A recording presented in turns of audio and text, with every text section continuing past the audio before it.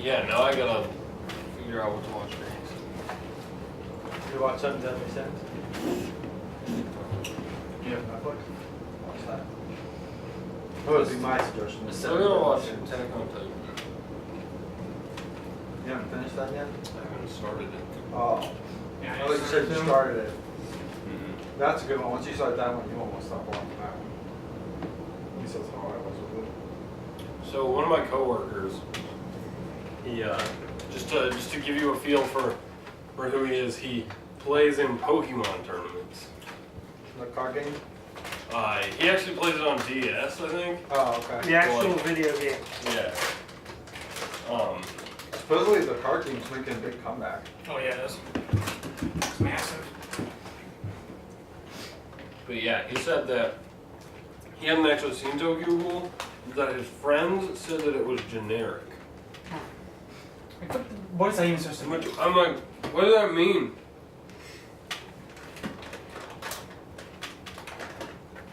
And he didn't really like Attack on Titan for some reason. I'm not mad at a single person who doesn't like Attack on Titan.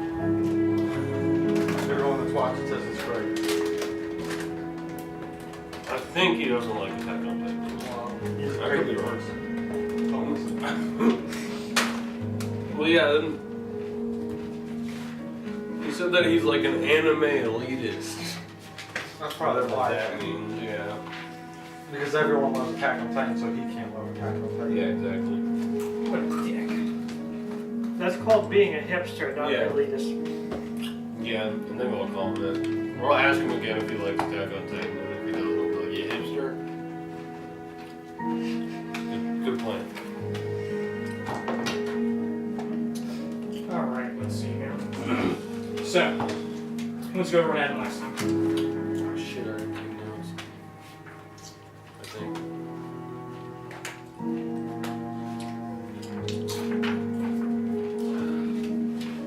Remember we went back to that gypsy.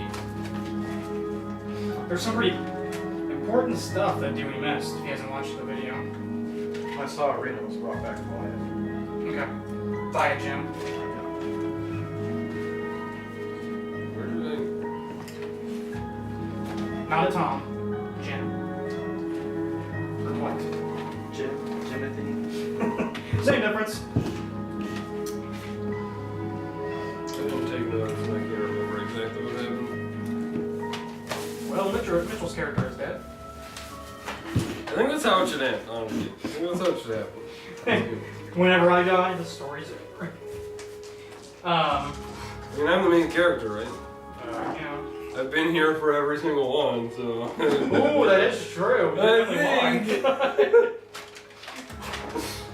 So it is all about you, and everybody else just comes and goes. It's really just your dream. Ooh, yeah. No, not another dream. Damn it. So, you guys went to Madame Eva because nobody could remember what the prophecy was that was told. And, Yeah, the entire time you guys were like, what were you supposed to be looking for? I'm like, I know what they need to be looking for. Yeah, I know. we kept saying that, like, next time we see Dewey, we have to ask him. It's the Helm, the Sun Sword, the Ally, which you guys had found, Strahd's location. and Strahd's location. And then the Raven symbol. Holy symbol of Raven God. Was it that? I know the Tome was the one that I think you guys were missing. Yeah, that's, and then, Well, that we so actually. that's, yeah, you guys got your new fortune, that's what it's called. You found the gem in Madame Eva's hut that wasn't there the last time. You wandered into a tent following an individual that you thought you recognized. They looked slightly like Arena, and whenever you approached her, the gem released an energy, and it turned out that it was Arena's soul that was placed into this person. You decided to take her back to Barovia because Strahd came in Madame Eva's tent and explained to you that he set a plan in motion to save her soul, and that despite what he said earlier, he didn't hold it against you because you guys are incompetent, basically. And he's looking for He explained how him being here isn't his choice. So he's looking for someone to take his place, and that he sees a lot of potential in you specifically. And even if you guys don't want to take his place, he at least wants you to prove that maybe he could take one of you under his wing, or prove that you deserve to be let out of his realm. So you have to prove yourselves to him now. And that it's the dark forces that are keeping you here, not necessarily him keeping you here. So you guys went back. Strahd says. Exactly. So you guys went back to Barovia, and on the way. Before that, he invited us over to his manor. Yes. Correct? Yes. He renewed his dinner invitation. Yes. He actually gave you the invitation, which, if you want to read it, I got in the book. He gave it to me, and I have yes. not told anybody about it. Yes. Yeah. You guys set off to the village of Barovia, and on the way, you came to a crossroads, which instantly both of you realized, like, wait a second, this matches what the fortune teller told us about where the tome could be. You dug through, I believe, like All of 7, them. yeah, like 8 graves altogether. Yeah. And And so only you because the others finally- were ruled out. Yeah, and you finally found his tomb, and it essentially went into detail about how Strahd accepted a deal with the Dark Powers and killed his own brother, and then that Tatiana didn't love him because she looked at him as being old and not youthful like his brother, even though Strahd was a conqueror and had conquered many armies in the name of his people. He chased Tatiana as she fled from the murder of her husband, or soon-to-be husband, and she flung herself from the Battlements. Thank you. The battlements of Ravenloft Tower, and she died. Well, she vanished. assumedly, he couldn't find her body She Oh, fell. She jumped from. to avoid Strahd. Okay. And this happened. Why did he all go like no, you will love me? Blah, blah, Yeah, blah. pretty much. Like he thought he could make her love him. Gotcha. She fell thousands of feet through the mist very quickly, and not even Strahd knows what type of effect that would have had. Him and his servants could never find her body, so I feel like that would. And Kind of Strahd told you guys this, or you guys? It was in the tome. tome. Okay. If It was you basically want to just- actually read it, I've got it. Yeah, good luck. We had to Yeah, decipher it. Yeah, they did a really good job making the print like someone's handwriting. Yeah, Strahd's handwriting is awful, and so is his penmanship. It's 2 pages. He began the sentence with the word "and." Oh, I talked to Amanda and Chad. They said it is valid. That you can begin a sentence with the word "and." And then Chad said, because if you remember, if someone's a writer, they can do whatever they damn well please. Oh God. Amanda said there is a term for it though. So. Yeah, well, because I said, well, they This told is us from that if you're a Strahd's writer, tome. you can do whatever you Yep. want. Yeah. The whole, I am ancient, I am the land. He is Yep. ancient, he is the land. Yeah. This was in his tome, and these were, it was a massive tome, but these were the few paragraphs that were salvageable, basically. So now I've got 2 books to contribute to Goth Poetry Slam night. Yeah. Oh, I ordered another set of metal dice. This one with orange print. Like very Halloween. For Be Amanda. a Bengals supporter. Well, it was more Halloween. So. Next, I'm probably going to pick up the green ones. Green would look cool. Yeah. Plus, that way, if I get the green ones and I decide I don't want the orange ones, I can give them to Amanda. She likes orange, so. Because it's actually gunmetal. It's not black. It's gunmetal, so. So that was pretty much it. You guys got the tomb. You went back to Barovia. You happened across the Crying Shack. One of you expressed interest in wanting to go in. Oh yeah, he was a bear. Yeah. And whenever we got to the to Arena's house, Ismark answered the door, which was like her brother or whatever, and she stabbed him in the chest. Arena stabbed him in the chest? Yeah, because it wasn't Ismark, it was a vampire. that took on Unfortunately, his I don't know form. about you, but these two are not very insightful. Perception. So he was a Very vampire the perceptive. entire time? He was replaced by a vampire. Irina says. Oh, okay, so it wasn't Yeah. truly Ismark, it was... So we, And that's the other reason she picked up on it, is she noticed a subtle difference that you guys wouldn't know anyways, because you didn't know him as much as she did. Mhm. So. So we basically fought him and like 2 or 3 of And his- remember, it was 3 vampires, and all 3 of them were the ones that attacked and killed Malor. So you guys have officially avenged Malor. I tore the leader's head off and crushed it in my jaws. Yeah. The last thing I think I remember was you guys were ambushed by bandits, and you ate one of The them. bandits Oh, yeah, he was an alligator. I went into detail about how since he was grabbing the guy's abdomen, it just exploded in his mouth. I need to invest in Tensor's terrific Listerine or something Yeah. like that. But yeah, it was basically the last vampire, the leader. He was like behind him, pulling his head back, and I think Arena just hacked his head off. Chris ripped his head off, and it just crushed it. And Mitchell pretty Tensor's much terrific toothpaste. dispatched the other two vampires pretty handily. So Yeah, like I was seriously like taking my turn to like run away from him, and then like shoot the main guy, and then like they were just chasing me. yeah, I realized that Moonbeam hurts allies and the caster, so it could incredibly backfire and kill me in one shot. yeah. Oh well.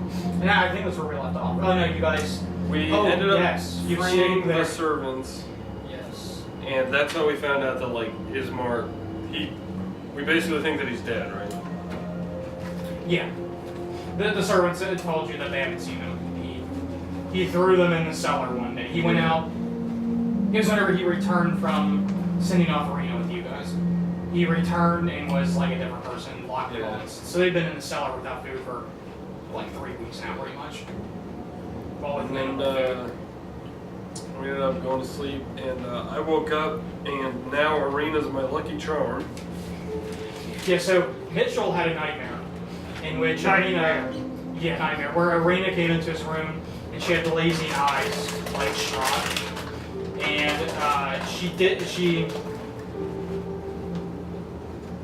what's We wrong? banged in my dream. No, well, not that far. more like, Seduced. yeah, she seduced him. And he woke up and he had like bruises from like bite marks. That's not how he I wasn't interpreted bitten, that so. scene. I interpreted it as like one of those. Have you guys ever seen Lost Boys? The old vampire it's movie with been a Corey long time, Feldman yeah. and Corey Haim. Kind of like that love scene. Where they're kind of being a little feral and like nibbling and No, biting it was more and like Mitchell's character. He couldn't wasn't able to move. Yeah, he was helpless Yeah. type of thing. So you woke up with bite mark bruises? Yes, But no, like puncture wounds. but no puncture wounds. No puncture wounds we could see. I actually And don't think from it's- where he went kind of insane, he woke up with a madness and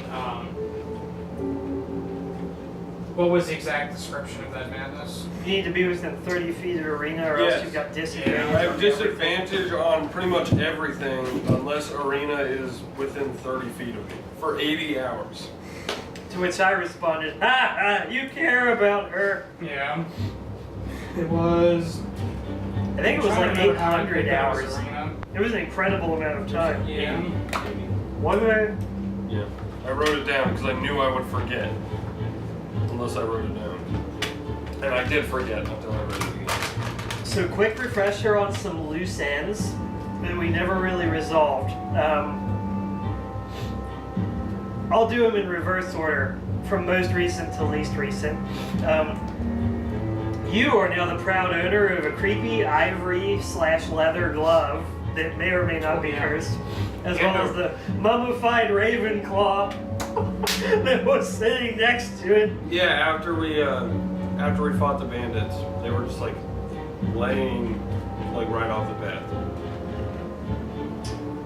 No context at all. We don't It's know far right what away. they are. We This don't was know after how the it's graveyard. out there. Mummified Ravenclaw was just laying off the path? Yep. This was after the graveyard, not the bandits, because I changed into the bear to try and sniff, to get a scent, to trace it to its owner or find out why it's there. Neither of them had a scent or any type of trail. And that's why I stayed as a bear for the rest of the way to Barovia. But you were because, a like, crocodile when we fought the. Yeah, I was a crocodile against the bandits. But then you turned into a bear. Yeah. Specifically to smell it, right? Yes. And that's why I stayed as a bear all the way into Barovia. Yeah, so it was after the bandits, right?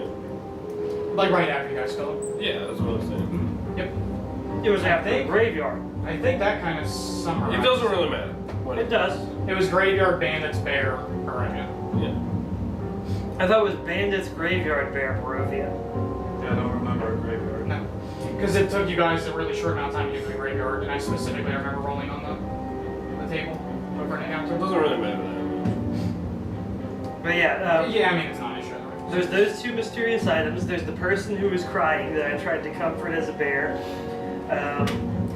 And there's still the mill with the witch's coven making soylent pastries that we haven't much. Which really we told. saw the hag. Well, we saw one of them. She wasn't the leader. Yeah. And that was also, seven. so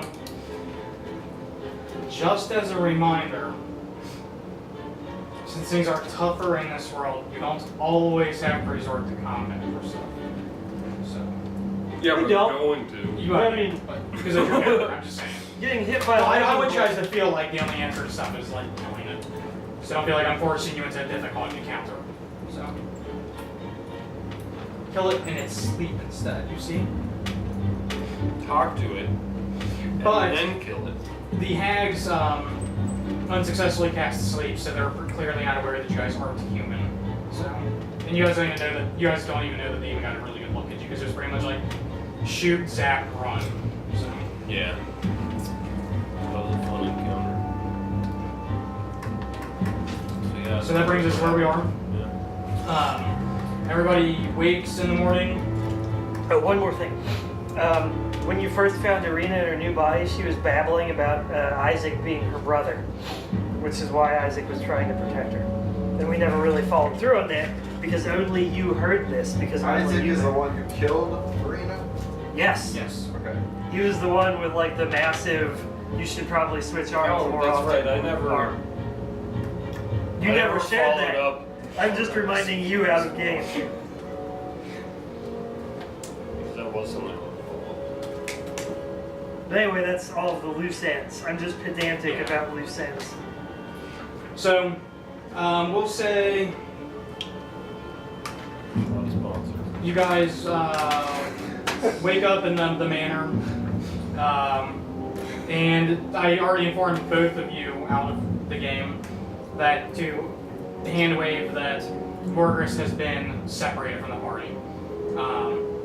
He gave in to his lycanthropy and knew that he could harm the party and left. So you guys are. I would have killed him before he left. So. Yeah. And take his stuff. So you guys get rested. You wake up in the morning feeling a little bit mentally strained, and you're not obsessed with Arena.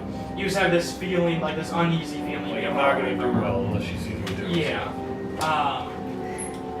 So we'll say it's late morning because you guys are pretty worn out from beating the vampire. So you need, even though you don't sleep, your bodies just need a little bit more time of rest to recuperate to a point in which you feel okay. Level 5, don't forget. So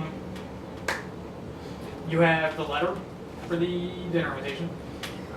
You have probably some good berries, I'm guessing, as always. That reminds me, you're a druid who can just cast good berry without a mistletoe, right? No. How long is a mistletoe good before it starts to rot? I wonder. I imagine that it's like a dried out version. But what about the land of Barovia? I'm just joking. I would do that too. So, what do you two do? You know Mitchell. Here, you can actually. Do you want to read the invitation?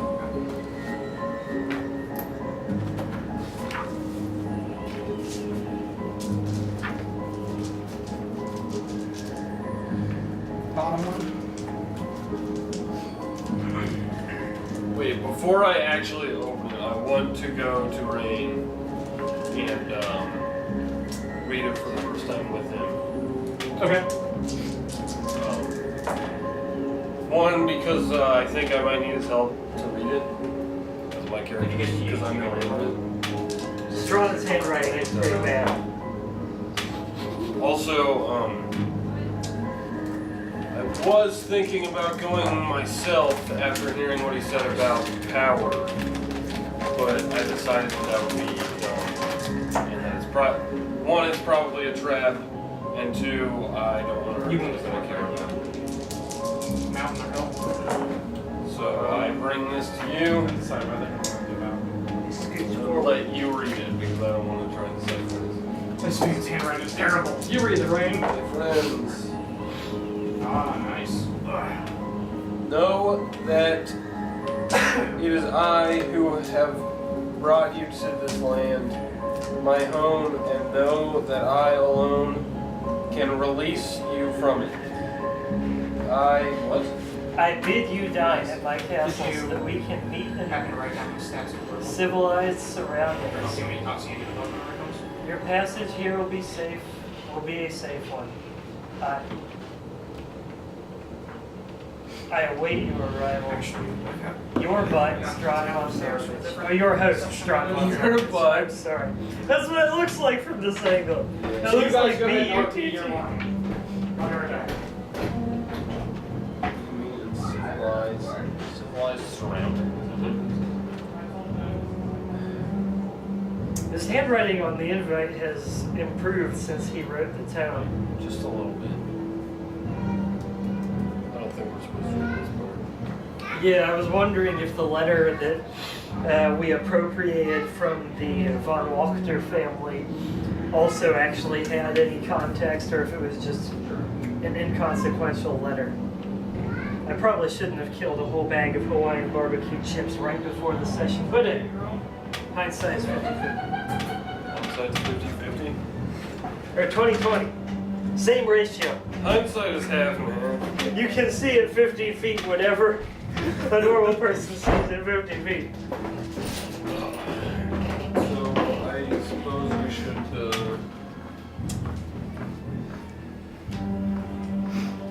I think we should take him up on this offer.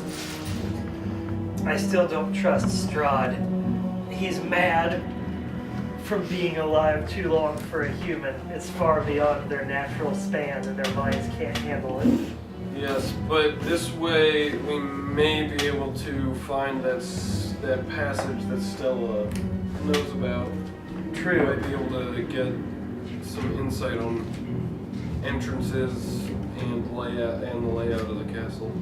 I think that Strahd's offer to name a successor is at least some good sign that he knows on some level him being alive for so long isn't right or natural.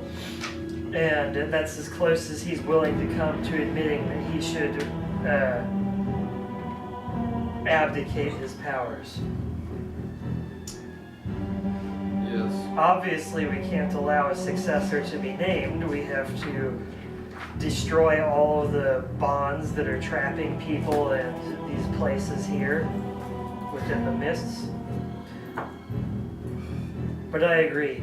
It'd be in our best interest to attend this dinner and at least see if we can scout the secret passage. And it's settled. We should just avoid any conflict until we're ready. Yes, I still don't think we're strong enough to take on Strahd. Unless we can diplomatically work him into a solution. He might be willing to listen to reason now that he's realized Tatiana's not dead. I wouldn't count on it, but it's at least worth a shot.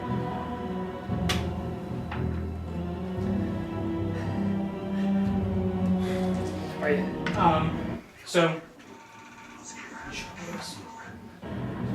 we'll say that you guys, just to speed up to meeting him, you guys, Meaning who? Strahd. who? We're going to dinner. The Powerpuff Girl. Him. Him. Awesome. Bubbles and Strahd fighting crime.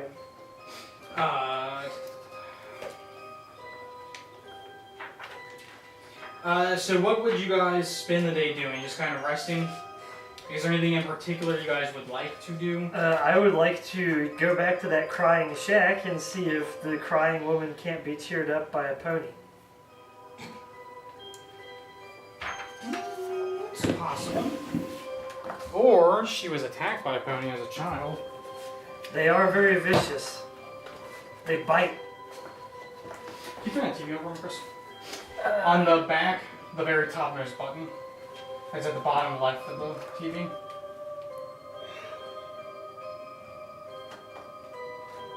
I think I found it. Yeah, you got it. Oh, awesome. Oh, we forgot to bring up the maps. Of course, the last time I What? tried to assist a crying human, her ghost attacked me and attempted to kill me. Ungrateful wench. Humans, man. Humans are weird. Especially humans in a place like this. I hate waiting on the hard drive to spin up.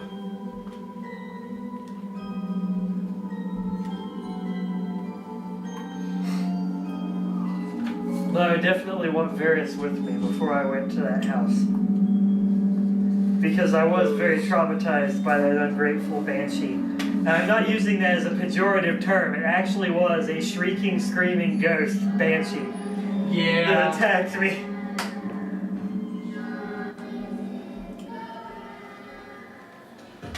Okay, As long so as I feel rested enough, I'll agree to go with you.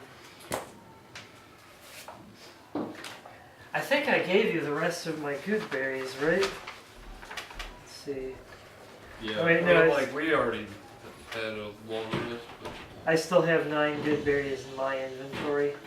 I may have just neglected to mark those off, though. I ate all mine.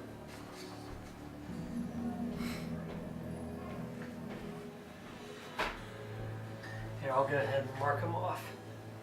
Because I wouldn't have cast it if I just needed to eat 1 good berry. Or would I? I would have, because I would have anticipated. Do I like know that? Like I have a strong feeling that I'll do worse unless Arena's around me, correct? you feel like really uncomfortable with her around. You know that you notice you're not focused on the task at hand. She'll be alright, Varys. Maybe. It's almost like the feeling where like Probably. you're about to fall asleep and you wonder like, did I turn the oven off? I probably did, but if I didn't, the house would burn down. Well, I probably did, but you're not falling asleep. I probably did. I should go check. Yeah. Kind of like that. Or did I set my alarm? Probably did. Yeah, If I exactly. didn't, I'm not gonna wake up in the morning. Yeah. This is different, though. I feel like in Irina's case, and I would feel this way to some extent too, we can't trust her to stay alive by herself. I mean, she walked right into a spinning windmill of death the one time, and then we read in the tome that she threw herself off of a castle battlement and fell over thousands, plural, of feet.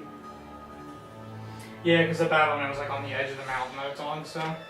I think of her as like a clumsy human child that's like in a playpen filled with dangerous weapons and explosives. And I just don't see any way of this ending well unless we just keep constant watch over her. Be like, no, Irina, don't poke the vampire. No, Irina, don't go to sleep with your back to the door. Yeah, it's pretty much how it is. But she knows how this place works better than we do, so it might not be a bad idea to keep her around. I feel like she's only survived this long because she has that fancy sun sword. She seems to use it pretty handily. Yes. Well, you know, I don't know about you because you don't have a magic weapon. You know that there's nothing special there. In fact, it is a magical sword. I've got my shillelagh. It's totally So a you would, magic okay, weapon. so yeah, you would know that like the sword itself is just like a generic magical sword. And I would say I've Because got... you see his bow do the same thing whenever you guys engage something that's weak against it. Okay. It like, except his is a darkness that it flares up with. Because his is an evil magic, so. And Yeah. yours is like a, I'm assuming like a greenish, like primal kind of magic. I so- am the one who makes my shillelagh magic. Otherwise, it is Yeah. just a wooden club. Shillelagh. Shillelagh. Multi-class warlock if you're paladin, take shillelagh, add your charisma modifier to your damage. Boom, done. Oh god, that's terrible. I never thought And then of that. hex, and then smite. You can also take polearm master as a feat because that Yep. lets you use quarterstaves. So you can hit people as an opportunity attack with your charisma boosted melee weapon Yep. twice around. There's a reason that warlock allies are popular. Oh god, that's terrible. I personally just like the idea of like getting so desperate to fulfill your vengeance that you make a pact with something.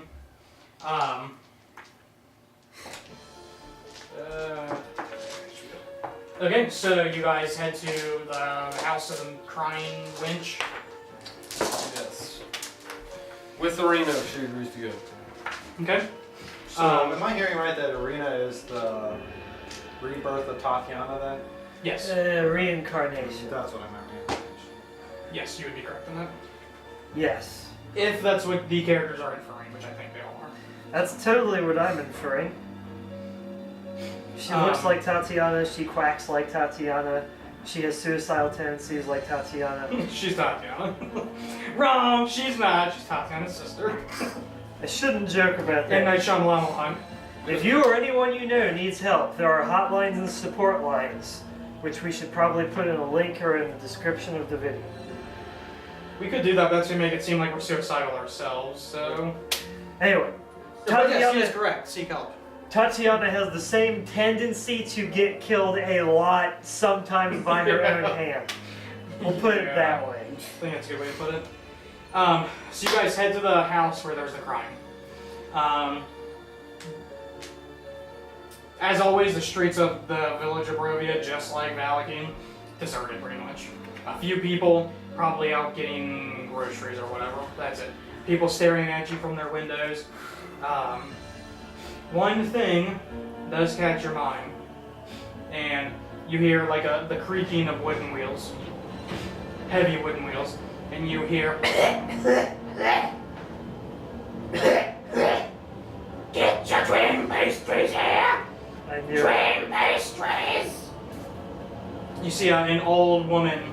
You don't recognize this one, but she looks very similar to the two hags that you did see attacking. Let me rephrase it. That self-defense against you. Yeah, right. They're making pastries out of people. And chat's gonna work out. Hey, shit. We wore the same pants. He works That's out in his the same. underwear, so. Well, I can work on it now. So she's knocking on a door, and the person answers the door, and they're like,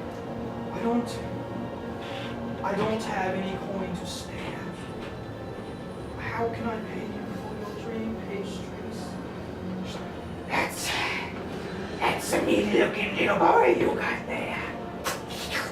How about you let me have him? the person's like, what? Well, if you insist, yes, you can put him to work. Yes, you can have him.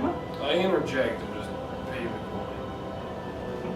She looks at you, she's like, Who are you? You're interrupting a deal. Elf! I hold out and I say, how much are the dream pastries? Oh. 100 gold. They can't be worth that much. Do you have a child? No. 10 gold. How about 7 gold? No, I think I'll take the child as payment for this one. 9 gold, that's as high as I'll go. This kid's not worth 10. It's the principle. of Yes, it. yes. Oh.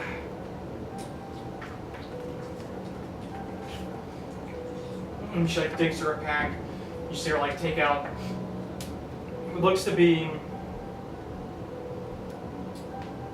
Your character knows about hags, right?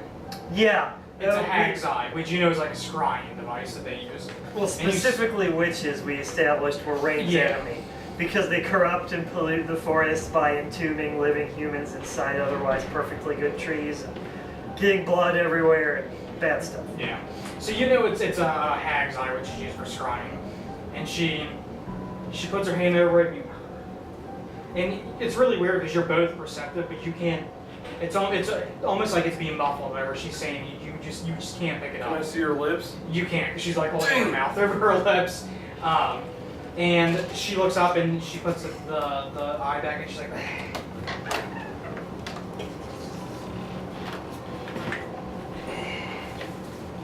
Elves. I haven't seen elves in a while. What do you want with my dream pastries? I've heard Elves don't dream. heard good things about them. Just want to see how they are.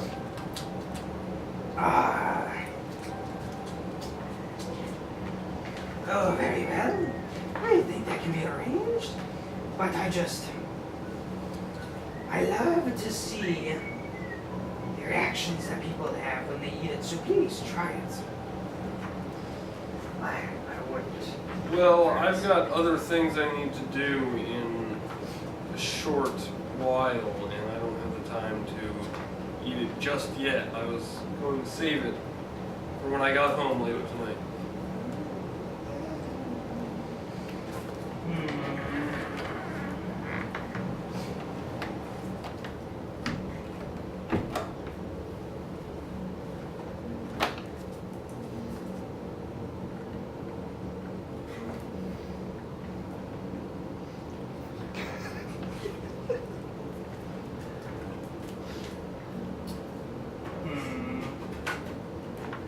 Could make me a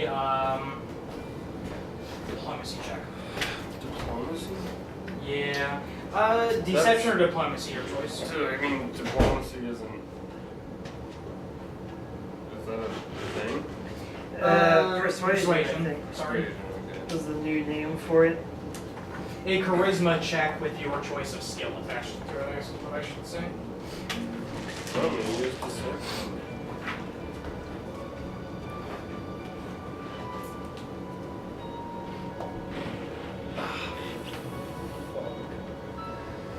Well, is Arena within 30 feet of me right now? Yeah, we'll say she's pretty close. Oh yeah, it doesn't really matter because that's 7. She's just like, Now, I won't sell to you. You don't want to eat my food. You were just trying to stop me from getting this boy. So, good day. Very well.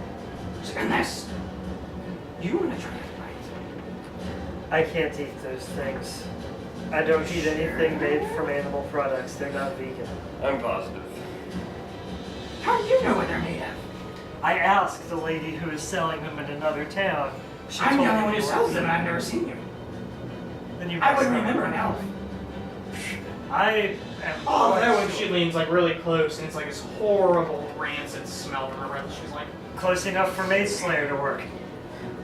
My sisters did mention something about an elf. But I don't think that was you because that elf had a steed. I definitely do not have a steed. Very well. she turns back to the family. She's like, So, payment. A boy for the pastry. A human child isn't worth a pastry. Well, his parents think so. Fair point. There's no saving a fool from his folly, Varys. I suppose. It's not my call to make, I guess. 5 gold. Final offer. you can tell she's starting a little bit irritated. She's like, I have business to tend to elsewhere, so this is not worth it. I have places to be. she throws her pastry on her cart and starts wheeling it down the stairs and just like glares at you two as she walks by. I turn to the human's parent and I'm like, why would you sell your pup for 1 pastry? You're an awful, awful mother. You slowly close the door. She Is this closes. the house that was crying? No. They just stare at you like, Pastry. pointy-eared freak. Preventing me from selling my child to Yeah. be made into food. How dare you? If they had any business sense, they would have just baked their own child into a pastry and eaten that. They would have gotten a lot more out of them than just one. It's true. Anyway, it's crying to tend to. Lead the way. Do I remember where the house is? You can hear it. It's loud enough. Oh. It's on this street. Alright, so we follow the crying. Okay? And I make a note to myself not to use wild shape as long as we're in this town anymore. Well, I think you should. Or at least don't be a war horse anymore. Yeah. So you approach the house and you still hear the.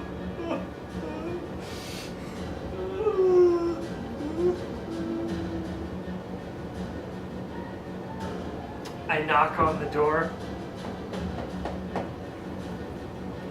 Is everything alright in there? We hear you crying. You've got to the count of 10 before I break the door down. Are 1, there any windows I can look in? 2, 10. They are all boarded over. Like you can get a look through like the cracks, but it's just like a empty, dark house. You have dark vision, right? As elves, half elves. You don't see anybody inside, but you do see stairs leading up. So. Are there windows on the second floor? Yes, there are. Are they boarded up? Yes. I try to open the door. It's locked, and like if you go to push on it, like it doesn't even give. Like you can tell it's been boarded shut. Are those windows locked, Varys? I mean, they're boarded over, but Yeah, you can tell like they've been nailed shut from the inside. can I climb? Is there a way I can like climb up, like on the windowsills, maybe to try and like pull myself up to look through the cracks in the second floor? Yeah, I mean, even if it's just him like boosting you up, like the side of the house isn't easily scalable because it's just like a generic wood Right. house, you know. But yeah, like if he was to boost you up, you could grab onto one of the windowsills and pull you. I mean, easily enough. I would like to do that. Okay. I didn't see anything. You're able to see through like a small crack at the bottom of the window where it wasn't boarded, and you see a woman who's holding a what looks to be like a small doll in her hand. She's just looking at it and sobbing. I go back down. Say, there's just a woman In one of the bedrooms up there. in one of the bedrooms holding a doll and crying. Some part of me knew I would regret not buying all of Blinsky's stock, but I didn't think I'd regret it this soon.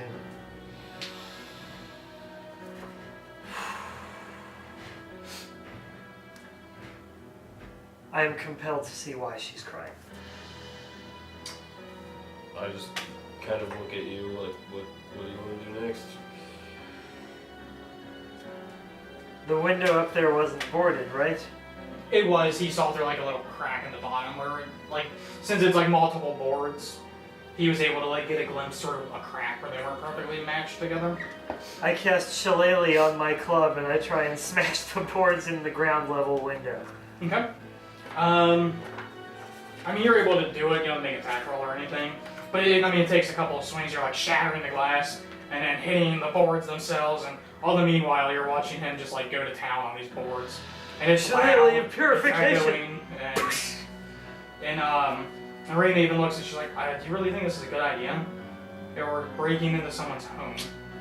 She's obviously in need of assistance. I believe humans call it the Good Samaritan Law. I think the last time you broke somebody out of somewhere that was in need of assistance, they died. That was you, Yeah. but you're not dead. Poked a hole right in your logic. Not wrong. I climb in through the window with my arm, chastising her as I climb in. Okay. Would you like us to enter with you, or I think it'd be better if we stayed out here and kept watch? I'll call for help if this human turns into a banshee and attacks me like the last one I tried to help. We'll be listening. I Okay. climb up the stairs. So you hear the sobbing coming from a bedroom up there. The door's open. The minute you come up the steps, you see her. She's just sitting on the floor, like holding a doll and looking at it every now and then and just sobbing. Shillelagh and shield. Pardon me, miss. I knock on the door frame with my shillelagh. Is everything alright? Why are you crying? No. She's gone, my baby. You had a baby? Oh, my daughter. What happened to her?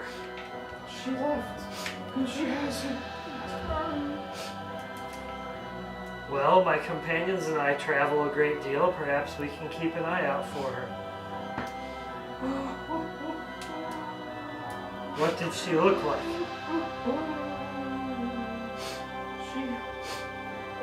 She had brown hair and distinguishing features.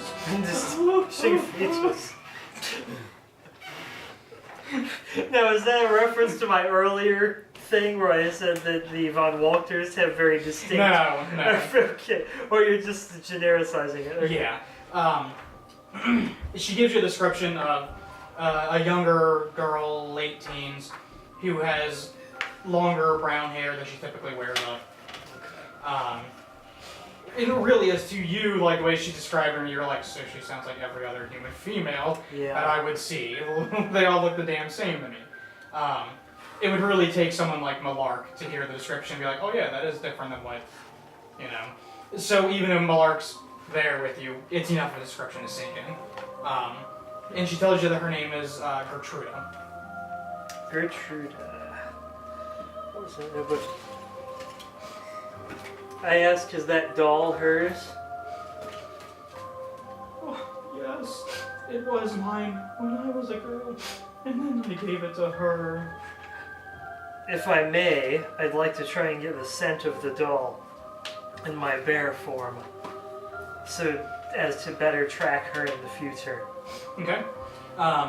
She agrees. She hands you the doll, and you notice the doll has just like a really like creepy kind of leer, and it's wearing like a sackcloth dress. As you're like looking it over and getting like a feel for the scent of it, you see on the tag stitched, "Is no fun, is no Blinsky." But it's like really, really worn, like it's an old doll. And it doesn't look like anything you saw in his shop, it's just a generic doll. So maybe Blinsky's older than he appears.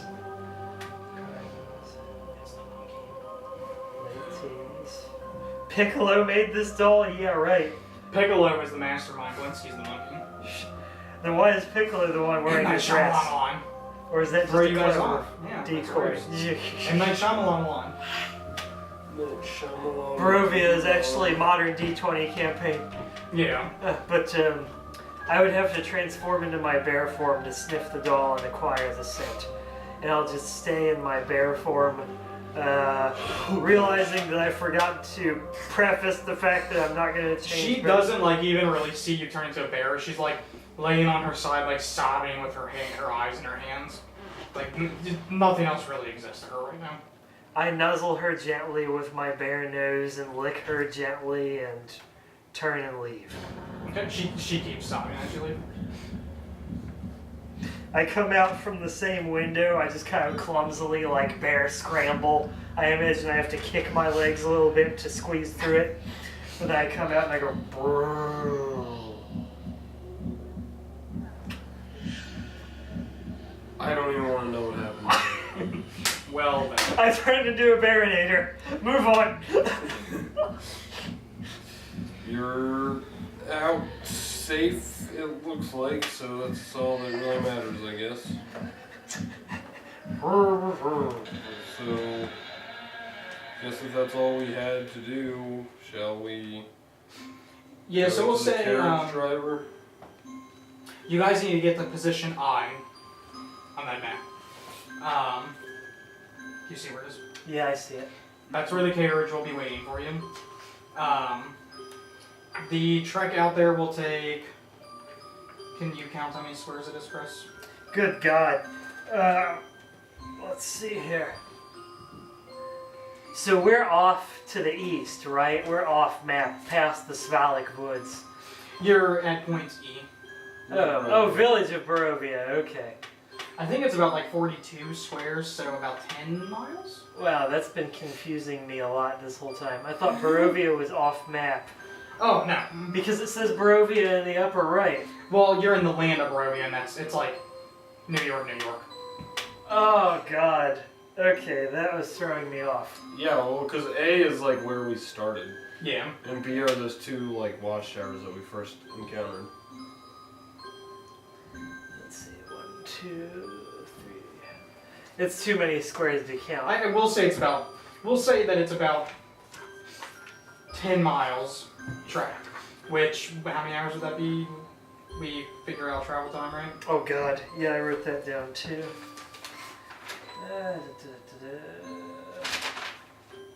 Crap, I really need to get new notebooks. I've got it in the DM screen.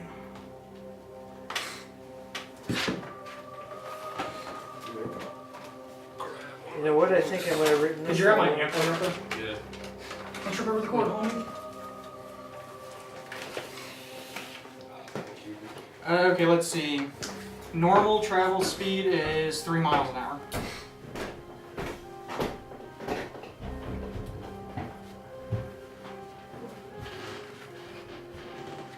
But I think your bonus pushes you guys to like nearly 4 miles per hour. Yeah, that's what we worked out last time. So you'd be able to get there within 3 hours. But that's if I want to waste long strider, which I don't think I Yeah. do. Because I have to make it a boosted cast in order to hit more than one person with it. So we'll say to go to her house, you guys not slept, but you took a little bit to get out. You didn't really get out until like midday. So you know that you'll probably be arriving at the carriage a little bit after sundown. But Strahd has also told you that he guarantees you safety against any of his direct agents. But remember, whenever the vampires attacked you, they said that it was for the darkness, not Strahd. He said he can't guarantee protection against the fiends of the shadow, but against his agents he can guarantee protection. So That's good proof, though, that what we really need to be attacking is not Strahd, but the darkness. I attack the darkness. So you know, it'll probably be sundown. We can sleep in the carriage on the ride to Ravenloft. Yeah, exactly. So 'cause the ride will take about an hour, probably. So. And I'll revert back from the bear in 2 hours, so about halfway point of the journey. And I'll just remain in my elf form because I hate wasting wild shape. I'm gonna go take this. You still leveling up, Dewey? Almost done.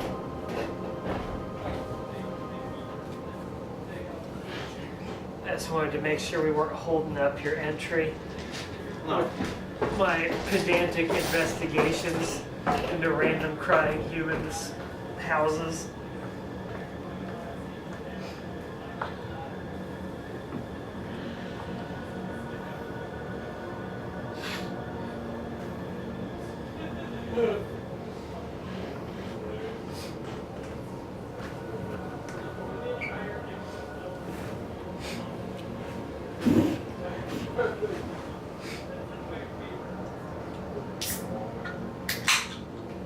Yeah, we were talking about.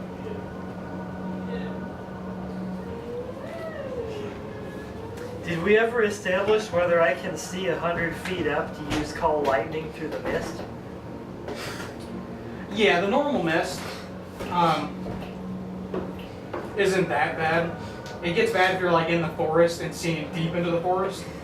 The extremely dense fog, you couldn't, but that's the fog that like caused exhaustion whenever he went into it, I think. Right? In the first campaign, your character ran into the fog, and he got exhaustion out of it. Was it that? I think it was you or JT. This can only end Maybe well. it was. Ah! Because it was in the house of. Yeah. Right? Yeah. Yeah. Because I know I did have exhaustion in the house and when we got out of the house. Right.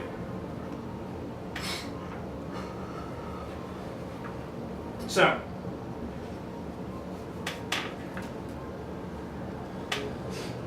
You good? Yeah. Good enough? Okay. Oh, sure. I feel like an idiot. I stayed in a bear form because I would sniff around the town to try and find Gertrudea's scent on our way out. For you. Specific. Your choice. Okay. But you need to customize it even more.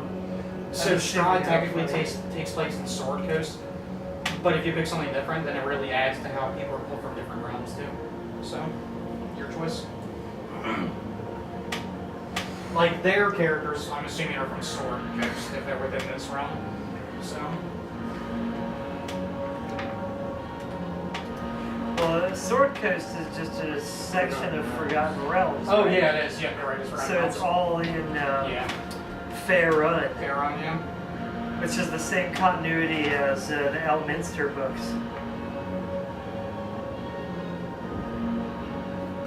But I'm assuming I wouldn't have picked up any scent of Gertrudea as we were leaving the village of Barovia. How long would you say a scent stays for you to be able to pick up one? That's your call. I would say not too terribly long, especially considering. Because I mean, like in real life, like bloodhounds have like the best scent, pretty much. And I think that within like a couple of days it's gone. Yes. Especially with the decaying effect of mist or whatever. Yeah. God. You don't really pick up on anything, so she's probably been gone a couple of days at least. And her mom did say a few days ago she left and never came back. But you also know that if you were to come across the scent at some point, you'll be able to recognize it. So. Well, the doll would be more saturated because she had it. Exactly. Yeah. But just random skin cells in the air would be like gone. Yeah. in no time.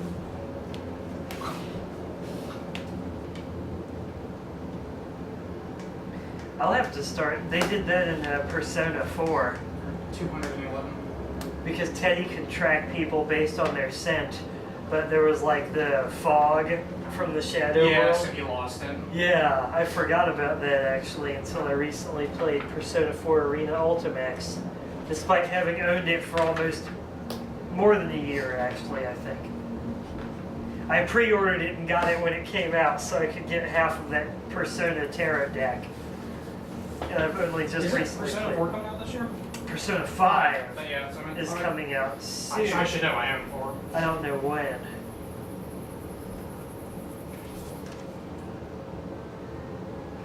Before I was thinking that I would just wait and eventually get the PS3 version, but hopefully if the game does well, I'm going to try and get a PS4 along with Overwatch so I can play with you online instead of the PC version, and then if I have a PS4 then I'll get PS4 version of Persona 5. The PS4 might come down in price by then. Yeah, that With too. E3 right around the corner, they typically have price drops on the consoles. Yeah. That's already at like $350 in bundle packs. That's not bad. Like I could get it It was with... 500 when it came out, right? Really? Is that what we paid for A the PS4? PS4? Was it $4.99? Wasn't that much? I don't think it was that much. Or maybe it was $3.99. I think it was $3. I saw like $360 on Amazon for the bundle pack with Star Wars Battlefront. Well, it's not bad. Yeah. So it's under $300 now. Yeah. It's not bad.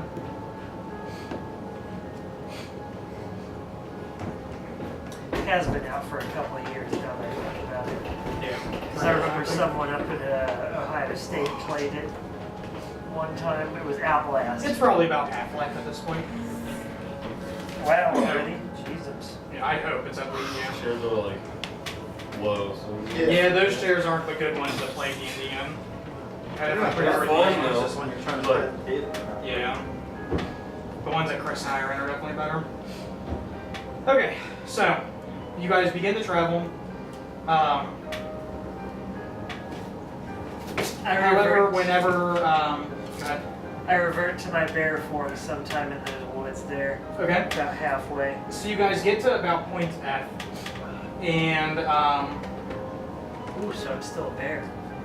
normally you guys know that you could cut through Manama's camp. However, there's a little bit of a wrench that's been thrown in. There are some of the people from her camp keeping watch at that road, and they won't let you pass. They tell you it's not because of you, it's because there was recently an attack on their camp, and as a precaution, they don't let outsiders in until they figure out what's happened. I say, And he looks at you, and he's like, We've proven that we're of no harm to you guys. I mean, I understand that, but you're still outsiders, and the last thing we need is to trust outsiders and have it come back on us. but we have an insider with us. Like, motion at Arena. Seems like she is not one of us. I stand She's not on my visible. hind legs and look down at him. He's kind of like eyes you. He's like, is this an attack bear? I'm not really sure, to be honest. Well, I should have your He's bear a know. bipolar bear. Oh, Oh! God. He's like, well, I should have you know that I am an accomplished hunter myself. And he says that you see like draped over his back a bear pelt. A black bear pelt. A grizzly bear pelt. You're a black bear, right? Yes, a grizzly bear is another encounter level above. He's like, but I don't like to kill animals except for the purpose of living off of the land. I really don't think he's actually gonna attack. Good. Anyways, I Just can't like let keep you like through. eyeing. Like, He's like, I know I've seen you and I do apologize, but I cannot let you through. We need to settle this on our own. I scratch my bear butt with a bear claw. The bear butt. Yes. I look at Arena and Rain and say, well, this man's just doing his job. We can't really hold him against hold it against him. I guess we'll just have to go along with it. And I set Is that an agreement or? I mean, I'm not used to making animal sounds. you can't talk. So. Yeah, I can't as a I'm just bear. gonna, like, If you had a warlock in the party, you could telepathically talk to him. But not Or your a back. bard. Wait, as a bard, I could only do that because it was my magic lore Yeah. or whatever it was. Okay, so you guys continue on the normal path. Whenever you get to the point at the peak there, right under point G, do you see where I'm pointing to? Like, come on, just follow me. Yeah, I I'm see pointing- it. I'm pointing to it. Gosh! I really wish the laser pointer worked. worked. Were you here whenever we tried that? We tried a laser pointer, but the TV doesn't. Oh yeah, I was here. Yeah. Just get on a really long stick. We could save so much time. Pointer. Yeah. There's a clearing right there. You can see the road. Mm-hmm. That's like 1 mile. Why can't we just Well- cut through there? That's raised. You have to look close to see that. That's like really raised ground. Oh, okay. You're like going around a small mountain, basically. Oh, okay. So, even if not, like the amount of exhaustion it would take to go all the way uphill and then back down is probably not worth it. I mean, you can cut across it. I mean, I'm not gonna stop you. One day, when I have a fly speed, we can take this shortcut. That is not I just look at the mountain. Damn you! I mark a nearby tree And with now my claws. that's my main goal now is to be able to climb that. So you without guys- suffering exhaustion. You guys get deep into the woods, One day. and when Cue the montage. dun, dun, Dun, dun, dun. Just be like rolling. This is I don't about know. This is gonna help you Climb climb You're shooting a mountain. what are your guys' passive perceptions? 15. ooh, crap. 19. Yeah, 15. Because bears are actually dumber than me. But I get a bonus for perception checks. I have advantage on ones that are based on smell. Same. So 19. Put it up. And whenever, if I recall correctly, the word for a passive check that you have advantage on, you get a bonus. I do not know flex to that, it. actually. Do you remember that? Huh? If it's a passive skill that you would normally have advantage on if you're actively making it, is there a bonus given? We'll say you guys get +5. Yeah, I would say Five. 5 would do it. So if it relies on hearing or smell, then I have 24. Okay. Otherwise, it's 19. Black I took the bear. observant feat. I only get that for You smell. took it, and then, like, it immediately paid off after you took it because the bandits tried to ambush you. Yeah. Yeah. Did you ever? And then we got Wait, So to go back to that, did you guys ever find out those bandits were affiliated with anyone? It would be 20. Just generic bands. At least that they knew. Yeah. Wait a second. I mean, I didn't really check My for passive anything, changed. No, no, I think my... so I didn't really care. So yeah, that's like right where I left. off 21. when I was watching. It's right when you guys were ambushed by the bandits. It's like, who the fuck are these guys? So you guys are making your way along.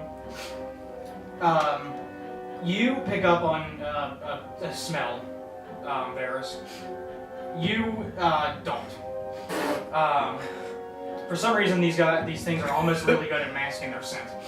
It smells like a. It's a very familiar smell to you because it smells like a wolf. And you hear 2 sets of, what's the word I'm looking for? Quadrupedal things, so 2 wolves. You can't really see exactly where they are because they're moving pretty quick, but you do hear them. It sounds like they're possibly like circling around you at this moment. If I hear and smell that, I stop. And are you still a bear? We're about halfway point. How much time would you say has passed? My limit's 2 hours. It's 10 miles, so it would take you how many hours to get there? Well, to where we are now, not the carriage. Well, that's what I'm trying to figure out. We're about halfway. So you're about 5 miles in, so how many hours that would take? Yeah, so 3 miles in 1 hour is our pace. So you have a little bit of time left on your transformation. Yeah. Like maybe 15 minutes probably. A third of an hour. Yeah. So, yeah. 20 minutes. I've got 20 minutes left as a barber. Yeah, as soon as I smell and hear that, I kind of look around us, stop and say, "Do you hear that? It sounds like wolves circling us. I have a feeling we're about to get attacked." And I pull my bow off my back and just get ready for an attack. Okay. As you get ready for an attack, you hear, we'll say midway through the day, the sun's going down at this point. It's starting to get dark. So that's your choice, however he shows up. Okay. So on the path, you see a minor illusion of Vorgris appear before you. But it's kind of distorted. And he appears before you, and you can tell that it's clearly a ghost. Kind of like image that he's cast a spell in front of you. I aim my bow at it. "Who are you?" And kind of in a distorted voice you hear, "I'm Vorgris." I start looking around for a long stick. Did you see the last time we saw an illusion of Vorgris? No. Last time we saw an illusion of Vorgris, it turned into like a horrible skeleton after the flesh melted off, and I had to pick it up with a stick and shove it to Because I randomly picked one party member that the skeleton they found was just supposed to take the image of one random party member, and I gave everybody, even you and JT, a number, and it was you. I basically cleaned your corpse up unceremoniously without touching it because it was gross. What's up? Yeah, that's fine. Close out of this and shut it down. Keyboard's right here.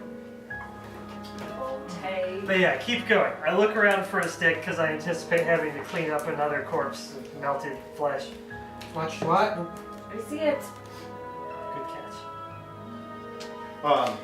But yeah, an image of Vorgris appears, and when you say who is it, the image has a furrowed brow of confusion as have you forgotten me already? You just don't exactly look. Are you dead? You look like a ghost, to put it bluntly.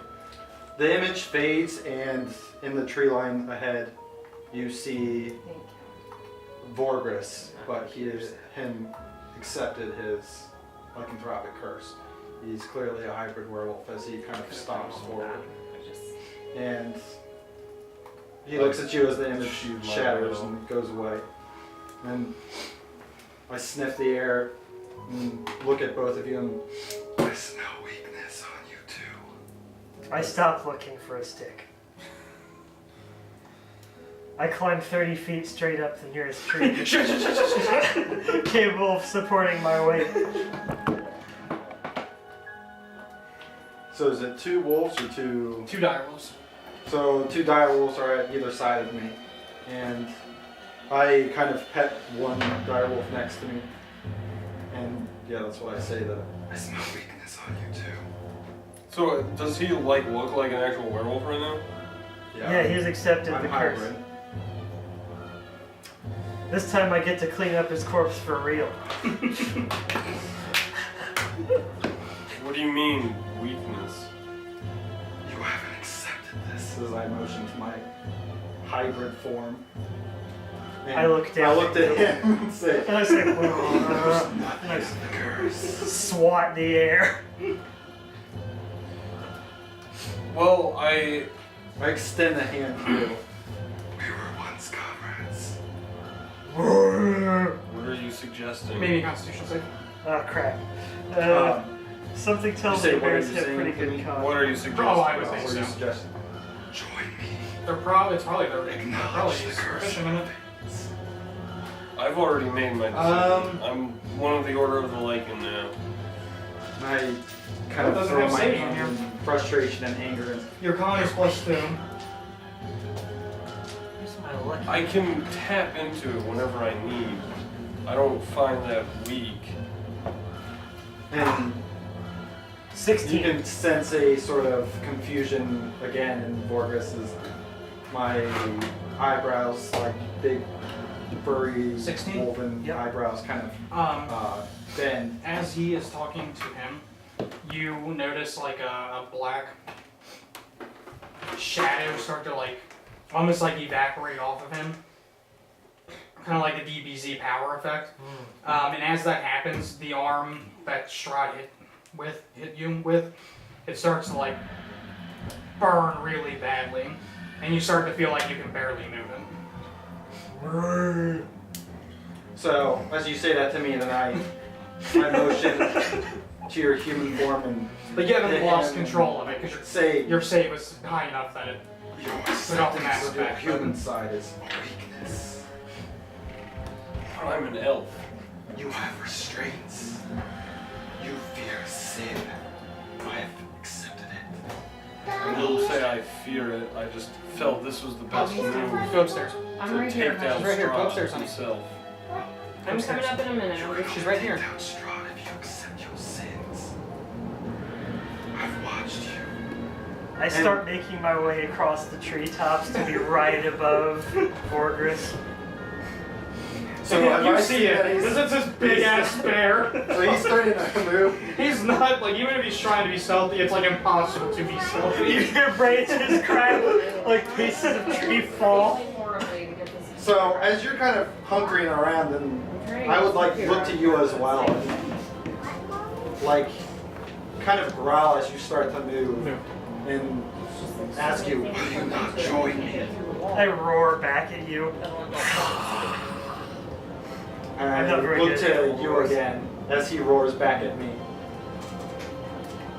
Join me, or I must rid your weakness from this land. I don't find it a weakness, so I guess you'll just have to rid me. You can sense that there's a primal anger that's taking over Vorgus as this curse is involved in. And shaking my head, realizing that you're not going to accept just giving yourself to the curse like I have. Oh, there he is.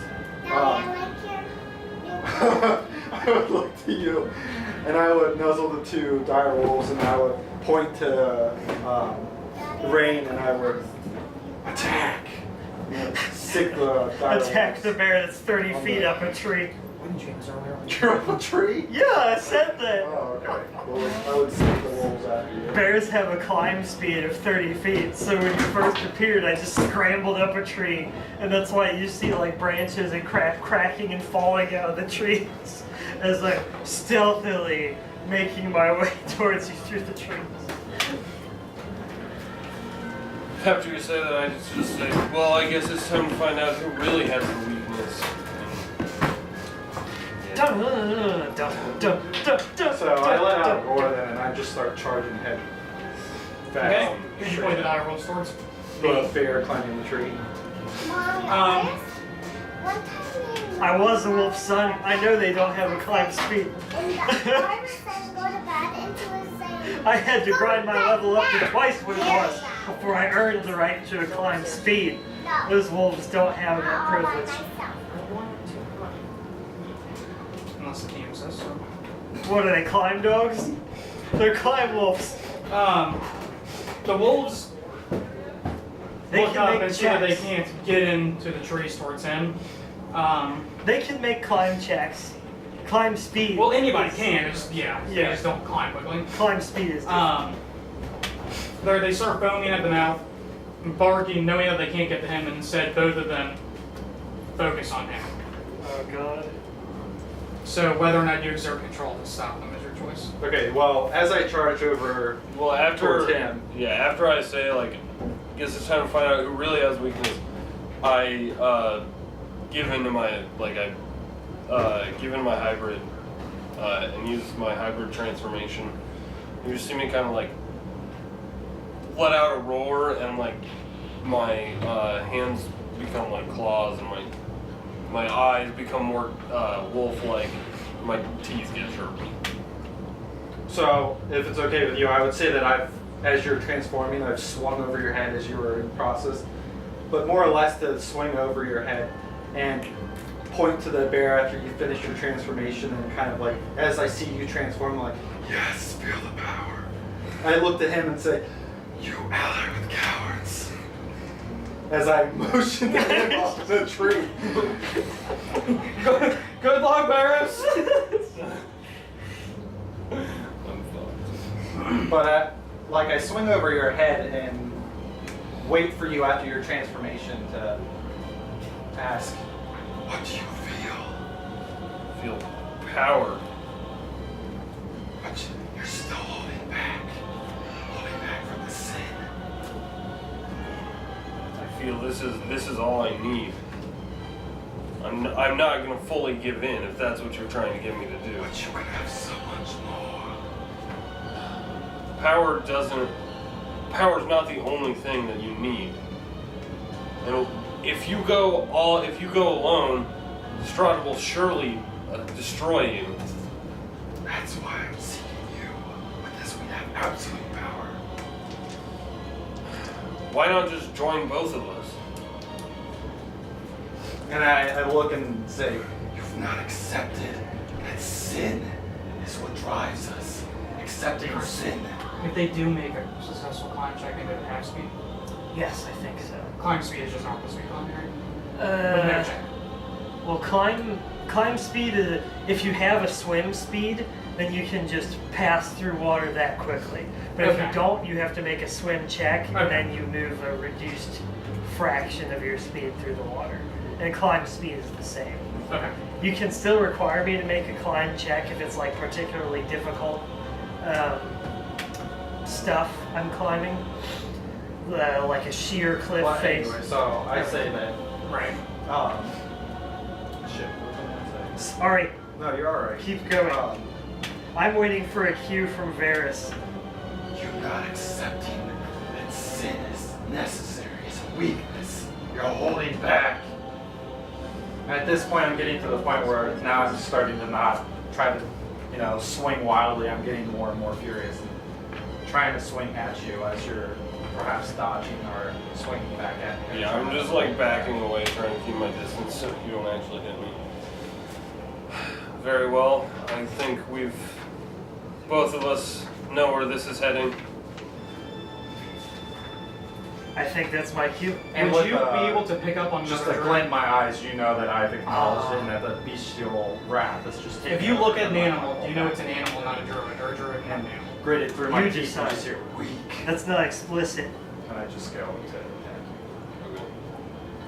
Very well. Good make your attack. You have stats Do for this. initiative. Yeah, let's go into initiative this time. Be a little bit easier to manage. The wolves will take initiative. Go ahead, Chris. Roll your initiative as well. Is Rena within 30 feet of me? Oh shit. Yeah, she is. Damn it, dude. I'm not getting good rolls today already. I've only rolled twice. Oh crap, my dex is high. Oh wait, no, I'm a bear. It's not high. It's not high at all. I've made a terrible mistake. +0. I've learned the horrible drawback 6. of wild shape. Murders your dex. Was that 15 or 16? 15. Okay. Total. Yeah, plus 0. So Dewey, Chris, Mitch, and then the wolves are slow to act. So. Me? Dewey. Okay, so are you like eyeing Arena, like making sure that she's nearby you, or that you're trying to like watch her, protect her, and then? Yeah, I mean, I wouldn't like do it obviously, but I Right. mean, if you're looking So close that's- enough, you kind of Yeah, I'll make an eye myself. insight You, check. yeah. So my insight would be 13. What does that go against? I don't know. I would say, I mean, that's up to you, but I'm just saying that I'm trying to pick up on the fact that you are watching over Arena and trying to keep her close to you. Yeah. Let's say I mean, yeah. Let's leave it to the it end. would be a deception check. Deception. So I should roll. Because you're trying to be deceitful in how you look at her to not give it away. Yeah, I rolled a 10, so you would notice. So you would see that, like, after I've stopped just wildly flailing around you and gritted out feet towards you, I look over to Arena and say, "I'll prove it to you." And I start to try for her. And that's what I do on my actions. I charge for her. Okay. Chris. Can I see a point 100 feet above me from the treetops? The trees are a little bit too dense for that one. If you were to climb like another 20 feet, then you'd be above the tree line. But then I wouldn't be able to see down at Vorgris. Oh, that's true. And you're kind of like stuck in limbo with where you are. Like the tree, the floor of the ground. It's to like the, a canopy of leaves. yeah, it's a little bit too low. So no lightning, no moonbeam. That's actually going to make it challenging. Crap. If I see him going for Arena, I go, "Brr, brr," and I climb down. You failed, Chris. You forgot to put the baby bumpers on the corners. Brr. I slap my bear claws on either side of my muzzle and panic. And Okay. I start climbing down and trying to intercept him as he runs the arena. Okay, you're pretty quick, right? Bears are climb speed of 30 feet, regular speed 40 feet. So yeah, pretty quick. So, like in rope speed. But I would have to climb straight down and In then 30 feet, 40 feet, if I'm in wolf form, but I'm not. I'm in hybrid form. Okay. So he's making her way to her. You're making your way down. Mitchell. I would just go to charge, especially after seeing that you're charging Arena, I would just go to try and tackle you. Okay. So- You see me kind of like snapping back at you as I'm like full blunt running towards her. So, shoot.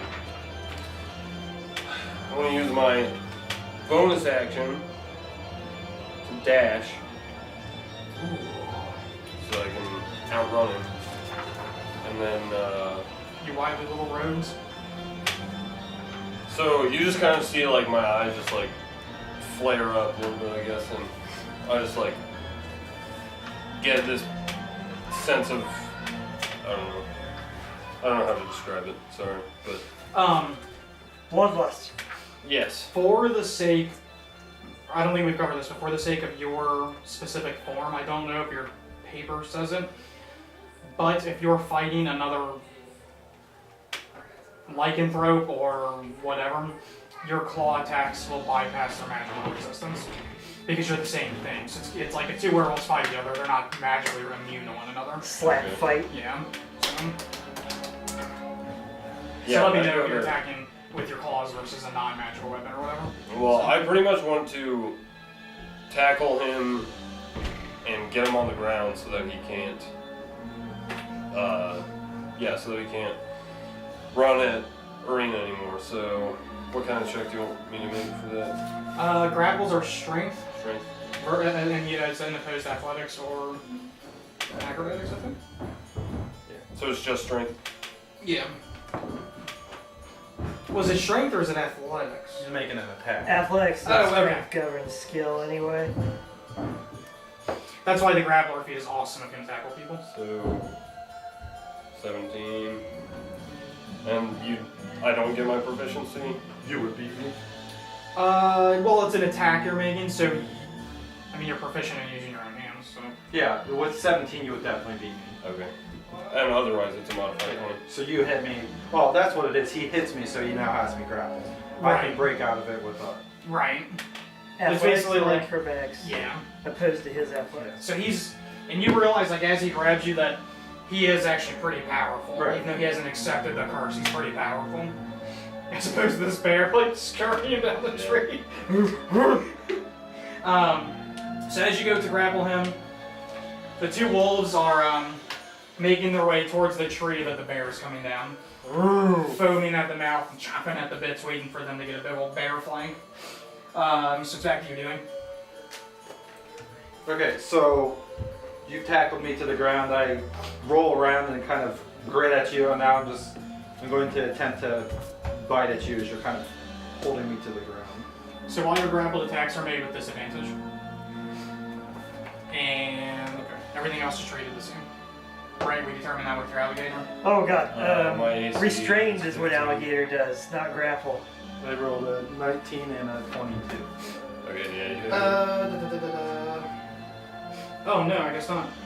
You don't have disadvantage, sorry. Yeah, that's restrained. Oh, okay, well. Yeah, my AC is Grapple 15 just right means now, that so- your speed is Okay, 0. well there, then I make one attack with my bite, and then I'll make another attack with my claw. Okay. And if you want, I can reroll for the... Claw, claw, bite, wing, wing, tail. Okay, so plus 4, so that's 20. Something tells me I'm gonna freaking die right now. So No, not necessarily. okay, so that's a D8 plus 2, so that's 6 from the bite, Against your energy. 4, 7, 9 from the claw attack. Yeah. Did you So 9 from do the it claw, at and the how carriage much? with him, or during Yes. this? How much from the? Good job, guys. It's your choice. So. How much from the bite? 9. Yeah. 9 total. Yes, 9 total. Okay. So you would have taken everything total with the claw and the bite would be 15 total. 15. Yeah.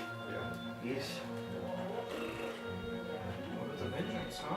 Thought you take it with protection or something.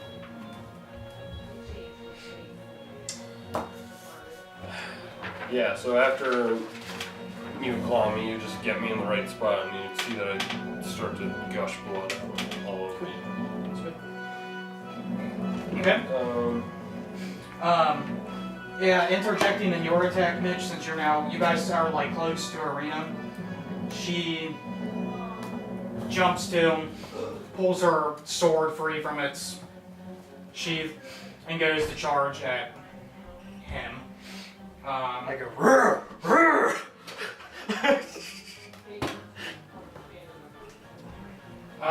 What is the damage of a long sword? D8 A D8. plus it's 2 handed, D10.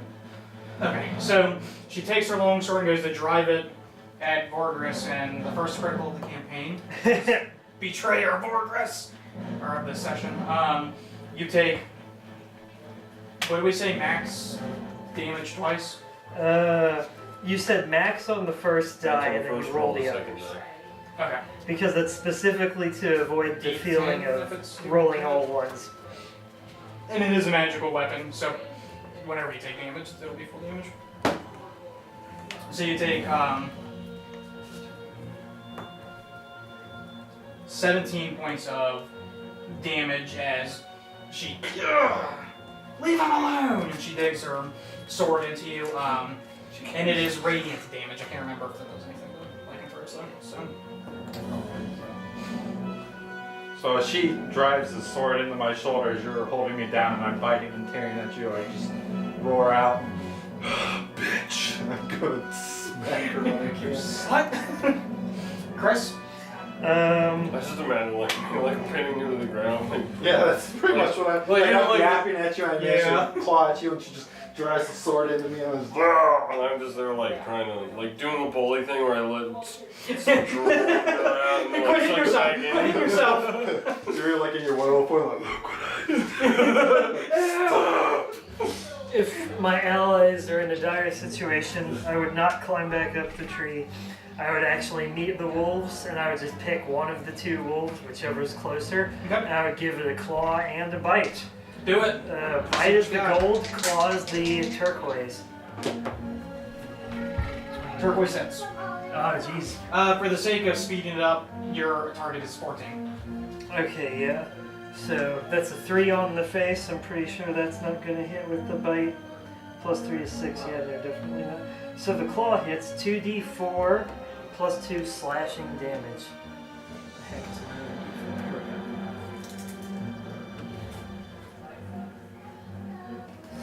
Here we go. 8 slashing damage. Okay. So you slash at the wolf and it lets out a yelp and see the slash marks on its face and it just snarls at you. And its buddy next to it snarls and they're still just foaming. I snarl back because I'm more than twice their size combined.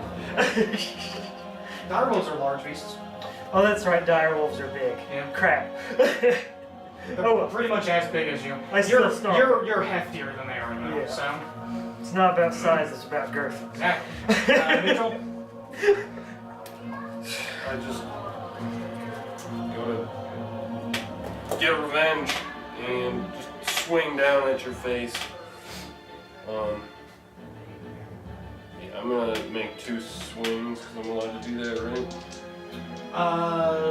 Yes, I think at level 5 you get your bonus. Oh, you're talking about your wolf Yeah. thingy? Yeah.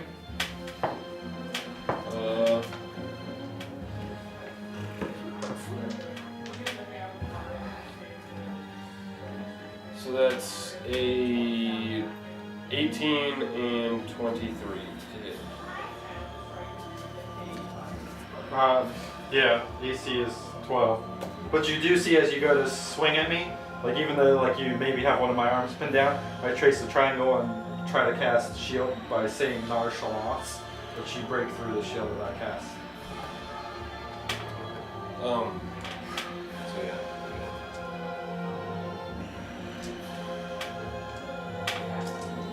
And do I get sneak attack damage with this?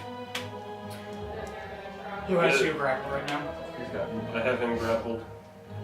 And Arena's within it. Is Arena like within 5 feet of him? If you make an attack, I don't think he's grappled anymore, so yes. Because you pretty much like break your grapple to hit him. Like grapple is the attack, right? Right. So now you're attacking him, but since he's Yeah. prone in front of you, that would already give you an advantage. And she's within 5 feet of him, so yeah, you have sneak attack and advantage. So I guess you should have rolled advantage for your attack. Oh, No big deal. worst case would have been. I would have gotten criticals maybe, but. Oh man, I'm gonna need some more d6s. Sneak attack is 3d6. Ugh. 'Cause it's 1d6 slashing. There's comic shop we went to today. Do I get sneak attack on both of mine? Attacks? Sneak attack's only once per turn. Once per turn, okay. Not per round, per turn. So you can use it on subsequent like reactions. They had a crap ton of comics. I think I wanted to get some dice and a man told me. Bitch.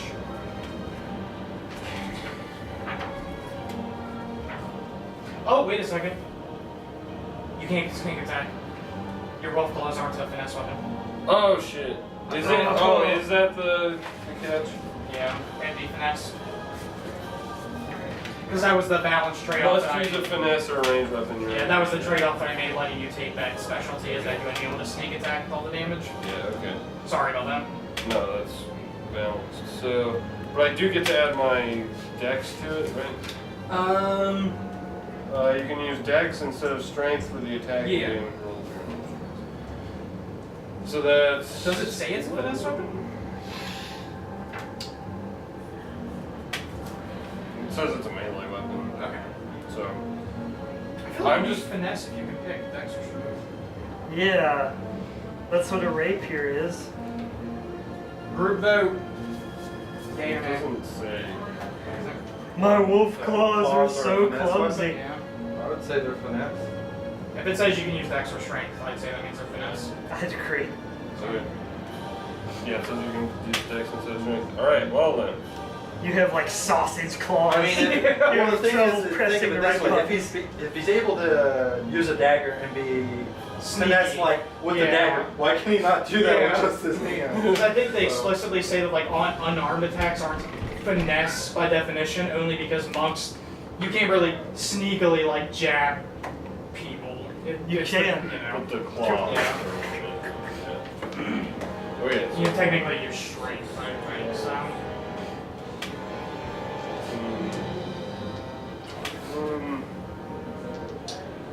And I get my dex on it, so that's 24 damage total. So you just, after you like,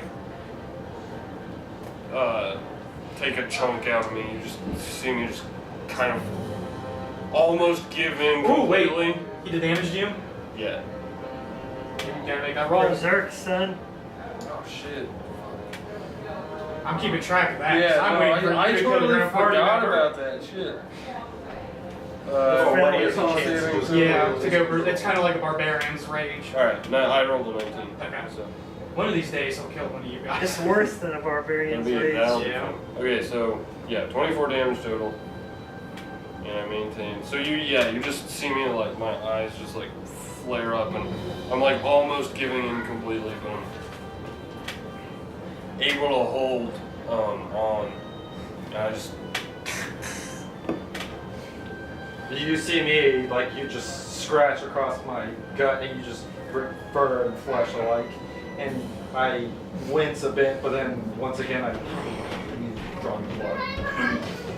Alright, now it circles back to the dire wolves, trying to eat themselves some bear. They both can make attacks. Armor class 11. They both hit. Losing track of my dice here. My D20. You did roll one Invest over in some here. more dice, Jesus. I grabbed them Is that it? somewhere. No, that's what it was. What about this? No, that ain't it. That's actually this one. no, this Are is you not, a creature, technically, mine. Chris? I think this is Yeah, everybody's a creature. These kind? You take 20 points of piercing damage. Well, you take 10 points. Okay, let me resolve it to 2 attacks at a time. You take 10 points of piercing damage, make me a strength save. Oh, great. Okay. Bear is +2 on strength. Did you find your d20s? Yeah, they were in my book. I don't know where my d4s went though. What is that? 5? Okay, 7. 15. No, 5. Oh, there they are. Here, your d4s right there. Oh, nice. They just blend in. What was your save? 7. Okay. You go down. You get knocked prone as one of the wolves bites into you. You take 10 points of piercing damage and you fall prone. The second wolf, which would have had advantage. Good thing. Also bites into you and does another 10 points of piercing damage. That makes me revert back to my elf form as the fur like separates and becomes like a cloak and folds open to reveal an elf. I take one pinprick and go, ah! Okay, as he goes, ah, I'm kind of sitting there once in and I smile. You see a wicked fake smile appear and say, you have too many weaknesses. And these wolves are like, you hear them, Chris, since you can speak wolfish and everything else. Well, You hear them in their. not as a, I need the spell. Okay, I can't yeah, you actually- just spell, don't you? I forgot. Yeah. They're barking and growling. Dewey. Okay. If he's no longer grappling me, I reach for Arena and just go to grab her, pick her up in the air, and just bite her. Okay. So I'll just do a multi-attack.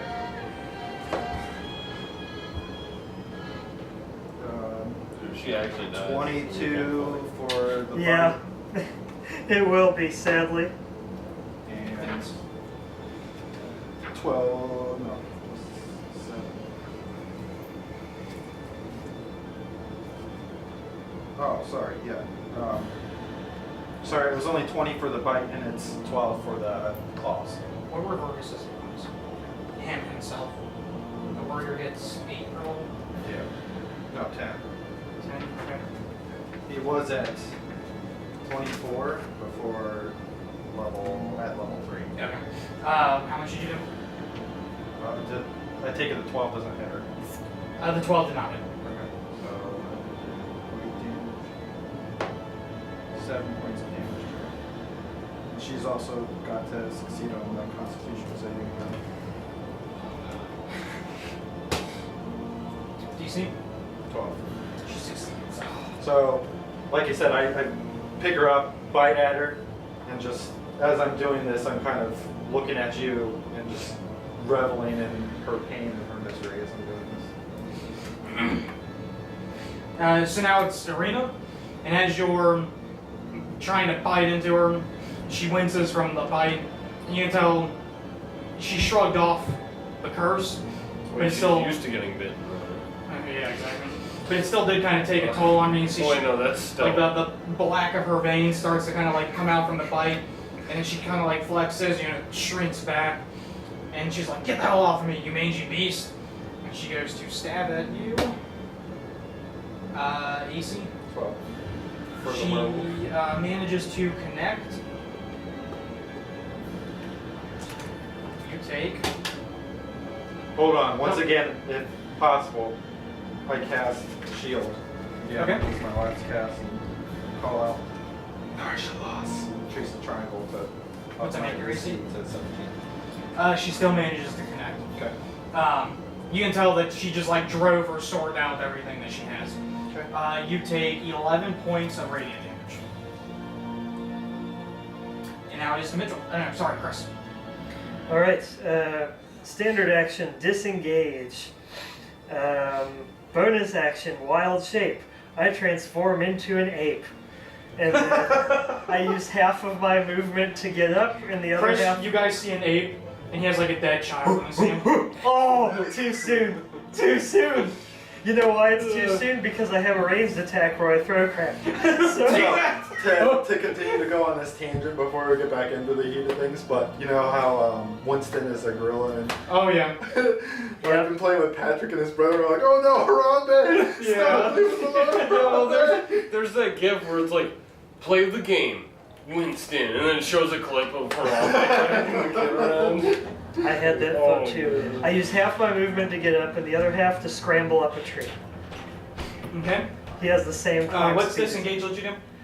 You can move without provoking opportunity okay. attacks. Okay. And getting eaten by 2 hungry wolves that are right next to you. And And that's me. Okay. I angrily shake my fist at them from the tree and go, Now it's you, Mitchell. And you, you notice that as he goes up the tree, the wolves specs onto you in Arena. They tasted blood and they're gonna get blood. And you know, them being in your pack, that you can't control them. At this point, I'm not even So. in control, so. But just for you, my AC is still 17 because you still see the shadow or the barrier of my shield around me. Donkey Kong. Throw barrels at him. it says rock, but I assume that we have to make. You said it's an ape? Yeah, it's ape. It's in the monster manual. It's the very first thing in Appendix Yeah, I A. see it. Ranged You can weapon. make 2 fist attacks. You can rock out loud, I guess. Rock out with your 3-year-old out. Yeah. Go ahead, Mitch. I noticed that the dire wolves focus on me, but I just kind of ignore it. Thinking in my head like, oh my god, this might be it. But I try not to let that, I try not to let anybody else notice that. I'm gonna say, let her go, it doesn't have to end like this, and go and swipe at you. Both, and... Are you trying to appeal to my reason as well when you're shouting out to me, or no? a little bit. Okay. Go ahead. Make a persuasion check.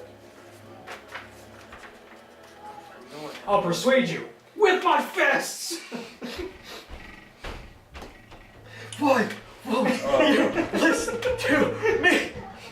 Persuasion would be 18. You know what's sad is the ape is actually stronger physically than the bear. So I think that makes sense. Like if you think about silverback gorilla, they're pretty damn strong. Apes It's if up you're to you. shouting it out as you're going to attack me, you see that like I'm like holding her, like I'm not looking at you right now, and I kind of stop for a moment and look over my head, see that the wolves are encroaching, look at you with that kind of lust for power again, and call to you and say, "It doesn't have to end this way. Will you not join me?" Once again, I just cry out, "No, I'm not going to join you." So at this point, what Forgress would attempt to do, if he has any sanity left over him, which I guess would be up to you, he would toss Arena down to the ground bluntly and look to you, look to his wolves encroaching, look to him up in the trees and say,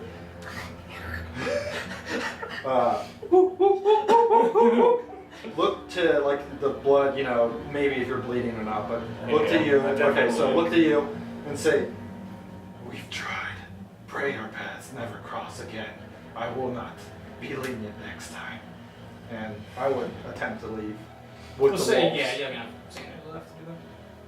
You've only been a werewolf for like a week and a half, but in a month, you're gonna kill the crap out of them. And that's what I say. Pray your paths never cross again. And with that, we'll say like I go to make one last swing, like as you're saying that, but I just, I miss. Yeah. Yeah, I'm just a little bit shocked that I actually got through to you. And just say, take a step back.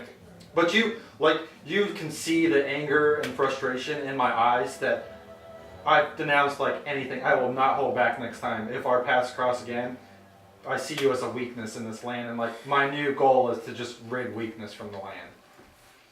If That's your paths like- cross again, the DM will be controlling them. That sounds like we shouldn't let him walk away alive. That's what you hear. No, I mean like,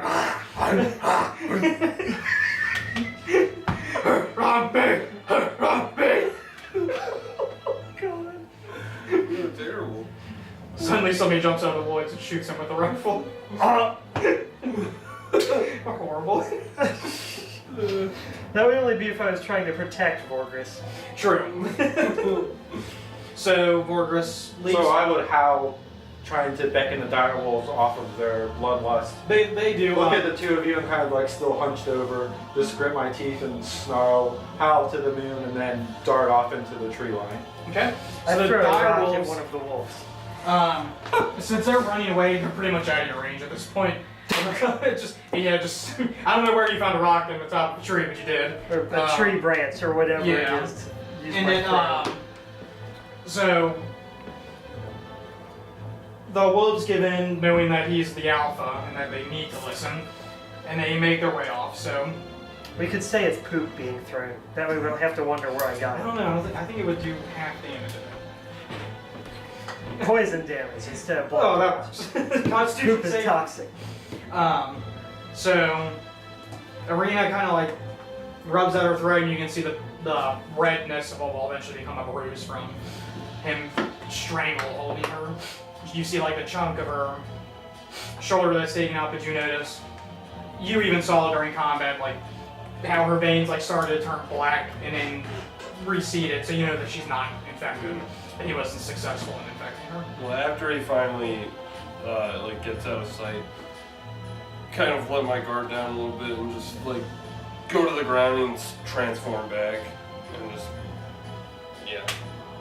let out one last howl as I'm transforming. And your 8 buddies up in the tree.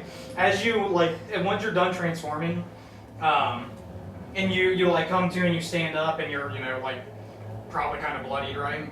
Like beaten and bloodied, and Arena's just like eyeing you with like a look of like fervor, and she's like, "That was amazing. How did what was that?" It's like you're almost like when he's in a werewolf form, it's amazing, but when I'm in you mangy beast. I take one hand over. No, Dewey, literally it's me. Every time there's a female, there's something about Well, what's funny though is the girl that they rescued from the manor. Yeah. Specifically said in here that she becomes attached to whoever shows nicest. And the druid over here is like, I don't like humans. And Mitchell's like, oh, it's okay, be quiet. So she's like, you're being nice to me. Well, and it's funny because I even like gave Chris the chance Yeah. to cast the ritual and turn it down. No. Okay. It's like you were similar to him, but you still retain control of yourself. Yes, it won't always end like that, but when you see, I'm definitely like out of breath through your ice bag. She like I'm kind of like just trying to think of what to say exactly because my mind isn't all over the place, like just thinking about like, holy shit, that's what happened to Borgeris, and yeah. So she goes and she slings the werewolf blood off of her sword and wipes it down. And she comes over and she like starts to take a bandage out and she's like, you're pretty bloody. And she looks up at you and she's like, are you okay? I pointed, where did I get bit by the one guy? We'll say that they bit your shoulder. Okay, I point at my shoulder like, and I come down. She's like, well, I'll go ahead and I'll bandage you guys up. So, you guys go Borgeris ahead the and... wolves attack him. We waited! We told you we wouldn't attack you! She takes the time to help bandage you up, so if you guys want to take like a 15-minute breather to use a hit die to restore some health, you can. I'm actually okay. I have 1 hit point of damage to my real HP. It was my bear Yeah, that form one took all attack, of it. Dewey. I have 25 health total. So like you did 15 points of damage and I was like, oh god. Yeah, it was the multi-attack with the bite and claw of the werewolf. Yeah. Yep. I mean, he was actually playing a werewolf, so. Yeah. Yeah. Well, because like I can use my bonus action to take another hit, it says, so I was doing that, but I thought at level 5, Rogue's got an extra attack.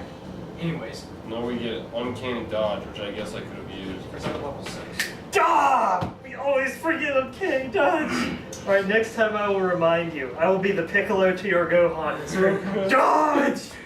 Dodge, you fool! So, you guys, she takes time to patch you up, and you can tell, like, as she's patching you up, it's not like she's like, oh my god, I want you so bad, but she really is, like, it's almost like a more warrior. like a cute You're both, curiosity. yeah, and you're both warriors. Like, though she has done some dumb stuff, which your characters are picking up that you can liken her being killed to the darkness that was like forcing her to do something against her will.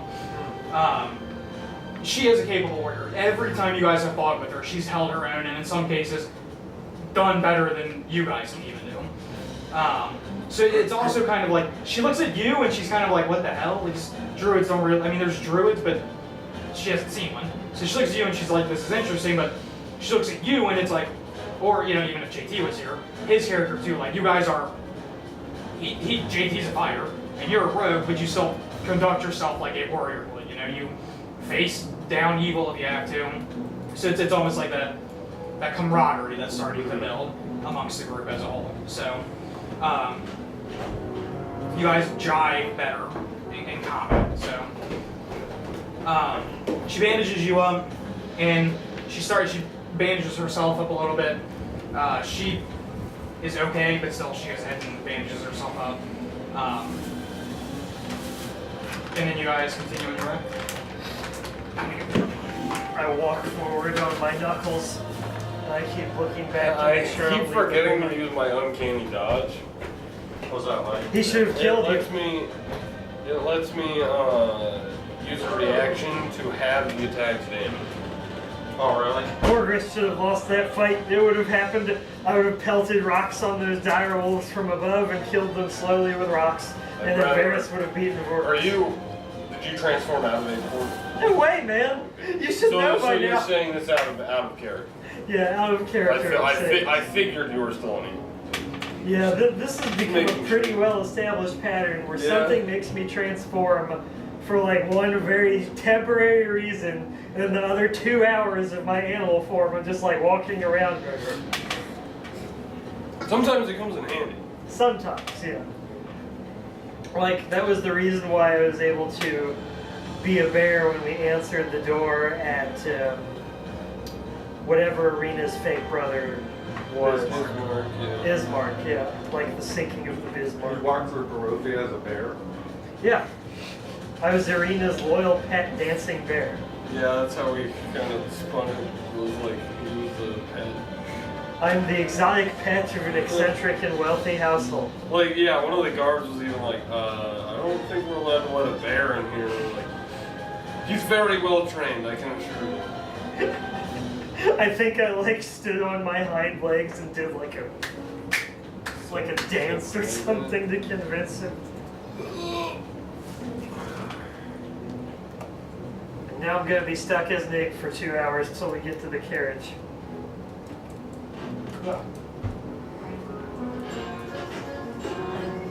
You know what else is sick? Since an ape has hands, I can do a lot of magic stuff that requires hands. Like I can use flame blade as an ape and like swing at people with a fire blade. Oh my gosh. Because the spell specifically says you need to have hands, but an ape has hands. A bear does not, a crocodile does not, but an ape does. Yep. Of course, that'd be weaker than his dual fist attacks, so I don't know why I would do that unless we specifically need fire. But still, I thought it was pretty cool. Yeah, just the thought of an ape wielding a fire sword. Planet of the Apes. Get your filthy paws off me, you damn dirty werewolf! So my friend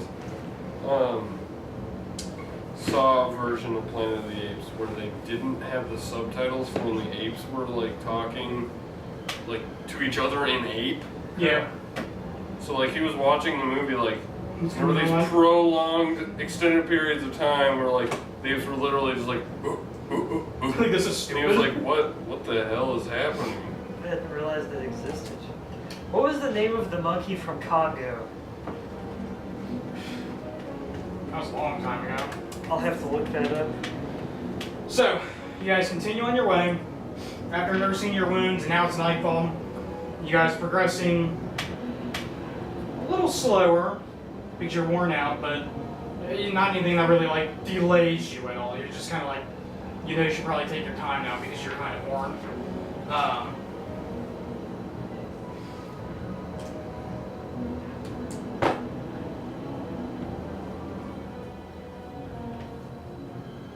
Okay. You guys keep going. You eventually come to the clearing from the woods. You see the path that you're so scoped where the carriage awaits you.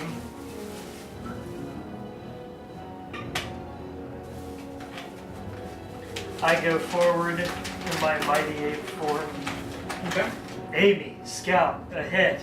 Amy, make safe for Varys and Irina, baby child. Okay.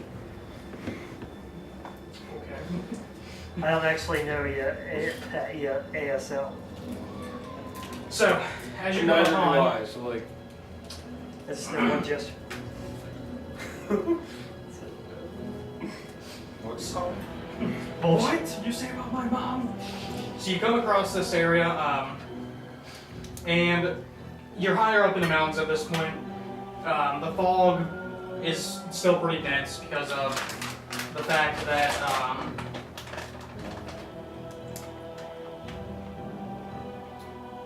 I lost train of thought. The fog is dense.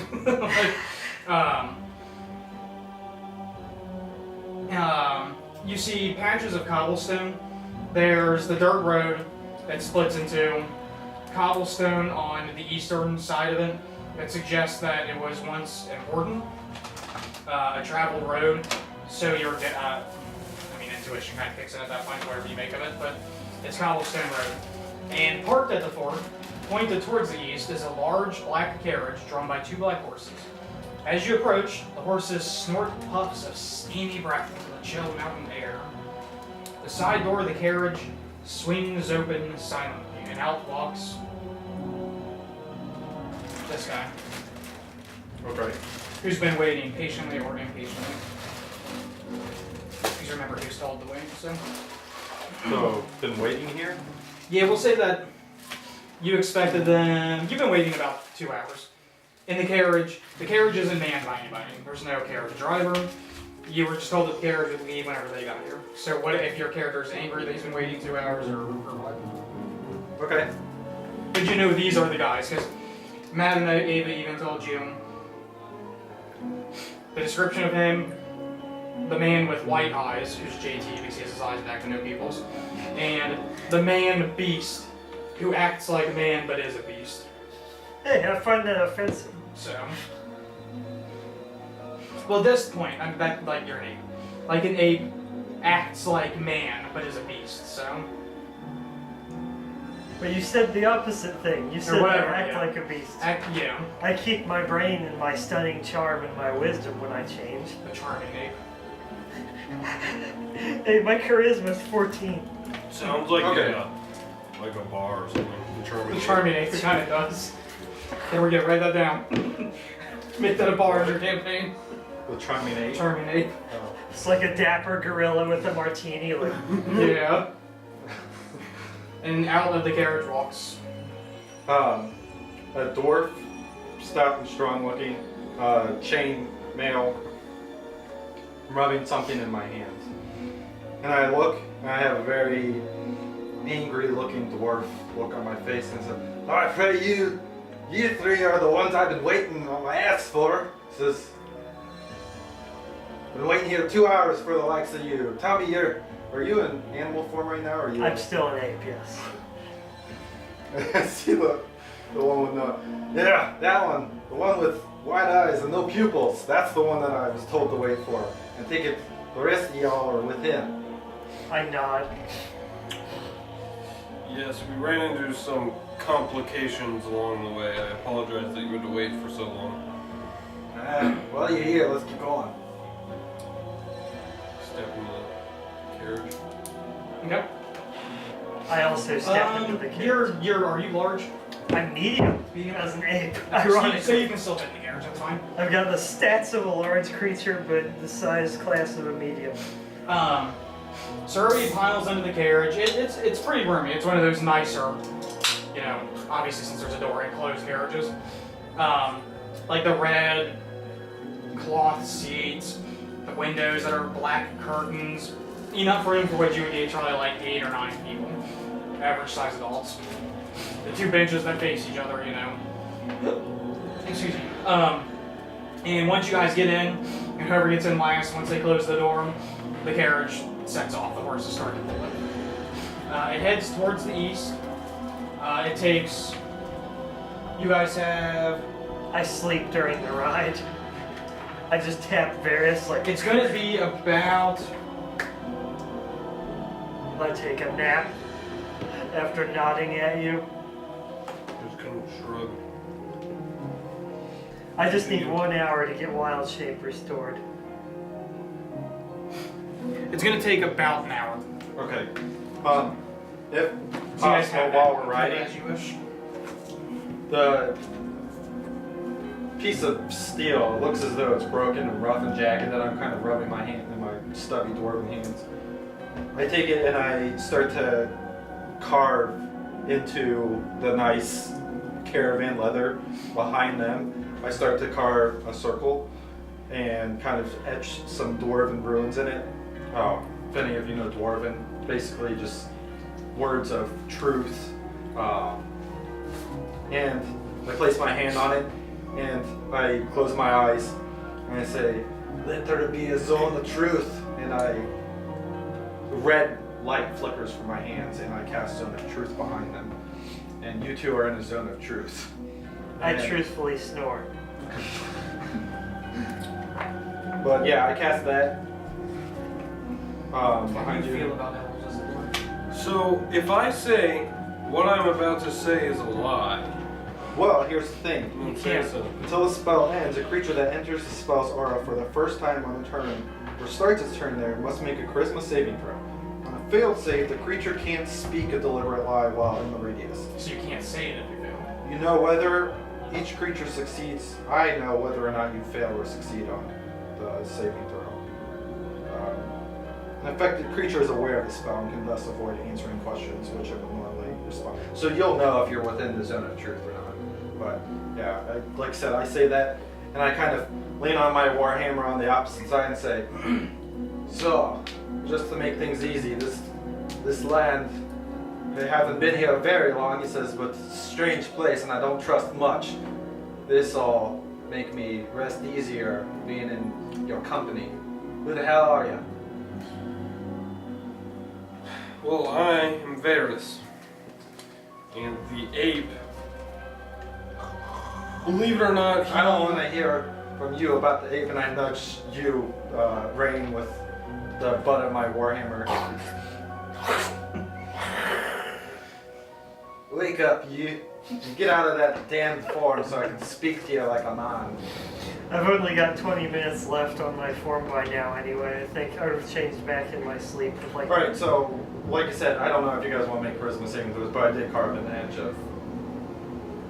I'm not going to make the saving throw. Of course it's true. You play sheriff with him. I'll make the saving throw. Oh, the most save you have to make is 13. But yes, it's a charisma saving throw. So that's 17, you got that. Okay, so I look at you a little wary. So you know. I know that he's able to he resist. passed, yeah, Okay. so I know he's able to resist the zone of truth. So whatever he says, you still won't have to complete. Yeah, I don't know if it's true or not. I am a woman. So you're there. This one I take it to be one of them damned man beasts. I revert back from an ape into my elf form. I snort from my bushy mustache, kind of furls a little bit as I snort and. Ugh. Who the hell are you? I am known as Rain. It's a pleasure to make your acquaintance. We apologize if we kept you waiting unduly for us. I look up at both of your ears and kind of. Elves. I clean my ear with my pinky. Flick it. So you said that you failed your charisma save, or? I'm not even gonna make the save. Oh, okay. I'll just submit to the zone of truth. Okay. Submit. Malark So, somehow miraculously passes. So you don't believe Malark very much either. Okay. Yeah. so, can I tell that I'm like, I can tell that You I'm can tell in that you're in the zone of truth, yeah. If your character. But you also know that you passed through your zone, like it doesn't affect you at all. But you know that you're. So I would say that in my line of work, somebody. Yeah, I would. In your line of work, you've been subjected to zone of truth, I'm sure. So, yeah, I say, the zone of truth. I've been through this one before. I apologize. It's just my. God, I totally lost my train of thought. I'm sorry. It's just a force of habit to try and resist things like this. In my line of work, I also tend to not trust anybody. But I assure you that I will answer truthfully to everything that's out of my hand. I'm just kidding. But if we're in a moving carriage, wouldn't that mean we left the zone of truth back there? Oh, the zone of truth is the carriage. He made it on the carriage, so it moves with the carriage. I jump out of the carriage.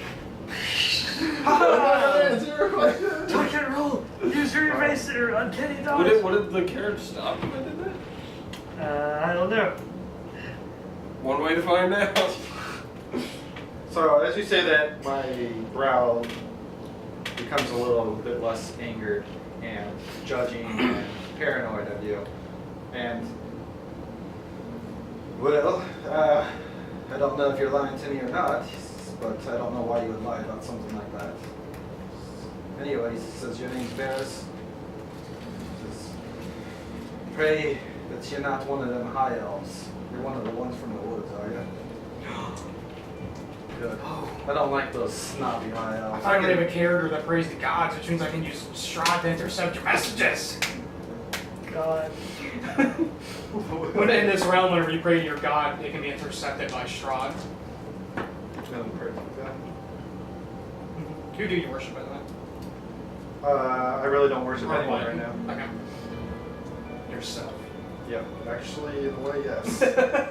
But anyway, I'm still running this metallic object kind of in my hand. As I'm talking to you this entire time, kind of leaning onto the warhammer with my chin. So what about you? Who are you? You said your name was Rain? Like Yes, precipitation? What falls outside? that is my name. Is that your real name or the druid name that you were given? They're both my real name.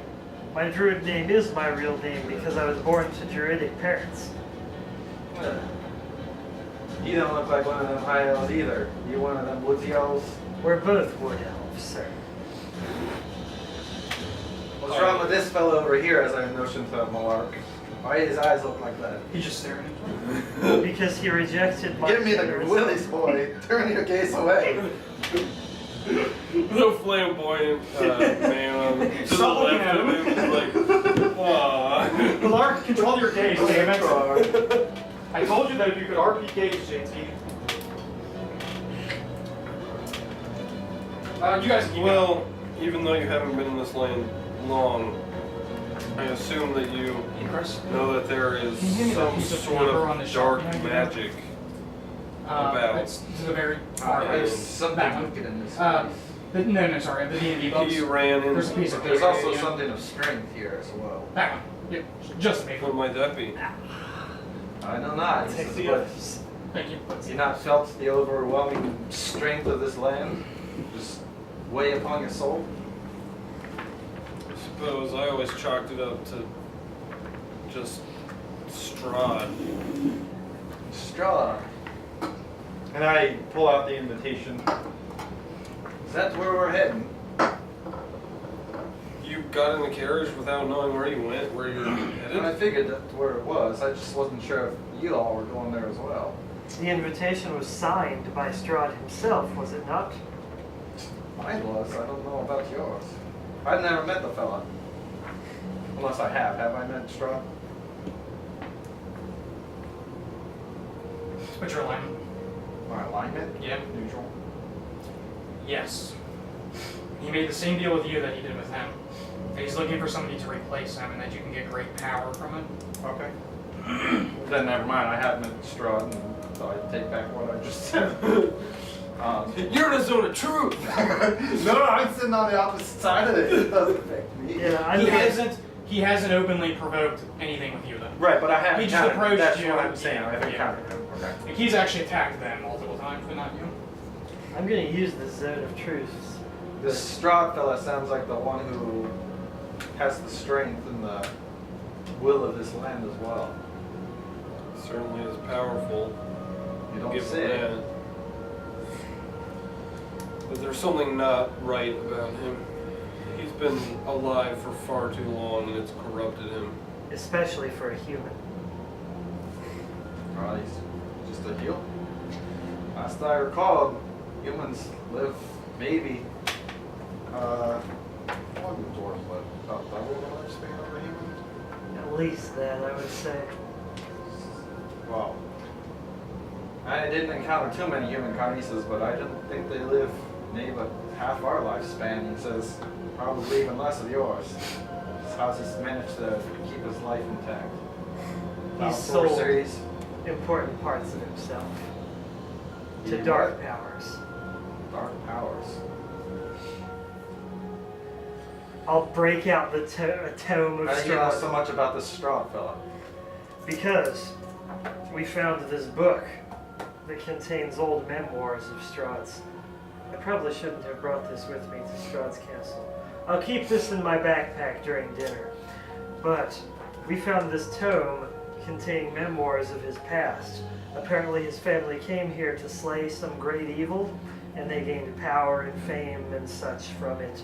But Strahd eventually became mad with jealousy over his brother's fiancée, and I understand sold his soul for longevity and even more power, and became the monster you know him as today.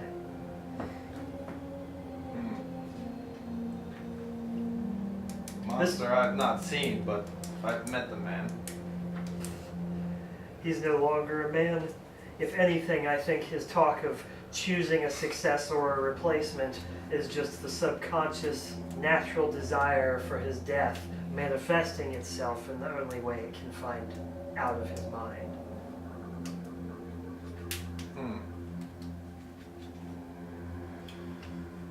And the metallic object starts to kind of cut its way into my flesh as I rub it a little harder. So, do any of you know how you got to this place? I know I didn't travel here on no horseback. How did we get here? We were around a campfire with some caravan we were traveling with, and he started telling a story of some kind, and the fire turned purple, and then we were suddenly in this terrible place. I wave my hand and conjure 10 good berries and pop one in my mouth. As I'm chewing, I look at you and I'm like, oh, I'm terribly sorry. Good berry? No, thank you. I offer it to everyone else in the wagon except for Irina. I go ahead and take 3 of them. Say thank you, Rain, for. Oh, that's right, you're half dead. I should get you more good berries. I pressed I the was able other to 9. use oh, whatever. What's it called? Oh, a hit die. Yeah. So I feel that I would only, after eating those 3, I feel I would only need 5 more to be to feel myself. To feel myself. More berries! So I would give you the other 5, and that would leave me with 1 more, I think. Because I ate 1, you ate 3, and then you'll eat 5 more, and that'll leave me with 1 good bear. Yep. That works.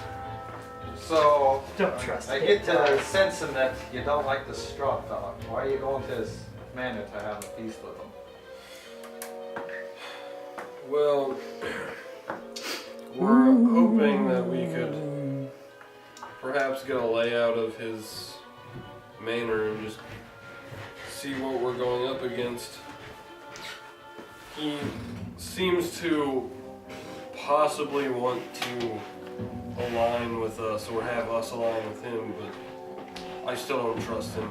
I think that this is all just a ploy to get us to. All he wants is our deaths.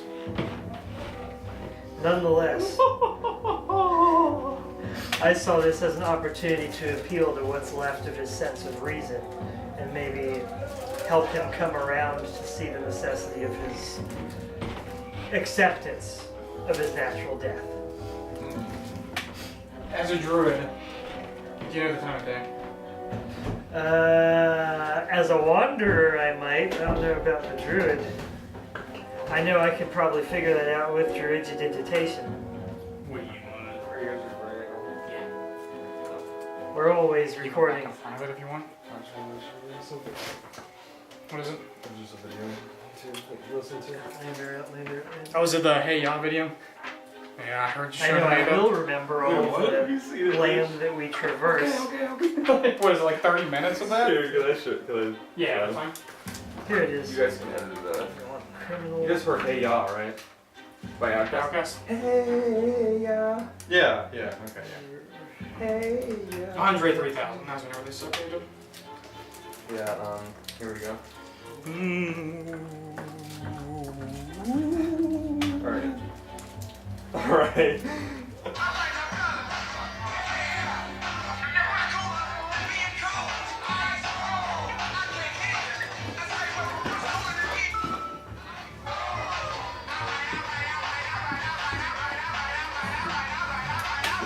Just 30 minutes of that. Wait.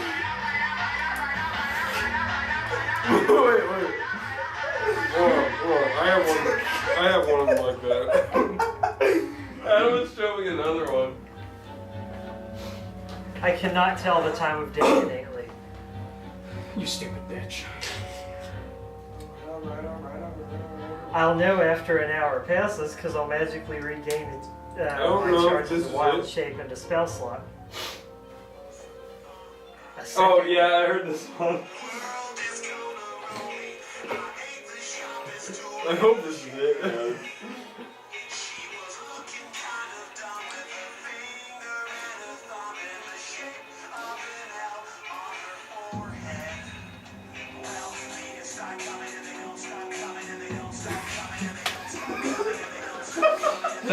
Some people have too much free time on their hands. It took them probably 5 minutes to This loop is the that. 10-hour version. Alright, I'll see you guys later. See you, Jay. That is so funny. As you guys are riding along in the carriage, out of one of the windows, you see ghosts. I don't believe in ghosts. I cast Shillelagh on my club and hold it in hand. They're What if I don't believe just in walking up the same path as you. You can tell that these are no ordinary ghosts. They're adventurers like yourselves. Hundreds of them, slowly making their way up to Castle Ravenloft. Is this foreshadowing? I don't understand. Eyes ripped from their head, jaws ripped off, swords in their heart.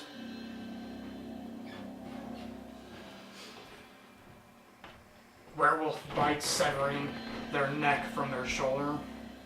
All sorts of ways that they could have died. Fudge Lost my appetite.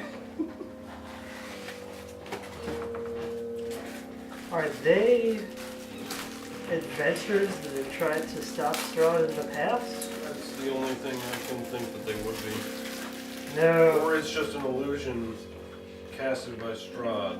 You're right, this is clearly some Yes, to illusion fear him.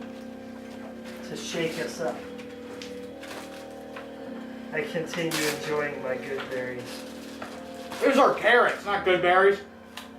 I already ate the berries. So that was just a DM interjection between them. So you guys continue your discussion.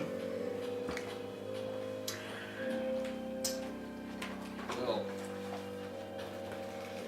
it's an odd sight.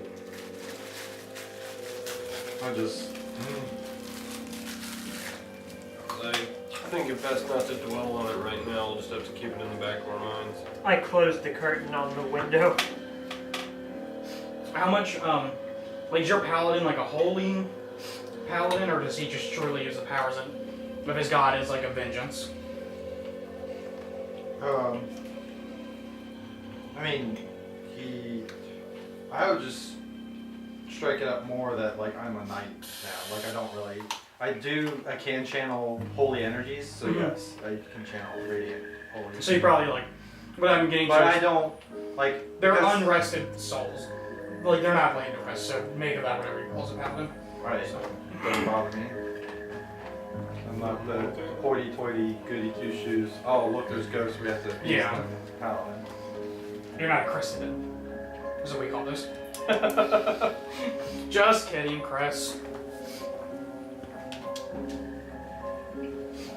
We all know you love gnomes. But anyway, I guess we should use this time to get to know each other a little bit better. You know, in case this is just some trap. What's that piece of metal you've been rubbing together?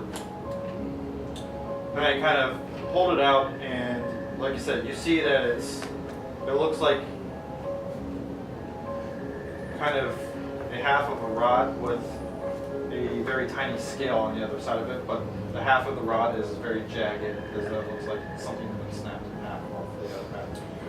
And I hold it and I say, something I once believed in, but believe in no longer. Best just leave it at that. I'm not gonna make you share anything that you don't want to. I ain't gonna trouble you with my woes and my stories. This is what about you? Notion to your bandages. Looks like you got the wrong end of a blade or a wolf bite. Well, you could call it that. One of our companions, well, well, ex-companions, I should say, was struck by a werewolf, and he gave in to the curse. He left us knowing that he could harm us without wanting to, and we actually just ran into him on the way over to the carriage. He roughed us up pretty badly, but he was still at least not beast enough to where I could get through to him a little bit, and he left us only slightly maimed. It was noble of you to hold back, Varys. But next time I'll make sure I prepare. And next time I don't think he's gonna stop at what he did this time. You could have had him. I have no doubt in my mind that we would have defeated him, but rather not. Even if he is a beast now, rather not dispatch of someone I once called a friend. Troubling tale, I hate to hear. But Yeah, Varys has already dispatched one friend. if ye should seek vengeance, and our paths are still there, he says, I can assure you. And I kind of slap my warhammer. I am a knight, sworn for vengeance. Vengeance against what, if you don't mind me asking? As most paladins are sworn, he says, against great evils. And to fight that great evil, I'd be seeking a strong power. Power that I thought I felt in something once before as I looked at this broken piece of metal in my hand. But I realized that was just a lie. Kind of looking straight ahead, just as I'm reciting these words to you. I've never been one to worship any god very much, so I can understand your reasoning there. Because the gods are nothing but selfish blood. They don't deserve our worship. They don't care about us. We're nothing but playthings for them. I spit as I kind of hold this trinket. And if you look at the trinket long enough, you can see that it's basically a holy symbol of Tyr, but it's been broken in half, more likely by me. Here? Tyr. TYR. Yes. Try to remember what the As reason in is. Tuesday. So every Or- Tuesday you get really or by- sad and moping. I mean, Tyr, god of justice. Okay. But his Or is it domain. Thursday? Whenever you say, No, Thursday is Thursday. whenever you Thursday. say that we're just playthings to the gods, like, see me kind of like give a little bit of a weird look. Playthings? Sounds a lot like Strahd. I just give a little chuckle. But Strahd, from what I hear, is no god. Or does he claim to be? It sure seems that he thinks he's a god. I'd like to see what power he holds that makes him consider himself such a god, besides hiding behind walls such as these, as I motion to the, I assume, large walls that we're heading through. Yeah, you guys are close enough that you can tell it's pretty damn big.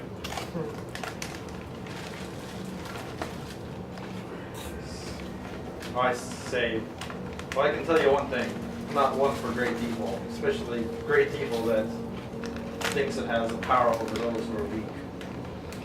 This is, I've lost a great deal worshiping the gods, worshiping who I thought was my god. That mistake won't happen again. He betrayed me in my greatest time of need. So is life. But you've learned an important lesson. Power does not come from outside, but from inside. Just as we druids don't worship nature, we recognize ourselves as part of nature. You too must recognize that your strength came from your faith and not from some god. Oh, aye. And I plan to increase that strength so that I can do what my god didn't do. and I will have my vengeance. So I say this to you. Kind of have this thirst in my eyes. A deep, burning thirst. I kind of rub my chin a little bit and think for a moment. Disturbed that I see the same thing in you that's in Strahd's eyes. I don't know if you pick up on that. Well, if you're kind of eyeing me and like, but I mean, if you're Do you just remember watching the me- journal I showed you when Strahd became obsessed with vengeance? And took Did you show me that journal? Yeah, I held it up and showed it to you. Oh, okay. Alright, but I won't make the same mistake he does. What was Nor his will I do the mistake? same thing that he does. He's seeking power for power's sake. Not seeking power to use power to save the weak and those that have done no ill, no wrong. I will not make that same mistake. But Strahd's sense of right and wrong was warped by the power he acquired. Now That he won't thinks it's happen to wrong me. to go against him or his will. I won't let that happen to me. You'll try not to. And I kind of give you a cold stone gaze and I say, I won't let that happen to me. I speak only the truth, sir. As I look at the zone of truth behind you. You have your opinions.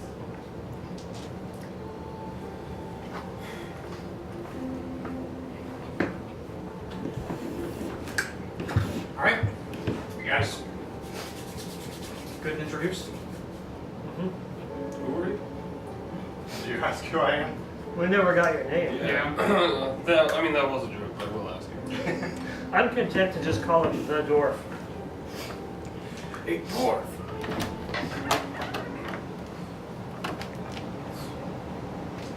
Where are my manners this time? So, we never actually caught your name. Because I didn't give it to you a lot.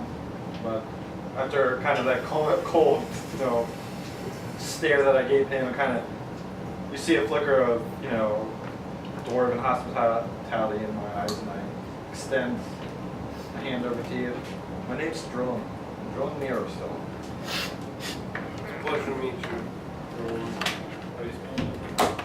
Druhn. Drone. How is it? Drone. Drone? Drone Alebeard? No, Drone Mirrorstone. There has to be beer in your name somewhere. Your middle name. So, you guys introduce one another. You find a new arch enemy because he's an elf and he's all dainty. I'm not dainty. I probably had to wipe wolf gore off of my hand before I shake your hand. You think he's on his period. So you guys real eventually... man wouldn't have wiped off the wolf blood. You guys eventually roll up.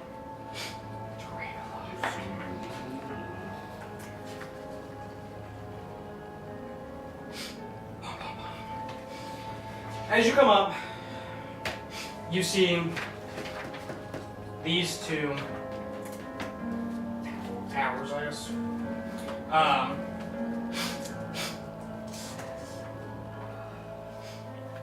It begins to rain. Lightning striking all around the sky at the top of the castle. Loud thunder. Yes. It's a great day to use call lightning. Yeah.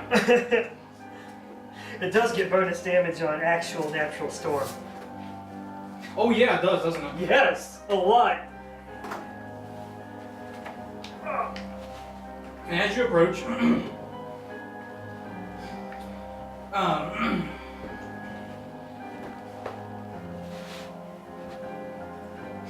after winding through the forest and craggy mountain peaks, the road takes a sudden turn to the east, and a startling, awesome presence of Castle Ravenloft towers before you.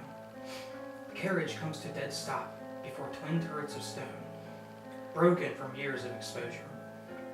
Beyond these guard towers is the precipice of a 50-foot wide, fog-filled chasm that disappears into unknown depths.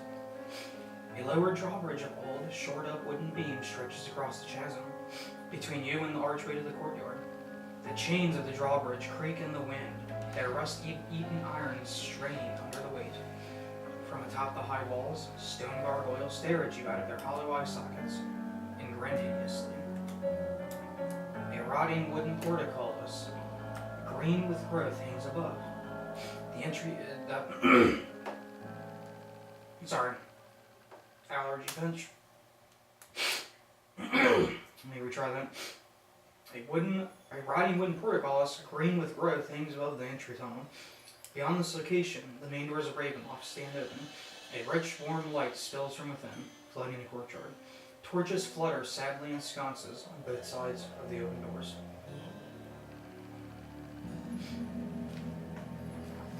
So you guys are, what I just described was this, going into here. And the way that this picture is, I mean, you guys can probably kind of tell. The castle overlays this, like this outline here is the castle itself. Okay. These are the outdoor grounds around the castle. I used to So know then- what that was. Cutting to here is where you guys will enter. So this is map 3 main floor is what we'll be concentrating on. So I'm still trying to find like single prints, like all of the online maps are this. Like each floor is its own print out for you guys. I can't seem to find them. So You can always scan them in yeah, that's probably what I'll end up doing. and just adjust the size. I was just hoping to like find them online in like the native print, so they're like really high resolution. So I attempted to not do anything strenuous during the ride, so as I could take a short rest, even though I forgot you don't have to actually sleep during a short rest, so as to regain the spell slot in my wild shape. okay, so you guys, the carriage crosses the drawbridge. As it does, the thick, cold fog swirls in the courtyard. Sporadic flashes of lightning lance the weeping clouds overhead as thunder shakes the ground. Through the drizzle, you see torch flames fluttering on each side of the keep's open main doors. Warm light spills out of the entrance, flooding the courtyard. High above the entrance is a round window with shards of broken glass, lodged in its iron frame. And this is here. I look at Irina and gauge her reaction without saying anything. She just kind of looks out the window and doesn't really act any different. So does the carriage stop? Yes, it's stopped in the courtyard and the door opens on its own. So you guys are like right in front of the main entryway. Take it, the doorman's gonna come up and let us in. I ain't about to wait out the storm all night. I open up the carriage doors. Okay. So, as you open the carriage doors and you step out to walk in, you see the ornate outer doors of the castle hanging open. Again, flanked by fluttering torches and iron sconces. You can see within because they're large. About 20 feet within the castle are a second set of doors. How large are the doors? Um, I take it they're like tall. they're big, yeah. We'll say 40, 50 feet almost. Yeah, so yeah, I open up the door, kind of strap my warhammer to my side. As I get up, you also see that there's a large maul strapped across my back as well. I kind of step down from the carriage, the weight of it kind of bouncing as I step down, hop into a puddle. Kind of get wet, hold my arm over my face as to block as much of the rain out as possible. Turn back to the carriage. What are y'all coming? So I shut Yeah, out the I- rain. Step out like right after you.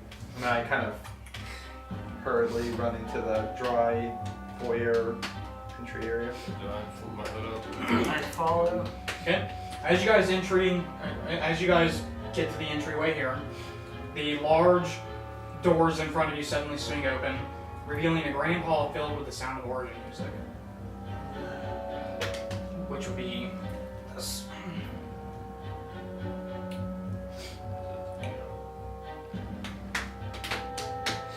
Can we see an organ anywhere?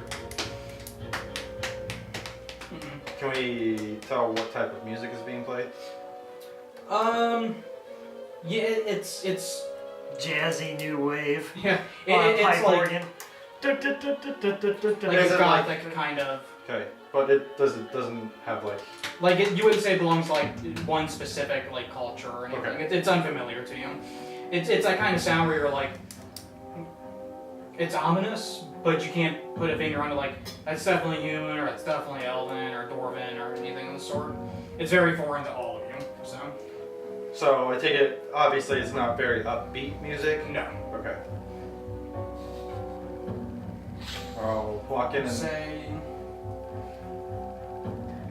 Strahd fella doesn't have much of a way of introducing his guests, that's for sure.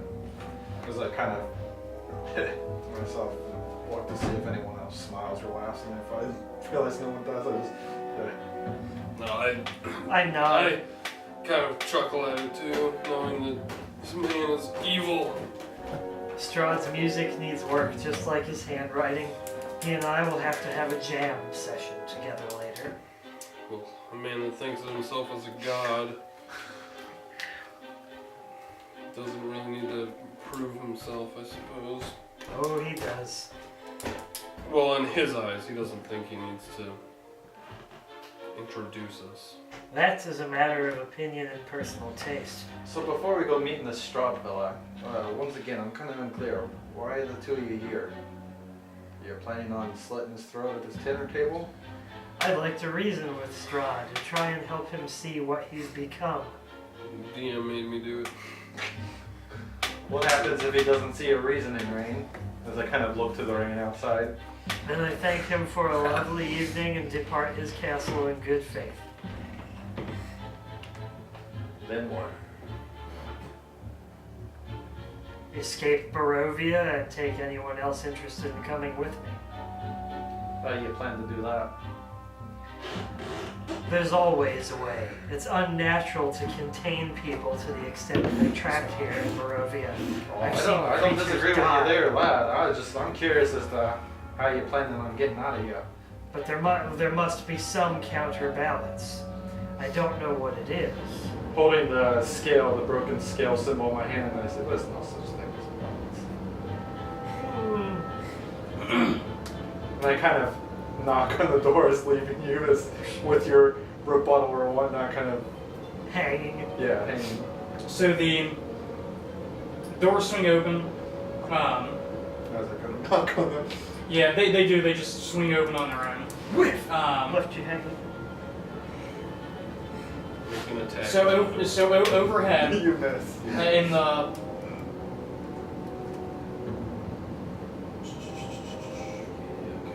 so now you K8 is where you guys are going.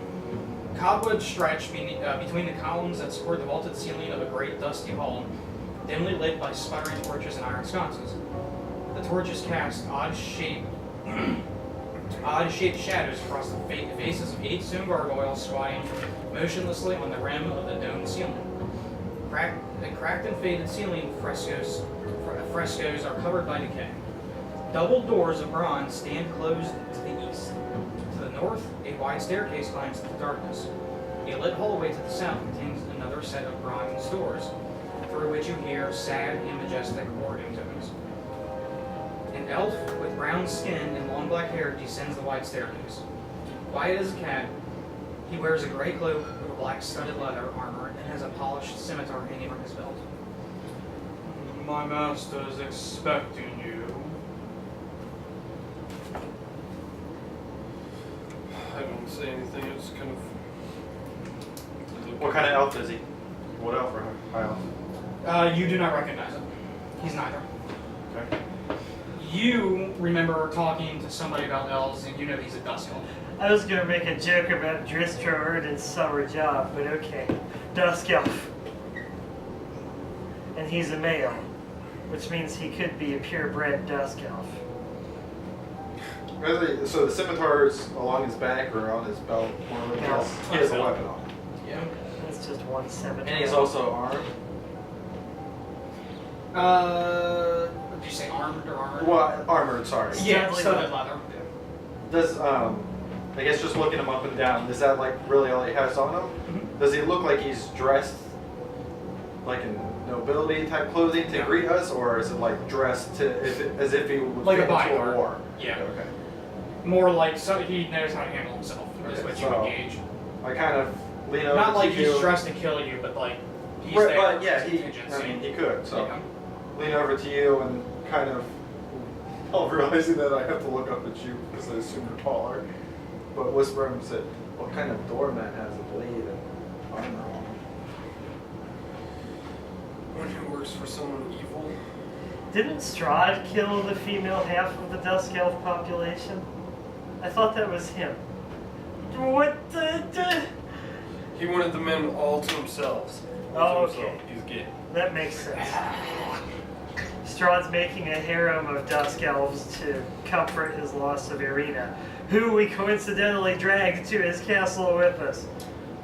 He's just staring at you guys and he's like, well, I walk up and well, I won't have to drag you by your ear like your mother's, will I? I mean no offense. but never are been you to a this dusk elf? castle, lad. You have As to he show me says, like your around. mother's, I kind of just like nod my head and roll my eyes. I'm kind of thrown off by his rudeness and kind of butt in like, I've never been here, lad. You know, it's typically polite for a guest to be shown by a doorman. You're the doorman, ain't you? I'm no Show us the doorman. where we need to go. I will, but I'm no doorman. You were the one who came to the door, so. Why are you accompanying a bearded child? Oh, I ain't no bearded child, man. It's like, roll my As sleeve. you do that, he like smirks. He's like, "Oh, I know you're a dwarf, but those elves like to have fun with dwarves.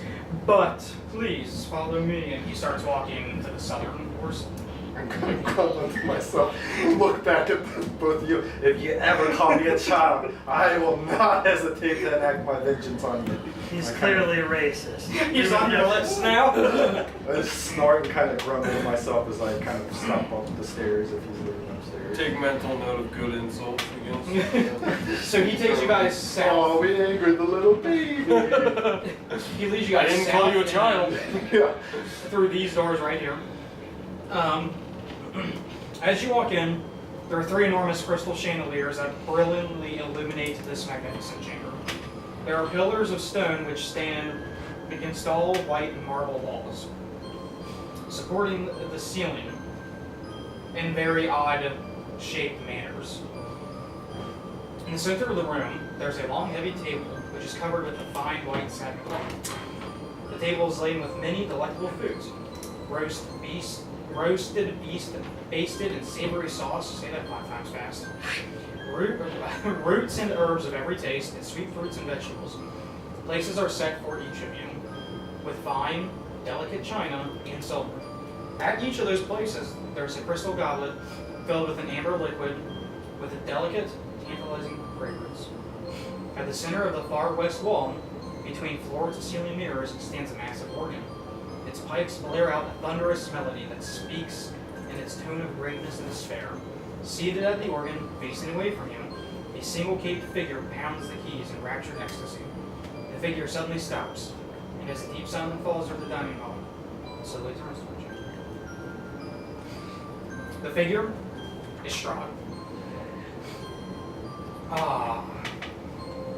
Well, I'm glad to see that you took my invitation. Please, have a seat. I go to sit down and kind of, as he wrapped up his organ playing, kind of like clap and say, "You got doing a bit more uplifting, lad." Huh. Yes, if only there was something in this world to be uplifted about. And I kind of, if there's any windows, look outside and He sits at the head of the table and is like, well, Take a seat. I take a seat and make sure I keep an eye on the elf who was let us in here, see where he goes. as Strahd beckons you to sit down, the elf bows and walks out. Does he walk out from where he let us in, or through like a different doorway? Where he let you in. And he closes the doors to the dining room. Is there anyone else besides us and Arena? Just you guys? I take a seat. So are we sitting at like this really long table that's meant for like a huge party, and it's just like us? Yeah, six? it's probably like a 20-person table. Okay, so yeah, just want to make So it is like, he's at the very end, this goblin. And like the nearest person to him is like 20 feet away. He's like, I suppose they could have set the table a little better. And he like motions for you guys to come sit closer to him. like, I mean, is like every seat like set for someone? There Like are with China and 5 that are set. All the other ones are empty. okay, so it's not like he did set, you know, each Right. He individual- was expecting 5 people Okay. and set 5. I pick up the goblet and the plate and I move closer to Strahd and I motion. Well, I should see where the elves go to sit first, and where Malark goes to sit, and then I take whichever seats left open. Okay. We'll say, as people go to sit down, if anybody tries to take the chairs closest to him, that's not one of you two. He stops. He's like, no. Those are reserved for these two. What, for me and Varys? Oh, what? So it's just me and Arena and Malark. I look at him. I ain't gonna take the host's kindness away. You don't mind if I kind of get a little bit more comfortable here, do you? Like, as comfortable as my guests need to be. I'll strap my maul and drop it on the table. Dishes and stuff clink up. Sit down and let out like a little belch and grab the goblet and go to just chug it. It's a very fine wine, so however a dwarf would react to wine. Oh, And you've come to learn, like, I don't know if you had your hopes held out this time, but everywhere you go, they just have wine. They don't have ale, they don't have beer, it's wine. And again, it's wine. what is it with ye humans and your sweet wines after these dainty elves? Why can't you have some good dwarven ale and mead?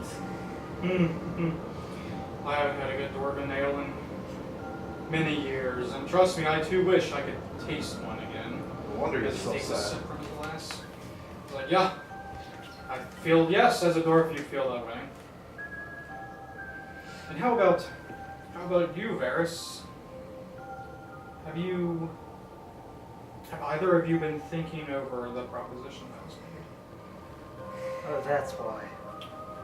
Okay, to go back again, what was his proposition?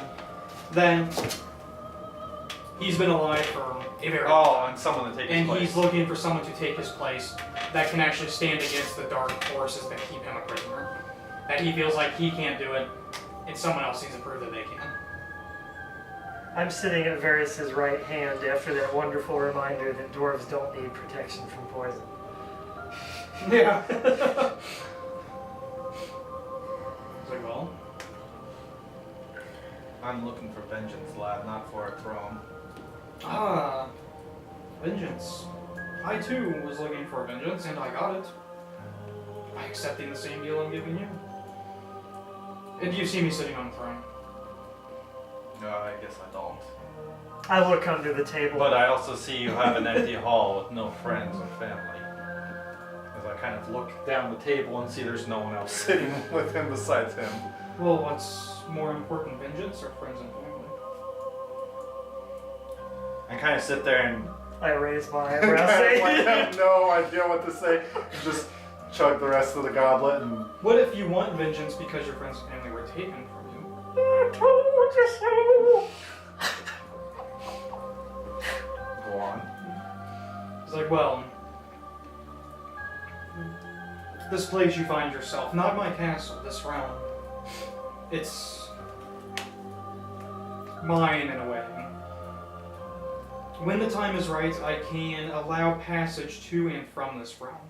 And you've all been brought here because at one point or another you've done something in your lives that I've observed that deemed you worthy of my trial. I know some of you do seek vengeance. Some of you need to correct wrongs that have been committed. And some of you just want to rid your forest of the hags. But either way, I can give you the power to do that. This realm would be yours. The ability to leave and come as you go would be yours. Vengeance on those who've wronged you. It's not so bad. I just am bored after 500 years of it. I should have found a successor much sooner. Kind of look around and so what is it you seek then? Besides success, Rest. or what do you seek at rest? I'm ready to rest. Eternally. I grow tired of life. On life. I think Rain has said it multiple times, humans aren't meant to live this long. I'm happy to hear you realize that yourself, Strahd. Yes, I don't know how you elves do it. We don't feel and live the way humans do. Time passes differently, which is part of why we don't sleep as you do either. Ah, sleep. Something I miss. So, I keep looking over at Ferris like. Yeah, But you're I straight like, across from him. Yeah. yeah. So, if whoever owns this land can come and go freely, does that mean that you thought you were trapped here? Yes. It's a bit different for me. The dark powers have direct control of me. But not the powers that they keep me. They keep me here. If I was to pass on that power to someone else, they're not under the control of the dark powers. They can do as they please. I feel like they would have foreseen that contingency. How do we know? That I would have? That your patron would have. I'm here with him. How do we know that the chain doesn't follow the power? I suppose there's no way to know. I won't lie. I'll be honest, I don't know for sure. I'm guessing. Hoping. And if you are trapped here, what's the worst that happens? You do what I'm doing. Find someone to take your place. That's worth it. Passing the suffering on to the next generation. Isn't that what we have done as mortals for eons? We still suffer in the face of gods that desert us. We still lose loved ones when we're trying to do the right thing. And hags are still burning down and decimating your forest, as they have been for generations. How is this any different? Except you're the one in control of that suffering. Since you've been here, I have been aggressive towards you, but I have to test you. But have I ever been aggressive towards the people of my land?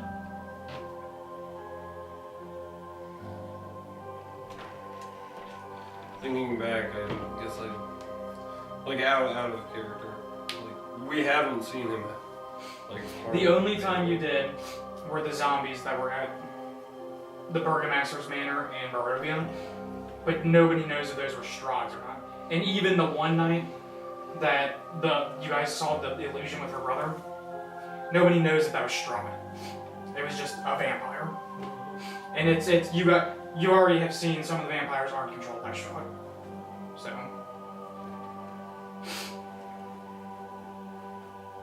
suppose you're right. We haven't seen you actually harm anybody in this land, but who's to say you haven't gotten your minions to do it for you? well, that's a very good counterpoint, but have you seen my minions do it?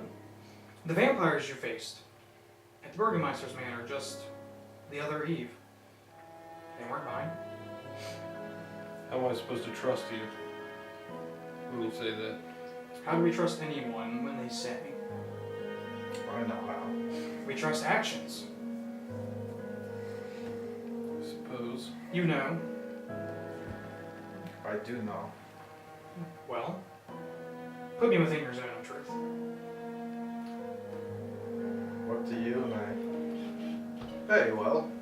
Since you're so open to it, I kind of get up, like hold the steel broken symbol in my hand, and it's an awfully nice place. You don't mind if I carve in it, do you? It's seen worse. Okay, so I start to kind of carve around his chair. Okay. The same circle with the same dwarven runes of truth. Kind of dust myself off and alright then. And As you're carving it, you feel like a tingle going up your arm.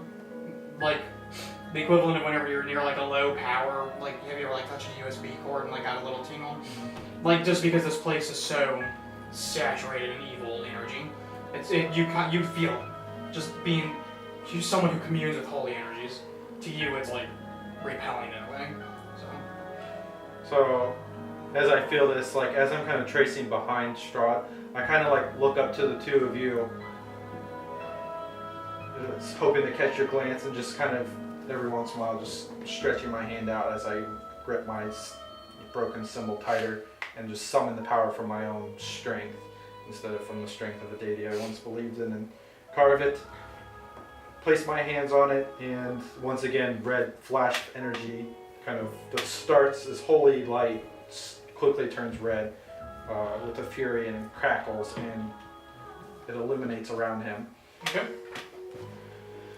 And he can make a charisma save.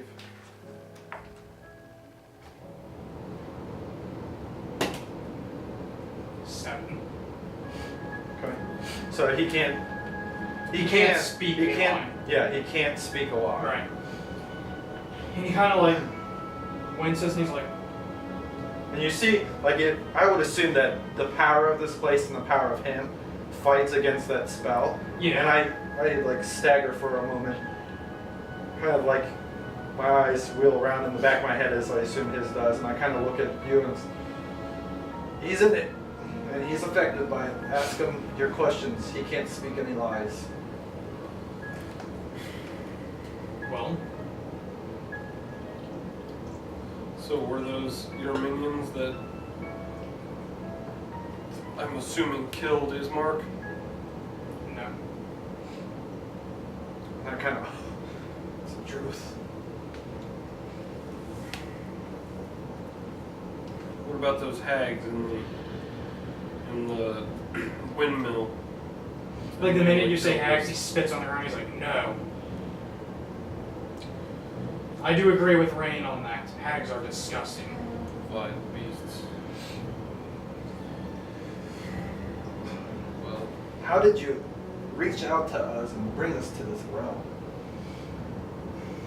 He kind of gives a look. He's like, well, I suppose it would be no different than when a wizard scries, or when a paladin or cleric communes with their deity. I can, at times, reach out from beyond the boundaries of this realm.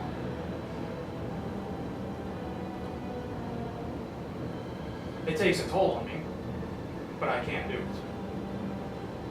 That's why I needed you to escort Arena, because I had pulled him into the realm because I saw another worthy possible replacement. And at the time, I was extremely weakened. Spell lasts 10 minutes, by the way. Okay. He's like, well, Rain? I already knew the answers to any questions I could ask you. Watch out. I think you have a fortune on your hands. He's a druid. I'm in the zone of truth too, by the way. No, just Strahd. Oh, I thought it was. Did you No, know I just carved it around his chair. Oh, dang it. You should have done all of us. None of us can lie! That seems like any further questions. And out of character, I'm not trying to force you guys into accepting this deal. You No. don't have to take it. So, just kind of look to you to see if you have any more questions. Like- So, The ones that you don't feel are worthy of your, I guess, your reign, or to succeed your reign, what My do you do ears with are them? You saw them. The ghosts along the trail. Though that's not to say I actively seek them out and kill them. But if they fail, they fail. This isn't a fighter's guild where we're teaching young men to become men who can swing a broadsword correctly. We're throwing them into the ring with the bear, so to say. So, The comment in the ring with the bear. any of them lost souls wandering up to your doorstep, did they have the same conversations at the same table like we are now? Some refusing, and they were killed. By whom? My man. I don't kill on the spot though. You can still live in my land, but I will seek you out. I will still For what put you through reason? your paces. For what reason does a cat play with a dead mouse? For sport. Exactly. I should know, I've done it. These powers, if we were to accept them and be granted them, we could do with them as we wish. Yes. But first you would have to prove to me that you're deserving of them. You would have to defeat me. And I won't let it be easy. I will send my agents after you. I will test you. So you're saying if I were to accept this proposition, then as soon as I leave those doors, I'm no longer a welcome guest. I am an enemy seeking your power. Yes. But it seems that even if we refuse, as soon as we leave those doors, we're also enemies to you. Yes, but I'll be much more relentless. Can we live here? You don't want to live here.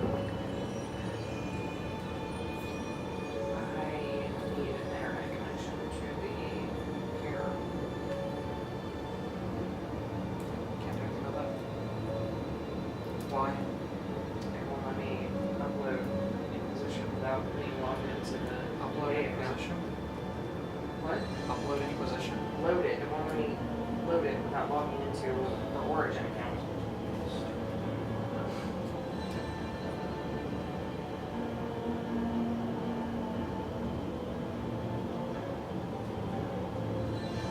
And our old wire's just not movable at all.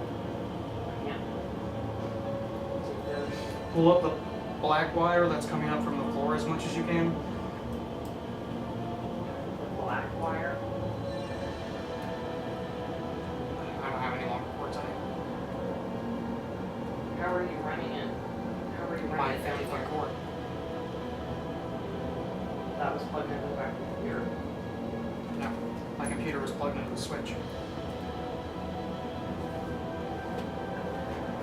We just did all of that for nothing. You guys think about questions for Strahd? Or go pee, or drink or something? I could heat up the food and actually eat during the dinner scene. I think that'd be great.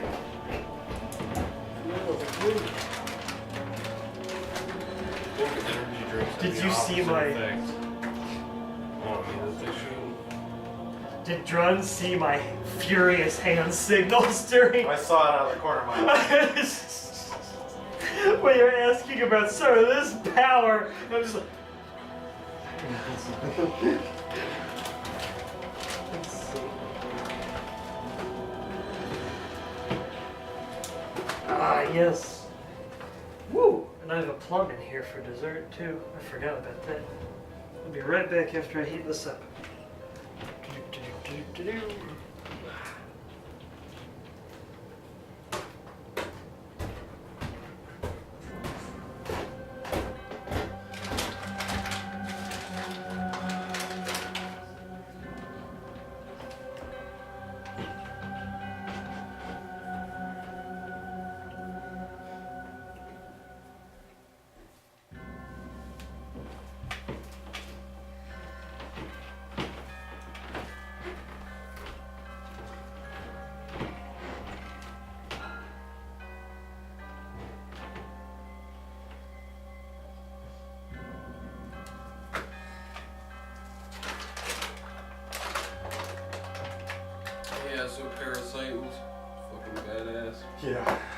Parasite. Especially because like it actually had an ending. Yeah. And like it wrapped it up, so it was like, where the hell is the freaking serial killer going? It's been a while since I've seen the ending of it. Like I So remember, basically like, Miki ends up leaving him, right? yeah, pretty much. Like, Because he goes into almost eternal rest to like test out what he's learned throughout all the time that they've been together or whatever. And yeah, so shoot, what's his name? What's the main character's name? I can never remember. Oh shit. Miki and I can't remember his name. But anyway, the main character, he like pretty much has his hand back, and like, but before that, they like, the police enlisted a serial killer who could pretty much who could see, figure out yeah. who was a parasite or not, and he ended up escaping from the police. Oh yeah, that's right. Just like going off on wherever, and I was like that was literally like the one question that was like, what the heck is gonna happen to the serial killer? Like, Yeah. and they tied it back in, and I thought, what's her name, Murano or whatever, Yeah, that's the girl, I love thought she was interest. dead, cause like, the main character like saw the serial killer out of like the corner of his eye. Was like, hold on, Is it love Ichigo? interest. What? Is it Ichigo? I think so. Ichigo? Something like that. Let's see here. Shinji. Shinichi, that's what it is. Yeah, and like, so Shinichi ran off to like go find this dude, and then the dude ended up like intercepting the girl.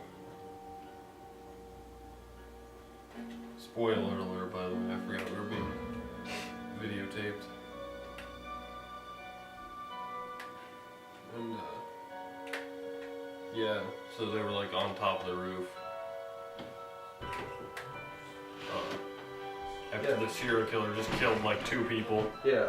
and then like kidnapped the girl and was like gonna throw her off the roof. And he was like, no! Like, Oh yeah. it showed that like, it showed that he didn't actually grab her though. So it was like, oh shit, she just fell. Like off like a 10-story building. I thought And he then- did grab her. Yeah. And yeah, well then he's like no. And then like he like opens his eyes and like she's there. Yeah. He was like, Nikki, you're still alive. Yeah. I was like, that's awesome. Yeah, because isn't it? You also find out that like there's a little bit of Miki still in him. Because even though Miki left, like there's still like a trace amount of him left in. Yeah, from whenever Mickey was like his heart. Yeah. Yeah, that was. Yeah, because that's like that's the part where it started to get like Yeah. really good because he could like jump fucking 50 Yeah. feet into the air or whatever. And it's like, Because I was kind of wondering where the entire thing was going. I was like, where's this? I mean, Yeah. it was good up until that point, but then they did that. yeah, I it was just like, wasn't oh, like as snap. good. Yeah. And then like, yeah, the mom thing happened. And then, Yeah, the mom thing. I was like, oh, okay. shit, they literally don't care Yeah. about anything. Yeah. Jesus. If you like that, then you'll like Attack on Titan. Because Attack on Titan is kind of like Game of Thrones, where like you fall in love with certain characters, and then they're just like dead, and you're just like, what? You're gonna kill that character? Yep. Really? Yeah, one of my coworkers said that he watched like the first season of Game of Thrones. I haven't seen Game of Thrones. I've seen the first episode, but other than that. But my coworker was like, "Yeah, I tried to get into Game of Thrones, but like, I got really attached to one of the characters, and then he just killed him off." And I heard that happens throughout like the whole series, so I just couldn't do it. I was like, "Yeah, that's valid." But yeah, I'm trying to. There's so many that like literally everybody I've talked to that like watches anime has given me at least 3 suggestions. My brother will have like, if you ever talk to him, he loves anime. He's got like 15 that he keeps trying to pawn off on me. I'm like, are they on Netflix? And he's like, no. He's like, but you can get them on like Funimation.com or some anime website. I'm like, I'm not gonna sit at my computer chair and like watch anime all day. Granted, I did that with Attack on Titan, but I watched like the first episode of Attack on Titan. I was like, oh, okay, I'm gonna just watch all of this. Binge watch, it, marathon yeah. this, yeah. But they have it on Netflix now. Oh, really? Same with that Seven Deadly Sins Netflix series. That's really good. Yeah, you were actually telling me about that. I think that actually might be the one I check out next. Is it dubbed or? It's subbed. Sub. But I So don't I know if did- they have a dubbed version. I did hear. I prefer sub. Yeah, I like sub Usually, too. I mean, like, these it really depends. Just usually the voice acting is better, Yeah. which kind of feels differently. But I mean, if you watch the dubbed version first and then watch the sub, you're like, what's the difference? But I like watching the sub version because I'm hard of hearing, so I like reading it anyway. yeah, So I exactly. like I reading usually what have the they're closed saying. caption on Yeah, anyway. Whenever yeah. I'm So I'm like, okay, whatever. I'll just listen to them. The only time it sucks though is like if I want to watch an episode and like make something to eat, I can't listen to what it is. that Yeah, they're saying. exactly. That's So what I'm just I was like, I don't saying. think I'm missing anything important. And then I'll come in and there's like a battle. I'm like, okay, rewind. What happened? What the hell just happened? Yeah. Yeah, that's the only drawback and stuff for me. Is like you have to be immersed in it. Yeah. Sorry. I think how many episodes of Seven Deadly Sins are there? I think there's like 20, but they're supposed to be coming out with the second season of that here soon. Yeah, I think I'll actually check doing that next. Everybody keeps telling me to watch Attack on Titan, but Yeah, you need to watch Tackle. Hey, Mitch, you need to watch Attack on Titan. I haven't seen everything. All the cool people are doing it. I just wanted to be cool. Yeah, my freaking. Except my hipster coworker. Does he have black frame glasses? Anime elitist. Drugstore glasses.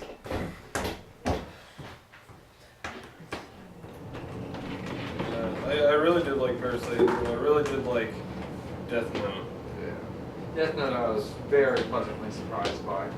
Like I was Yeah. watching, I was It's like, I like- don't know about this, but then it started getting into like more that like chess game where they were just playing with people's lives. I was like, wow, this is fucking This is good. This is fucking good and it's fucked up too. But yeah, like I don't know, just like one of my friends said that he didn't like it, and I was like, Like Death Note? yeah, because I guess it's because there's not really combat. Yeah, there's not I mean, I combat. can see that. Like, if you're watching and expecting like that demon guy to be doing stuff the entire time, then yeah, you're not gonna get that. Because that's kind of why I was like, what's up with this? Like, he writes a name in the book and it kills somebody. Like how does that make a story? And then like you watch it more and more, and you start to see Oh my the God. delusions And then- of grandeur yeah. and all that shit. You're like, oh. But I like how it goes from like, it's like split into thirds. Yeah. Where there's like, he gets the Death Note and he like tests it out and he figures out what he wants to do, and then he like, and then it's him like actually trying to figure out who has the Death Note, Yeah. and then it's back to him like, all according to plan. Yeah. All according to K. So, very thin.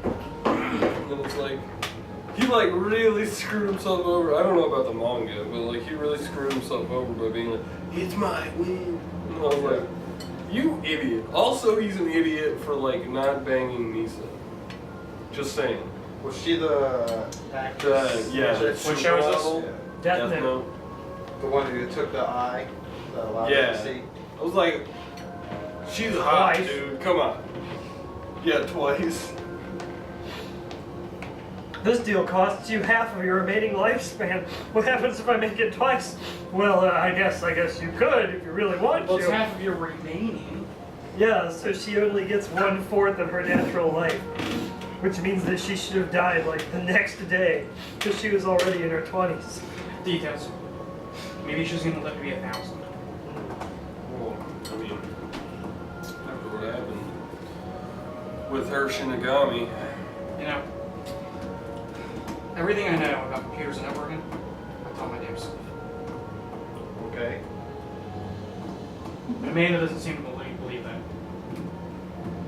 Well, yeah, it's that same like thing that the freaking freshmen suffered from, where it's like, when I was a sound designer, if something was messed up, I would do trial and error and figure out why it was wrong myself. Yeah. And then all these freshmen are like, hey, this isn't working. Like, what's wrong with it? I'm like, I don't know. They're like, what? Please you're a sound designer. I'm like, I mean, I'll figure it out, but I don't know. Yeah. It's like, just figure it out yourself. Do science. So, Yeah. where were we? I am enjoying the delicious vegetables that Strahd has on the spread. Strahd is sitting with us right now, offering his power. In control of the land, but only if they can best him, and he's within the zone of truth. What's this us? He's offering you two power. Yeah, he thinks Rain is weak and feeble. Oh, I didn't hear him Ow. saying that he wasn't offering it to you. Yeah, I never got that sentiment. I just got snubbed. I assumed it was because he didn't appreciate my little Strahd bit, based on the fact that he torched my arm and nearly killed me after he saw me. Oh, and the entire time you guys are eating, Malark, even though he doesn't have pupils, you can tell he's just like sitting there, mesmerized by Strahd. Why He's is he been, mesmerized he's by- been charged by Strahd multiple times. He thinks that Oh, I Strahd's thought the hero. his goal now was to kill Strahd by any means necessary. It was, but then he failed miserably on a charm check against Oh. Strahd. So, he hates him, but he loves him. He loves He's a him. yandere.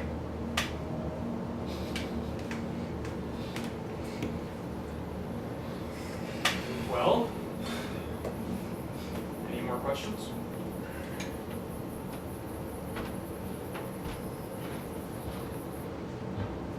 Not a question, but a statement, Strahd. If I find a way to release all of us from this place and free us from the Dark Tower's grip, you should come with us.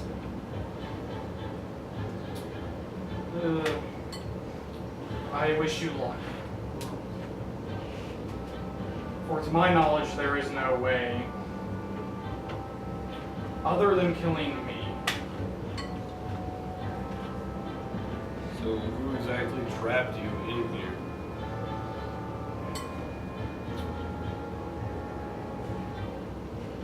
No single person. I'm sure at least you know of the shadow, though. I made a pact with a being from the shadow, though. Except the tower. I mean, it's not like a hail or trapped me here. Or Tyr.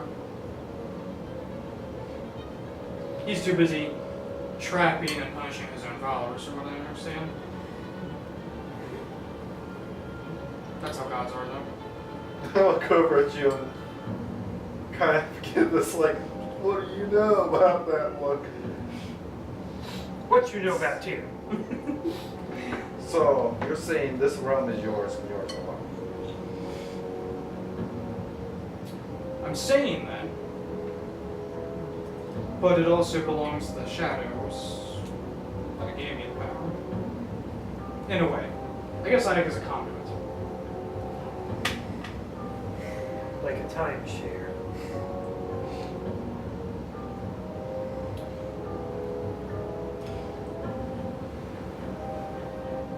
Well, I get up. No one else is saying anything for some time, and we're kind of just sitting there for a while, just looking at each other and Sipping eating. from his goblet. I finish what I'm doing and get up, grab my maul, strap it across my back, and say, I seek power to enact my vengeance, and if the only way I can get that power is by taking you out, consider yourself warned. He nods and he gives a toothy smile and you see us. And Barbarian seems like, yes, I like the sound of that. I look forward to it. I look to the two of you and nod my head and say, it was a pleasure meeting the both of you. You're turning in so early? Dessert hasn't even been served yet. There's something sweeter than that waiting for me. But you'd be rude to our host. I look to Strahd to see if he cares at all. I was going Because I to ask. basically just threatened him like I'm gonna kill you. Yeah, and he's like smiling at Yeah. it, like, bring it. Next thing he's like, well, Excuse me. I don't want to turn into what you've become. And I look to you to see if like you look over at me, like you think that that's what I'm. Yeah, that's exactly what I'm doing. Like, as you stood up and everything, I was like eyeing you the whole time. And like as you say that, if you look over at me, and you kind of have that like looking over at him, looking at me like you're the same as him, then I would probably stop and like shake my head and be like, "Aye, me too." We're judging you. You have already judged me since Well, I sat in the caravan. Because, like, also, my character was kind of like. The way you worded it was kind of weird, and my character didn't really understand, like, if you were accepting the power or if you were saying, like, fuck you, I'm gonna kill you. So, like. It's. I If feel that's like the way that I would take it like. And Like, my I'd be worried character in a kind of way sees that, it like, as, like, well. if I get power only by taking your head, then that's what I'm going to do. Because I need power to enact my own vengeance. And if you're saying that the only way I can get power is to take your head and give you your eternal rest, what you're seeking, then so be it. You know, I'll see you on the battlefield, sort of thing. So all that stuff I said in the carriage about me seeing a lot of Strahd see in you, you don't see it. He doesn't see it. I'm Damn stubborn doors. blindly seeking vengeance.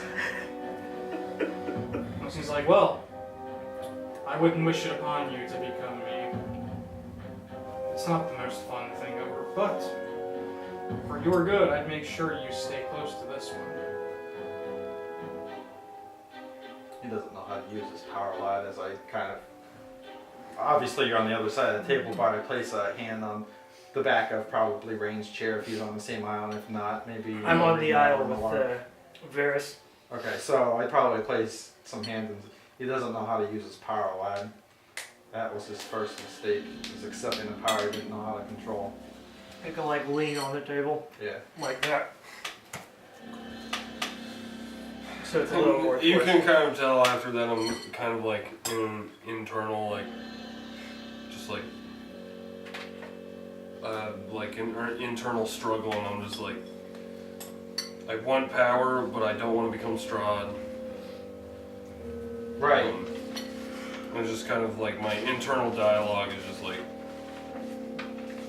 just going and going. You can kind of see that.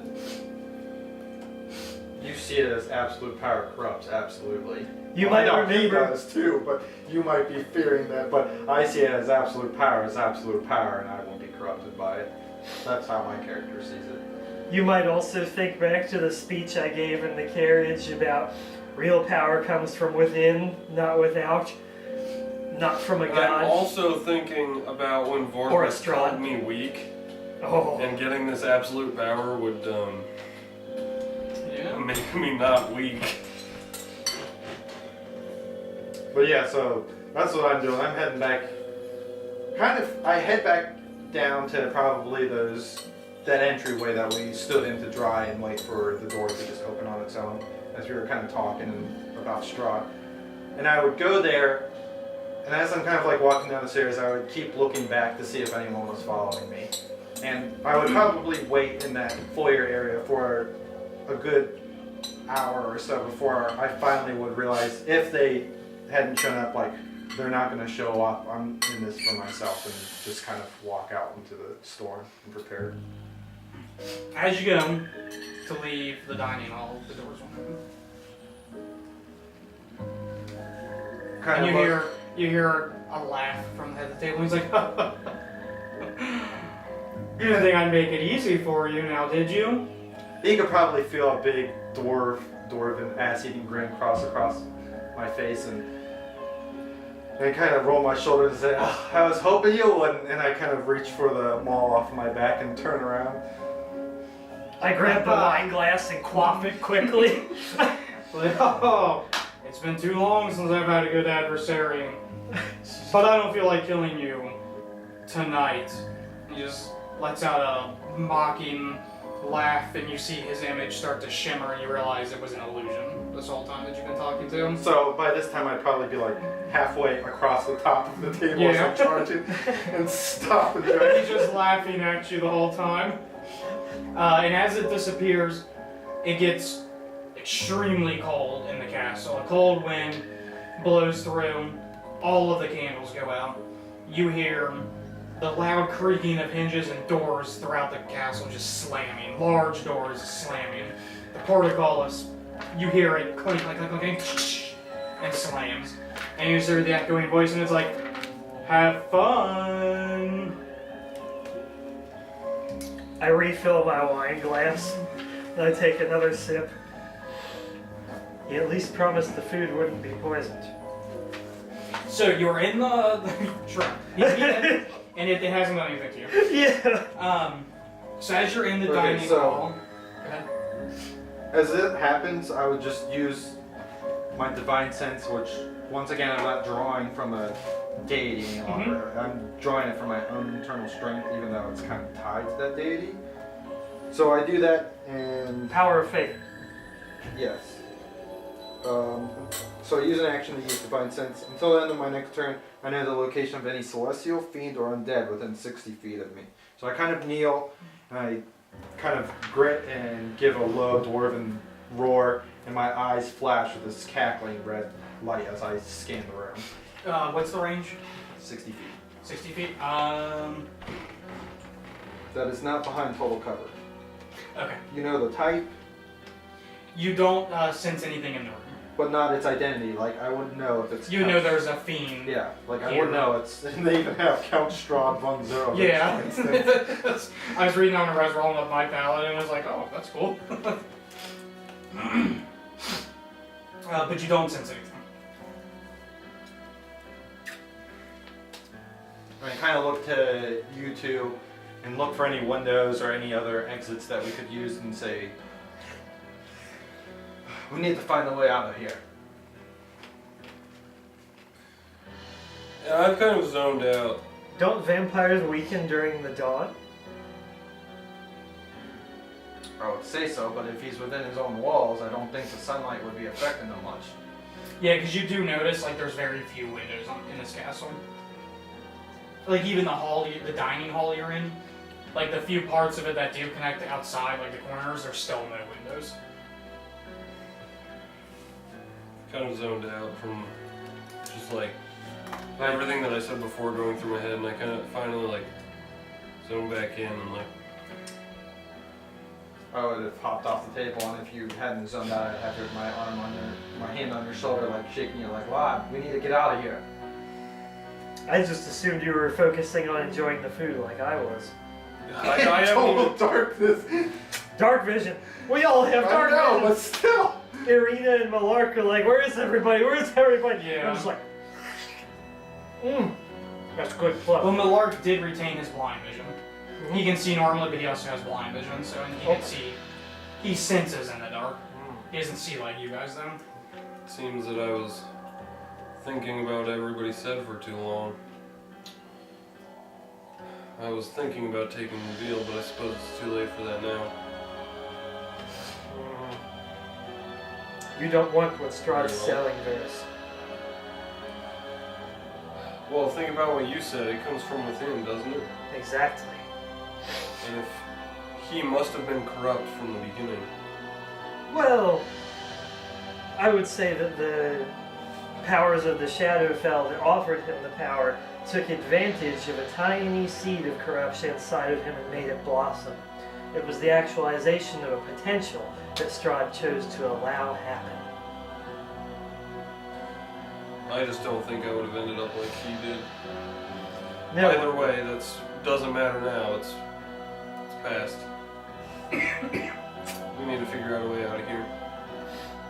And I look at you as I say that. I'm content to spend the night here. As you kind of look over at me, maybe with like your kind of the way that you said what you said, I would look in your eyes with my eyes flashing with the divine sense, but look at you and say, I don't see you getting as corrupt as him either, lad, but I agree, we need to get out of here. Strahd threatened us. I pour a third glass of Look wine. for any. It is delicious wine. What's the door made out of? That was Wood. wood. If I don't see any windows or anything, or see, if I see him still sitting at the table, just nonchalantly, well, if you ain't gonna help us get out of here, I'm I'm gonna eating bust a the lot hole through faster that than I wall." was before. Because before I was like, maybe the food's poison, I should take it slow. And then after you're like running across the table like the Kool-Aid man, I was like eating quickly because. Is this happening? Yeah, I go run to the door and start pounding on it with my maul. As he's doing that, I want to kind of look around for any maybe hidden passages or secret doors or anything like that. Go ahead and give me a That'd be investigation.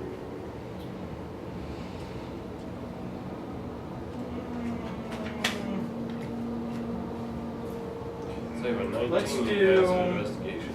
perception. Perception.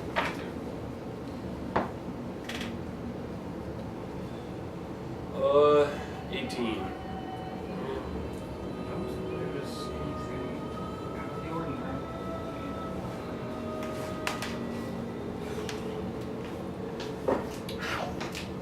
You Watch okay? out. Yeah, just jab my butt into the stairs. And there aren't any stairs in here or anything? The organ and the door. I take seeds from every fruit and vegetable that's on the table that I can. Because I can make a seed blossom, I just need a seed first. Say there's some strawberries. Trying to think of like fancy fruits. I just put them in my foraging pouch.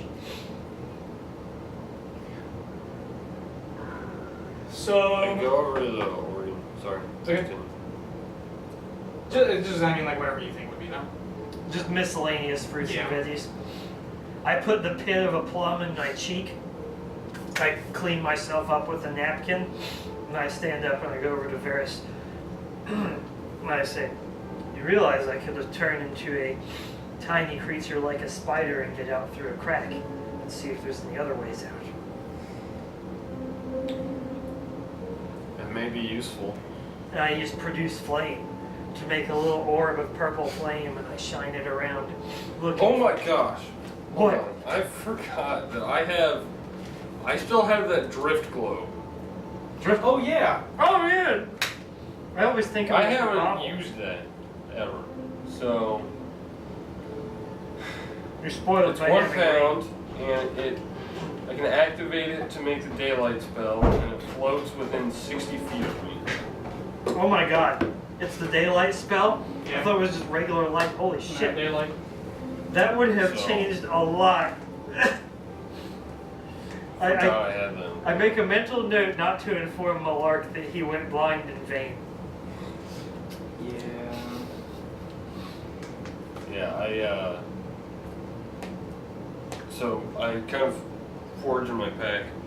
It's like, wow, I totally forgot I had this, and activate the drift globe if I can do that.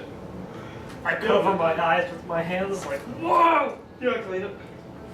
Does it like hurt my eyes as I? Yeah, because you guys are in like pretty much pitch black. So Okay, so then before I say, this might hurt a little bit, and then I activate it, and like, almost like vampire.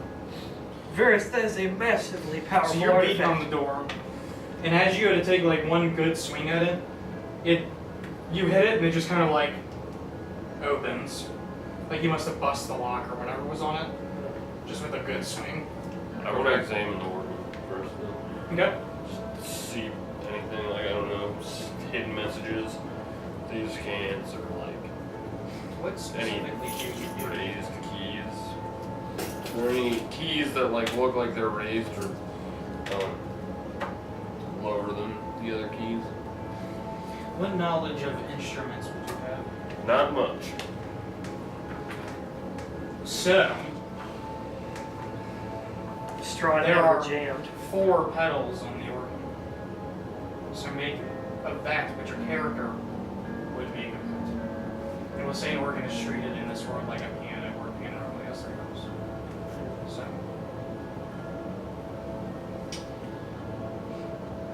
Say, guys, look at this. I don't know much about instruments, but this organ has 4 pedals, whereas in piano, which I know isn't the same instrument, has 3. Could this be some sort of secret passageway? think I should... My first instinct is to press all four of them. So, I as need he's, 2 more feet. as he's saying that, I hear that a lock has been broken on the door, or the door Yeah, the door swings actually open. like swings open. And I look back and I say, you think we should be delving further into the belly of the beast, lad? Well, it looks as though we got our way out right here. Yeah, you're right. What am I thinking? Well, this doesn't go outside. This just goes out in the dining hall. Right, but it led out the way that we had come in originally to the dining hall. The door that he opened. But I look back at you, like waiting, kind of like with my maul hammer and kind of breathing heavily, looking back at you. It's your call, lad. I leave because I think that if I do go to if we do go disturbing this, Strahd might not be happy about it. He locked us in here. Whatever we do with what's left is fair game. I still have a glass of wine in my free hand. That's true. In fact, what am I doing with the glass? I quaff the rest of the glass and I take the decanter. And with that like ringing in my head, The and big like, bottle. also thinking back to when I told you that I came here to try and scope the layout, Like the of pitcher if it tower, was fruit punch. I just go to press the pedals. As I see you go to reach for the pedals at the time, as that might lead us further, I head back towards the back of the room where Varys is and wait there with my hammer still scanning the room to see if there's anything coming in after us. So you're scanning the hallway you came from? Well, as I see him kind of like reach back and go towards the pedals, I realize he's going to delve deeper, and I'm staying with more people as to have a better advantage against whatever we may go up against. So I turn and run back to the back of the dining hall. Okay. But keep an eye on the rest of the dining hall to see if there's anything approaching. And I kind of look at you as you're coming back, and I say, you don't have to stay with us. You're under no obligation. I know. But at the same time, there's safety in numbers. It's true. And I go to step on the pedals. Okay. After stepping on him, you eventually hit one where you hear and the organ slides out towards you a little bit, about 2 feet. Jackpot. I say that under my breath. And then I go to examine like the back of the organ. Okay.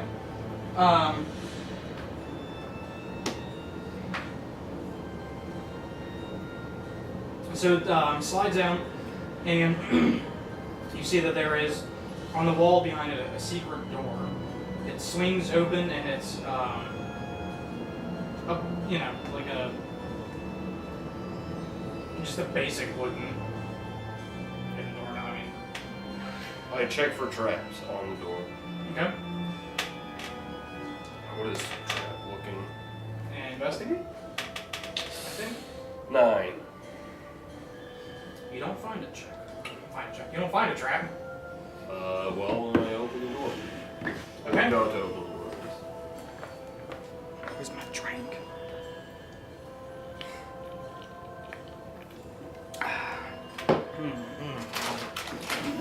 Yeah, chummy. Okay, so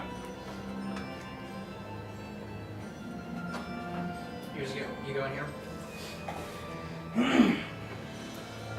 As you walk into this room, you notice that it's an archer's post. The castle courtyard is visible through the arrow slits in the north and west walls. Leaning against the walls are mirrors of various sizes. Some as small as human, and others small enough to fit in the backpack. 17 mirrors in all. Why do they need mirrors? I'm not sure. We're in an archer's tower. Archer's post, yeah. Okay. So they can look through the And slits. there's and mirrors shoot. in here. Yes, 17 in total. Some of which are small and some of which are like full length. Maybe they cover the slits in the wall with the mirrors to hide that they're here. Aye, but they ain't all the same size. Perhaps they shit. gathered whatever they could get. I take one of the smaller ones that would fit in a backpack. Okay. Do any of you know lore about vampires? I don't, but I think I know where this is going. I know very basic lore about vampires. One of the most basic things is they don't have a reflection when they hate Well, mirrors. yeah, I mean, So, And they hate what? mirrors. yeah. Mirrors? They hate Because it's like a constant reminder. So they get mirrors out. And But it's does also it look because like they were all just like thrown in here around, or They were like, sad. placed? like they're probably placed here. But like the big reason that a lot of vampires get mirrors out of their dwelling is if they have guests, then they never have to risk the guests being like, wait a second, I can't see, because they bear their fangs when they want. So they don't want to give away the fact of like, oh, I have no reflection. I'm a vampire. I plan to eat you tonight. So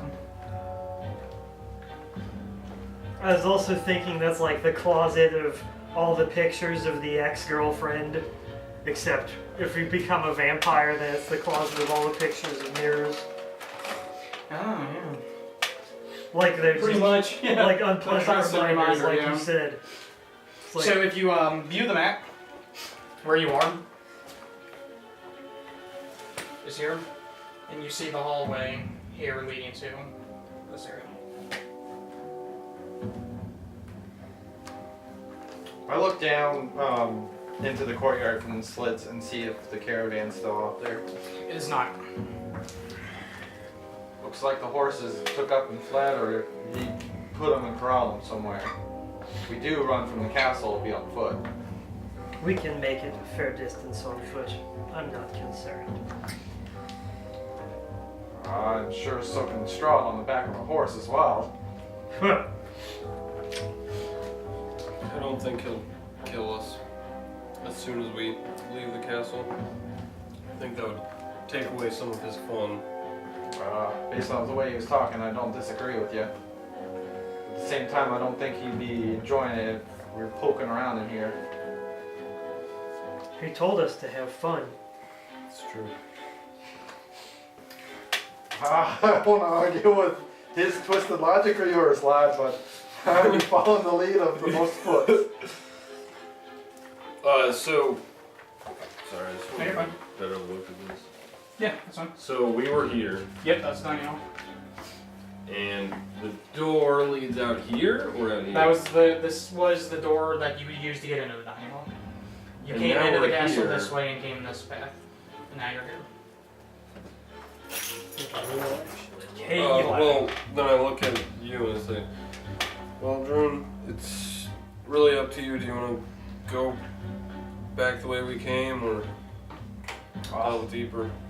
I'd be following like Saeed. I was having trouble seeing the glare, so. And I look at you, Rain, and I say, what do you feel would be best, Rain? I think we should explore the secret route and learn as much as we can about Ravenloft and perhaps steal some valuables. What? Thieving druid. What need of coin and gold does a druid have? He also has land. Yeah, I also own like most of Barovia now. Legally. You say to the druid that's carrying a full decanter of sweet wine in his hands as we leave the dining room. Because any resources we can get can be used against Strahd to break the curse of this place and free ourselves as well as everyone else trapped here.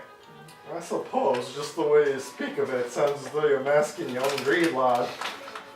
I take a sip directly from the decanter and it dribbles a little bit down my chin. Wipe it with my hand and lick my fingers. Say, nonsense. Nature's bounty is far more than any one creature can ever partake of in this 7. forest.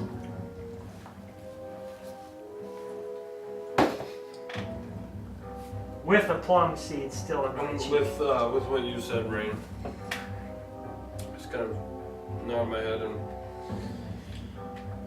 take one last look at you, and then go ahead into this little thing. This little thing. I'm gonna grab my malt fighter. I can tell you're like, God, you guys are idiots. Go ahead. Freaking leave.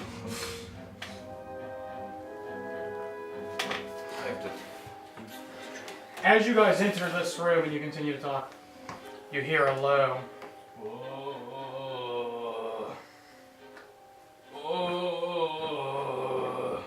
You all have dark vision, right? Yeah. You see a zombie, both of its legs ripped off, slowly pulling itself across the floor towards you. Stay where you are. Do I recognize it's a zombie? Yeah. Okay, I just walk up to it and go smash its head in with my maul. Okay, go ahead and just give me damage.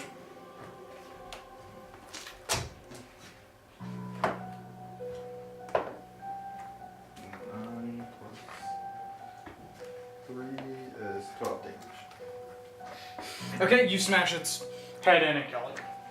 No! And I look back to you and said, "That was no man, lad. That's a zombie. Open your eyes." He could have told us how to get out of here. No one dead speaks well enough to make common tongue. We just had dinner with one. Ah, yeah, but he'd be a different type. Vampire is much different than a mind-rotted zombie. Oh, I can't keep track of all of these varieties of humans. It's too much. I use produce flame to cremate the corpse. I kind of like cover my nose. You're just gonna make it stink worse than it does, lad. We're stuck. Yeah, in that's a exactly what happens. Like, you area. burn it and it smells horrible. I waft some of the sweet wine from the decanter. Or no, I can use Druidcraft to do that. I create a harmless sensory effect, such as the smell of blooming spring flowers, which I imagine is tainted a little bit by the magic of A bit. Ravenloft. They smell rotten. Rotten They smell like blooming fish. Oh! Why? Curse you, Strahd! I can't even make sweet smells anymore with my magic. Ravenloft is truly a horrible place. Must leave at once. If you say that to me in character, I look at you. I was trying to do that earlier. You're the one who wants to search for gold and monetary value, Druid. I didn't realize how bad it was. Some things are sacred. Some things should never, ever be altered or perverted. One of those things being the way Druidcraft can create sweet smells. Why was this zombie in here anyway? Well, I don't know. As I begin to look around. Your guess is it's probably been just kind of crawling around the castle for a while. Is he wearing clothes or any noticeable markings? Nope. Sorry, so what happened? There was a zombie and you killed it? Yeah. And then he lit it ablaze, and he tried to make the smell of it less bad, and his magic didn't work. And now he's wanting to leave away from us. Yeah. Now it smells like burnt zombie and fish. I use Druidcraft to try and create the smell of fish. To what? To create the smell of fish. It smells like flowers. Yes! I've beaten you, Strahd! Reverse psychology, that! It smells like worse fish. It Oh, smells like rotten fish. curse you, Strahd! But at Curse least you, now, Strahd. Curse of Strahd. Oh my god! Wait, do you watch Game of Thrones? I haven't watched it. I'm still a season behind. Nobody else does, right? I'm still. Yeah, how Somebody many knows seasons about are there? Hold the Door. Oh, I know about it, oh door. but just from the internet. Hold the door! You're gonna start spouting off spoilers so I can leave. Okay, what do you guys do? Are there any What valuables do we in see? this room? Just the mirrors. Oh, the zombie was in this archer's tower with us? It wasn't in it, it like crawled in from the adjoining hallway. Okay. We Okay, so continue what's to the inside adjoining- the adjoining hallway? As you walk into the adjoining hallway, which is simply a long, narrow corridor filled with cobwebs. obscuring sight beyond a few feet. I kind of look at you too. I look to you. Ye lit that body ablaze. I'd light some of these cobwebs ablaze. We plan on trudging deeper into this place. I throw my produced flame into the cobwebs. Everybody lights on fire. Why did I do that? Ah! No, you burn them out. No, I mean, I realized I could have. Ravenloft turns, like, catches on fire and you burn the whole mansion down. It goes up in a mushroom cloud. You win.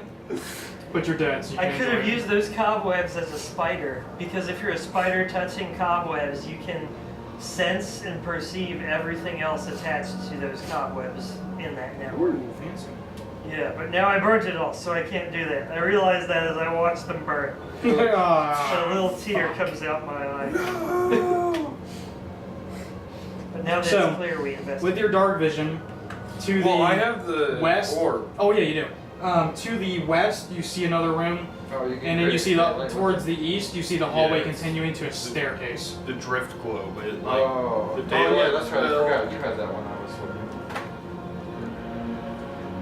The stairs? I totally forgot I had it until just now. One way are stairs, and one way is another room. Stairs going up or down? Up. Let's check the other room before we go up. It could be a Agreed. supply closet. Okay. You guys. Basically just kind of as we're waiting and whatnot, I'm kind of just cautiously looking around, always looking over my shoulder. You guys progress to the other room.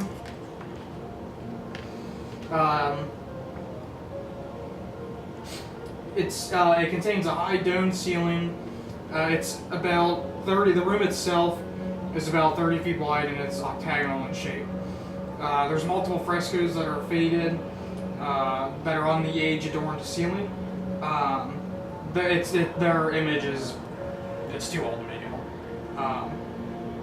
There are in this room also tall slits for arrows. So this is assumedly another archer's post. So nothing really of interest. Not that I'm telling you. Now, how large are these slits? Like someone could crawl through them if they No. wanted to? Okay. No. This castle. They're like not They even serve 6 an inches actual wide. purpose as an archer. Yeah, exactly. Like an archer would keep the tip of their arrow pointed out, and that's it. This castle.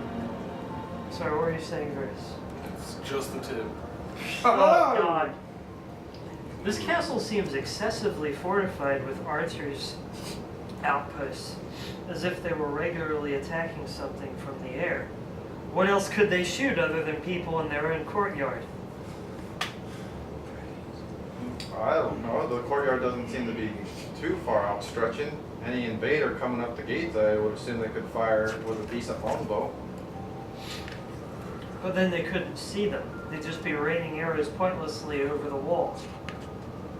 Hitting And they face anyone down over who's the coming courtyard. up. They face down over the courtyard. Right, the courtyard, which is inside of the walls. I don't get what the point of that is. If you got someone breaching your castle line, you don't want them coming in any further. I would say using some bows up here and shoot them down would be pretty effective. So these are secondary defenses, only if someone gets through the outer walls. Would make sense. Strange. It will be something good to keep in mind if we end up having a storm in the castle. And as they're like talking about why this is good or why it's bad, I'm like, you said there are paintings? Or what did you say? On the ceiling, but they're too faded to make out. Okay. I look for any like false floorboards or anything. Like Okay, good. Maybe an investigate check. And the ceiling is 30 feet high, so I can't reach it. God damn. 7. You do not find anything.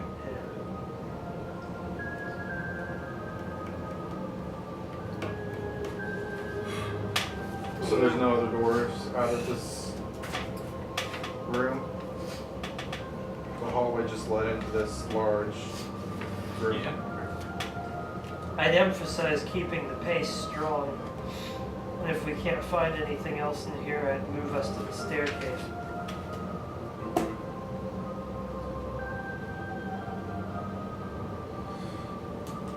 Yeah, doesn't look like there's anything of interest in here, so let's press onwards towards the stairs. Towards the stairs.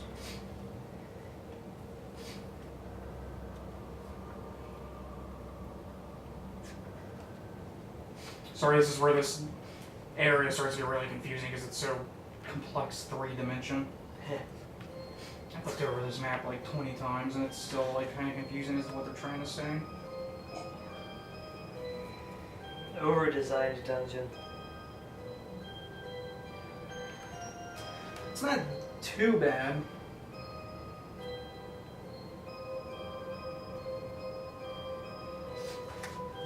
Yeah, for just we were talking about this earlier for passive checks. If you have advantage on the check, you add 5. Oh, is it actually in And there? if you have disadvantage, you subtract 5. Okay, so I misspoke.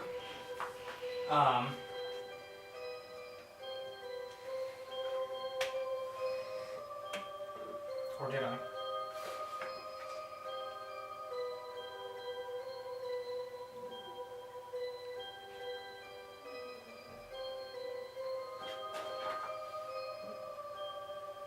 That's good. That makes no sense. Ah, okay. I see what they do. Now it makes sense. So, these stairs actually go up and down. So you guys can pick if you go up or down. It's easier to climb down than to climb up out. So you kept throwing me off, because if you look at the map, they use the same numberings for certain areas because they're actually just the same thing stacked on top of one another. So I was like, what's the difference here? Now I see. So you guys, hang on, one through. You guys are here, and you can take the stairs up to here, or down to here. Strahd's probably lurking in Up the basement. 40 feet to map 5, down 50 feet to map. We go up an additional 40 feet, or we go up to a height of 40 feet? Up an additional. Okay.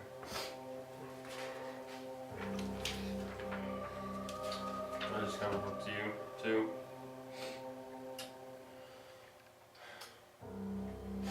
You guys. Yeah, so it's actually like Better. go up to here or go down to here. Strahd's probably lurking in the You depths. said you wanted a scope of the land. Unless you got some flying apparatus or griffin to be riding in on, he says, I doubt we'd be coming in through the roof. Now don't forget that in your fortune she told you where Strahd would be waiting for you. Down below in the something or other of bones. I've got it written down. I even drew the layout of the cards.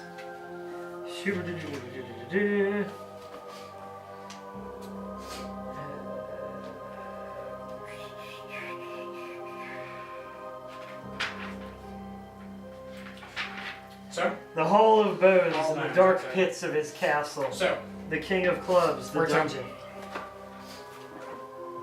Unless you believe he's hiding something of a weakness up there, I suggest we go down. you damn doors. I'd say we go up. Why is that? Easier to escape. You I can would only build climb so it up high. further, it'd be easier to escape. I only got me a 50-foot rope on my back, Bob. I can get us down. I can produce an infinite amount of, well, depending on how much I've eaten. But fortunately, I had the foresight to eat enough to produce webbing to get us all down from the castle. How in the name of the gods are you gonna do that? Well, you see, a spider can produce webbing that it kind of has to squeeze out. And it's obviously limited by whatever fluids it has in its body at the time. I'm looking at you to see if he's making any sense. Strahd standing behind you like, just leave my domain. Well, you've seen him before. He's a shapeshifter. Alright, but unless you And he are goes you on able these to tangents. transform into a giant spider? Any I ain't beast going I've seen- down some 100-foot castle wall on a tiny strand of a tiny spider. Yes. Any beast I've seen I can transform into with my wild shape, including a giant spider. I look to you. It's up to you.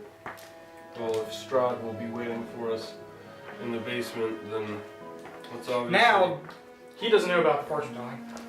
Yeah. So, you guys are talking about Strahd waiting for you in the basement, and so Yeah, I'm not looking at you when I say that. I look at Rain and say, well, if he's going to be waiting for us in the basement, I figure that's where we'll have to investigate more. I don't think we're ready to face him yet.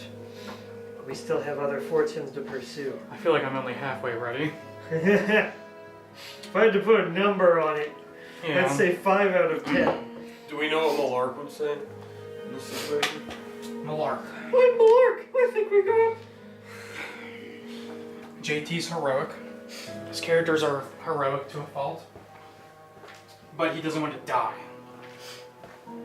He would say to go up. So you're strong enough to fight Strahd. But he's charmed by Strahd, so he says to go down. Stay on the same level. It's been equalized. Okay, so where do you what way? I start to head down. Shit. Well, unless you, like, stop me.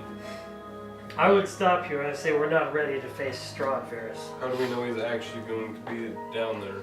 Well, because that's what the fortune said specifically, and I quote, down in the depths. Why do we know he's going to Wait be a there second. now? Fortune, what are you spouting off about? My apologies. We visited a woman who... It may not be best to speak of this here. It's It true. would put her in danger.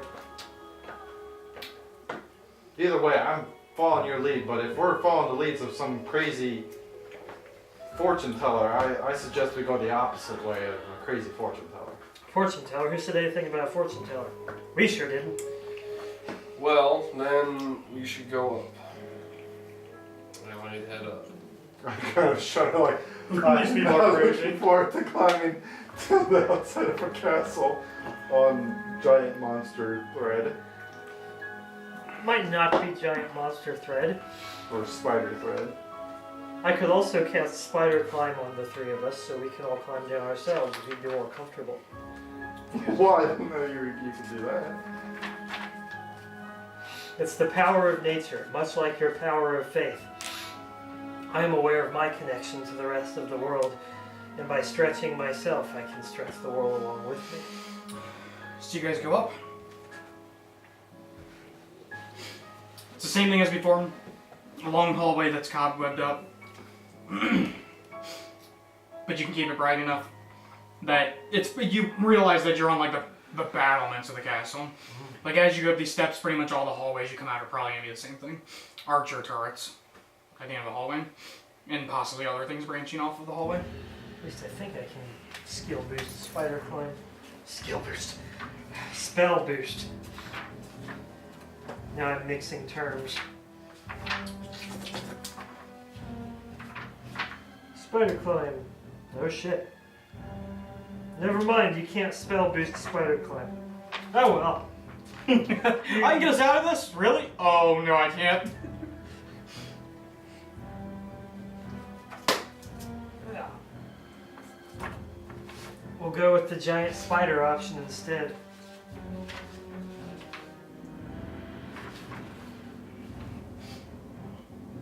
Where are you guys going? And as you come out, the stairs do continue to go up. I burn the cobwebs away with my produced flame. Looks like there's only archer towers, and if I had to take a guess, I'd say that that's only going to continue the further up we go.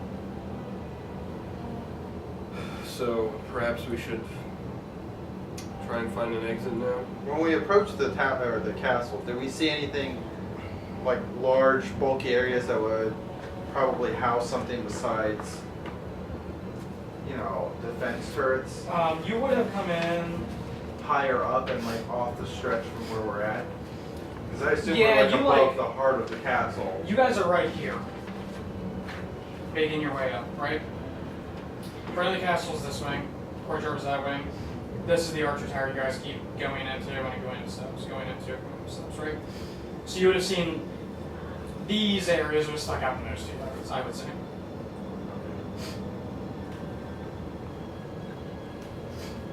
And it goes up to 360 feet, so whether or not your door was happy with that. And so yeah, I suggest we go back down and try and find an exit. So unless We you can always check going out the same door we came in. If you're ready to leave, that is. I've seen all I need to see. Fair enough. We can go back and leave the same way we came in. Let's head down the stairs. Okay, you guys eventually make your way back to the dining hall. You then head into the Great Hall, which, as you remember, had the large columns with the gargoyles. Oh yeah. That. Whoops. And as you walk in, four of the gargoyles come swooping down, silently from above. What are you guys doing? Well, if they come in silently, I'm just walking towards the door. Well, they're You there. see it. Like you're aware of them now. Oh. Like they swoop in silently, and you see them coming towards you now. Oh, okay. Like they're not stealthily approaching you. They're coming right at you. Like, try to get out of the way, I guess. I hold my shield up and I put my hand out and I say, "Hold there, gargoyles. We've finished dining with your master and we're ready to go home." I'm swinging my maul down on the one flying towards me. Okay, go ahead and make an attack. Well, they're made of stone. They'll be okay. I hope. They are not stone. 3. Downloaded my pencil.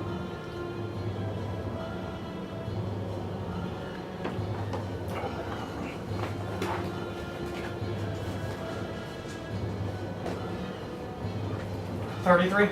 Yeah, 23, you hit. Armor class is 15. Yeah, I just try to get out of the way of whatever one's swooping at me that's closest, and then So I bring, my bow off my back and shoot at it. yeah, I bring my maul down on this thing, trying to crush its stony head, and do 14 points of Type. bludgeoning.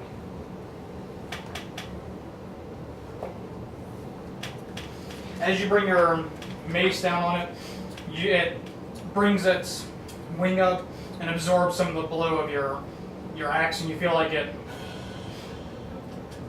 quite heavily resisted your attack. This stone gargoyle resisted. They're not stone. Oh, okay. You realize that, like, you as a paladin probably know that a gargoyle. So what people think of as a gargoyle statue is different than the gargoyle thing. Right. A gargoyle is something that when it's motionless, it can stay perfectly still. And its skin is such a way that you would think it's a statue. Okay. You said AC is 15? Yes, AC is 15. Has it technically acted yet? No, they have not. Sneak attack. Stab in its eyes. I was shooting at it. Oh, shoot it at us.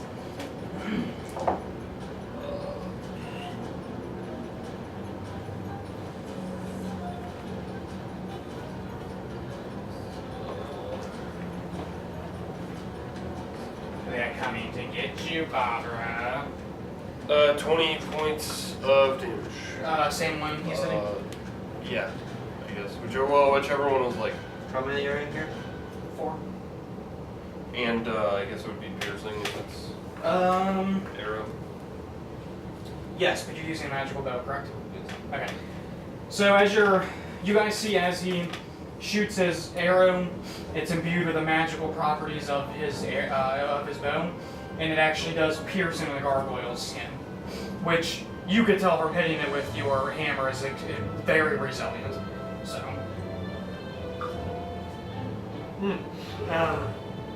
I use Produce Flame and throw my fireball at the same one that Varys is attacking with his bow. Okay. Wow, 19 on the face. That's a hit. Yep. 2d8 fire damage if I can find my d8s. There's one, there's two. 3 fire damage. The dice hate me. They hate me. The fire hits a gargoyle and it just keeps going. The gargoyle comes bearing down on the closest person of Suvian, which is which character's name? Me? Durin. Druin. Druin, sorry. Durin's Day. Druin's Day. Like a druid It Durin. misses you. Drunk, like drunk, except Or drunk. It goes. Okay. So It comes drunk. at you and it goes to claw at you. You wear plate or chainmail. And it deflects off your chainmail and then it goes to bite at you. What was your AC? 13.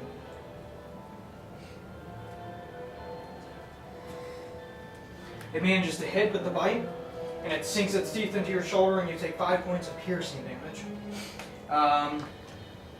One of the remaining 3 goes to swoop in after you, Chris, and misses. The next one goes to swoop in after Mitchell, and misses. And then the final one goes after you, Chris. 6 It misses. So back to you guys. Attack together, Varys. Produce flame! Oh, I stowed the decanter of wine in my pack before I produced flame. I forgot I had it. Yeah, I just lock eyes, set my eyes on the one that I've 20. already That's it. shot once. And go shoot it again. 8 fire damage. So 15. And this one is bleeding, by the way, so. Is it within 5 feet of an ally? Yes, this is the one that's currently attacking him. So. So I get my sneak attack.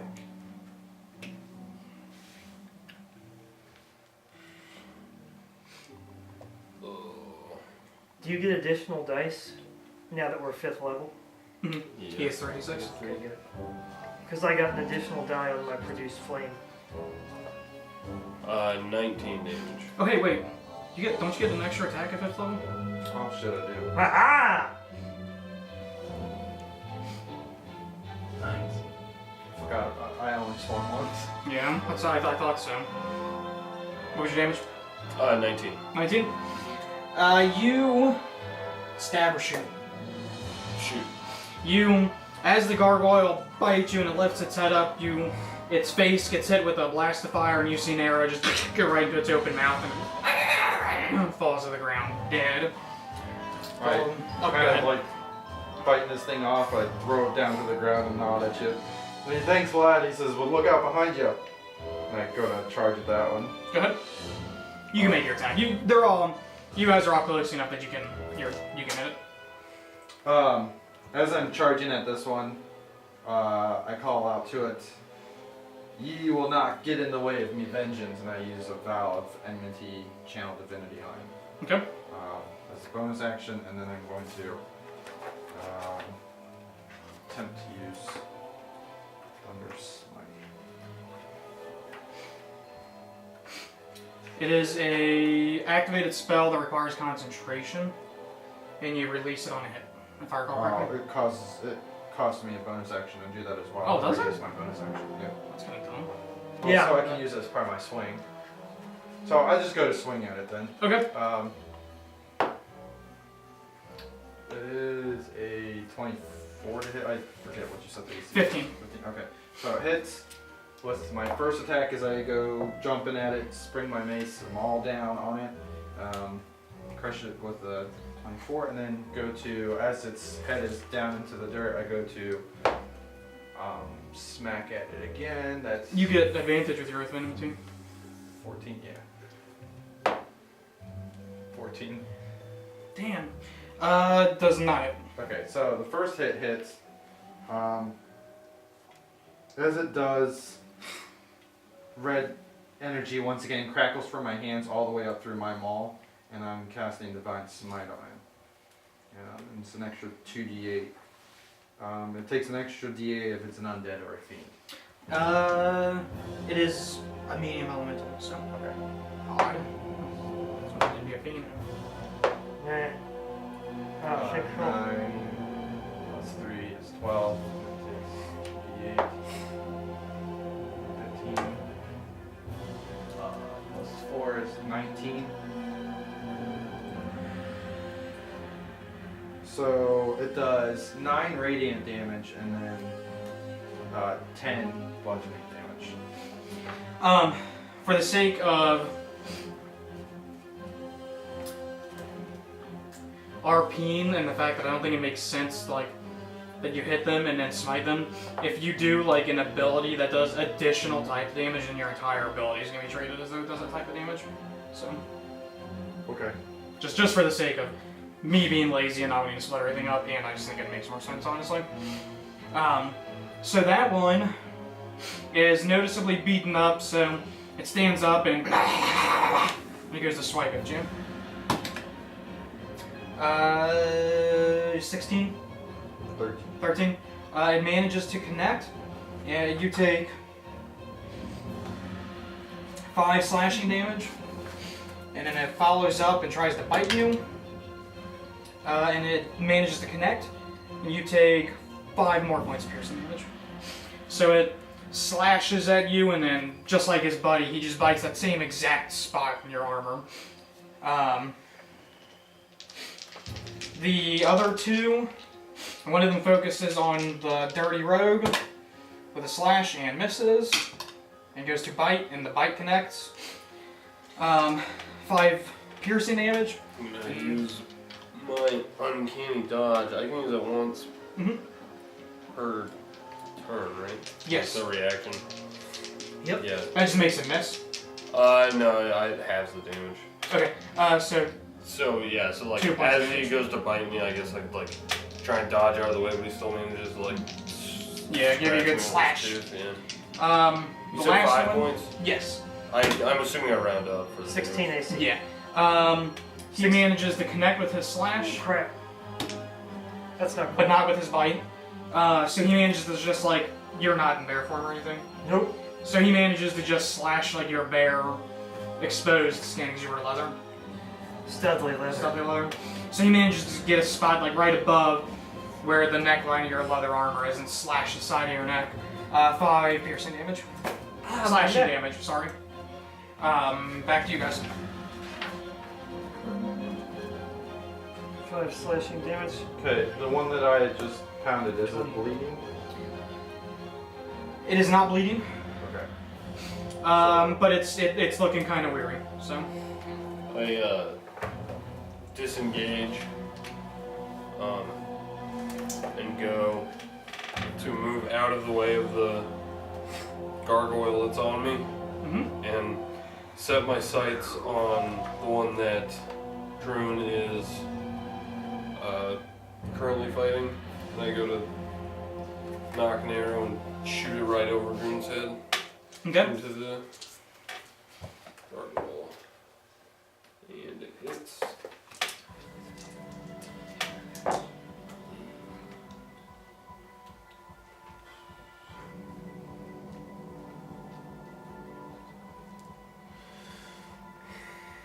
I can't do math, oh my gosh. 23 damage. It begins to bleed and it's like barely standing in front of you. 16 is AC, right? Yeah, 15. 16 is mine. Okay, so the one in front of me, I smack with my maul. I don't know if you were attacking that one much. But anyway, the one in front of me, I smack. And as I first hit it, this bellowing roar comes from my chest, and I yell out, Reveal, mirror stones bellowing, smash, and I use thunder and smite on it. So within 300 feet of me, my hammer, as it collides with this gargoyle, just booms with thunder. And it takes 2d6 extra thunder damage and it's pushed back 10 feet. Hopefully the castle thinks that's just the lightning striking. I don't care if Strahd hears me. I'm not smiting, but listen.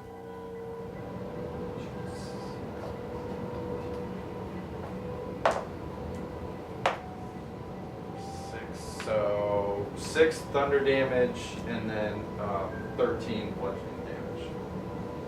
And he's also knocked back 10 feet. Oh, sorry, yes, he must succeed a strength saving throw or be pushed 10 feet. Okay. So you go to charge up your swing, and like right as you hit him, there's a big boom of thunder outside, and you hear thunder echoes inside. So it's like the storm is coming to the castle, and you just see like it coughs up its nasty ichor blood, and it just goes flying across the room dead as you've caved its chest in. It almost looks like I might err a bit. Right? I pull my club out from my belt Like I and I shot cast it right Shillelagh before on you it. did this. I Oh, you say, did? "Be purified, creature!" And I smack it with my magical Shillelagh. Okay, That's a 20. you got it. Or wait, 23 actually with the D8 damage plus 3. 8 damage, magical weapon damage. It's weird that Shillelagh doesn't get a damage die boost, but the other cantrips do. Probably because the big pool of Shillelagh is being able to bypass resistances. Yeah, probably. So, okay, so the gargoyles act, seeing 2 of their comrades fall. They get angrier and bear down on those closest. There's one already engaged with Rain. Calm down. The dowry is not very good. It goes to slash and misses. He goes to bite and connects. And you take 5 points of piercing damage, slashing damage. Reverse those. That's supposed to be bite and claw. The other one charges at the bearded child. He manages to hit with his bite, A running thing. and he misses horribly with his claw. So you take 5 points of piercing damage as he comes at you, and he bites right into that same spot of your chest, and he's like so frenzied he just like smacks the ground. Back to you guys. All right. I look at Rain and see that he's I'm not bleeding. I'm in great shape. fine, so I just go to focus on again, the gargoyle that Druin is fighting. And yeah, I go to shoot over Druin's head. And miss. Okay. Hold on, the one that you're going to attack, I'm actually going to try and kind of grab my maul around it and help him so that he gets advantage on his attack against the gargoyle as my action. Okay. So that's what I'm doing. So you're gonna roll another d20. I always forget that ability that exists, that you can actually assist other players. I also whipped with it, so. Ouch. Okay. So yeah, I guess as you do that, it kind of throws me off and like puts me off my aim because I'm not used to people helping me. And You damn bearded child. I Rain. shoot over his shoulder. I give him another Shillelagh swing because I just realized that Shillelagh ends if I let go of it. Or you know what? Shit. Okay, Shillelagh swing. Adios, mío. That's a reroll if it's not on the tick. Plus 6. Go. It's 16 exactly. Nice. D8 magical damage. 8 again. That's exactly what I rolled last time. I said be purified. Do not let your anger control you. This is The Strahd's power of influence. rain. The power of rain compels you. As you guys are fisticuffing these gargoyles, you hear shifting from above, and you remember specifically that there were 8 gargoyles in this room, Oh, and suddenly 4 more gargoyles join the fray. this is not good.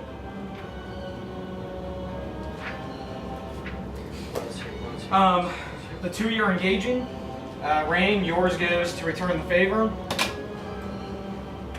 16. And it misses. Both times. The one that you two are battling with goes to smack behind him to get you. And he has disadvantage because you're grappling, right? I'm not grappling. I was just helping. Oh, okay. He misses with his bite and his claw. One of the new entrants comes swooping down at you, Rain. Bite, claw. The claw hits. The bite does not. So you take 5 points of piercing damage.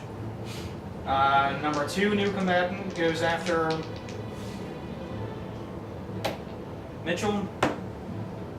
He misses with his bite. He manages to connect with his slash and take 5 points of damage. I go ahead and again try and just dash to the side and Okay. again he hits me. The 3rd new combatant goes after the bearded child. He goes to slash and bite at you. Slash, bite. Bite misses, slash connects. So he charges at you and gets a open spot on your neck. You take 5 points of slashing damage. And then the 4th one, Okay, as he does that, you see me kind of kneel down and there's a big old gash. I'm starting to bleed. goes after Rain. Slash, hits, bite hits. Oh wow. Same exact roll for each. Okay. You take 10 points of slashing and piercing damage. Now I'm Sorry, breathing. 5 of one, 5 of the other, sorry. Back to you guys. Okay. If I see rain start to Blood gush.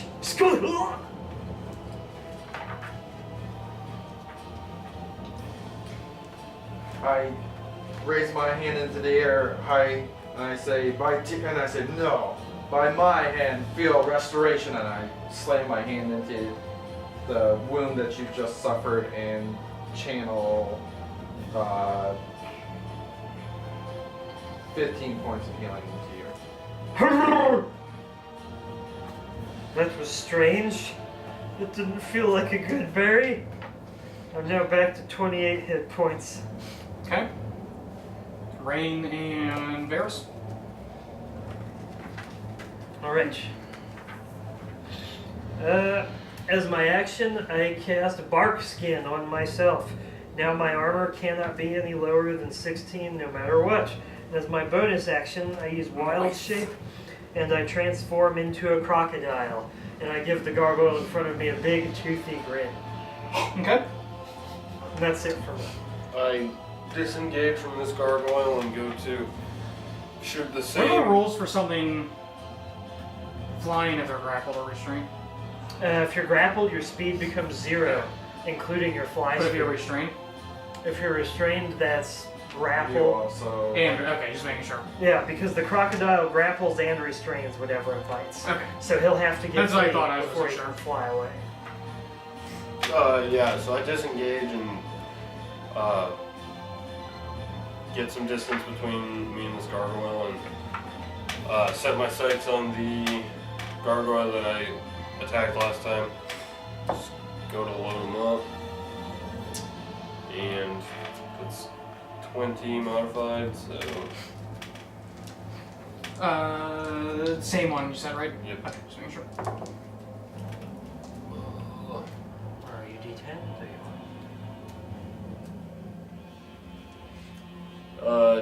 20 damage. Piercing. Magical. Whatever. Begins to bleed. You win, right? Mhm. Okay, yeah, you turn into a crocodile. are. And I cast Bark Skin on myself. Okay. Very important. The 3 of the new gargoyles let out like a horrible screech and start to like act like really ferocious, pointing at him, not knowing like what in the hell this thing is, and they all start to gangbang you. I give a bigger smile, like maybe they don't like the new look. You take 15 points of piercing damage from a bite. Even with 16 They got armor a critical class? hit. Jesus Christ. Okay, so 15 points of piercing damage, you said. I have. But the slash misses. Okay. I I am left with 4 hit points as a crocodile. The next one comes swooping in and goes to slash at you. Are you serious? Another crit? Yeah. Okay. How much am I looking at for this one? Same. Well, hang on. Let me see if I lose bark skin from the first bite. DC 10 because half of 15 is still 7. Ah. What is that? A 6 plus my con is 1. Fuck me. I lose bark skin. Language advisor. And then he goes to slash at you. 15 AC? 16. Well, now it's down to 12 because I lost bark skin. He manages to scratch at you and you take 5 points of piercing damage. Great way to spend a spell slot. And then the third one... The scales rip apart wait, and are you changed back. You're not a crocodile anymore? Nope. Okay, as the third one like, goes to attack you, it just stands there, and it looks back up at the most heavily armored person and goes for the bearded child again.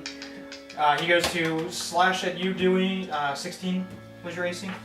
13. He manages to scratch you, claw you, but he cannot bite you, so you take 5 points of piercing damage.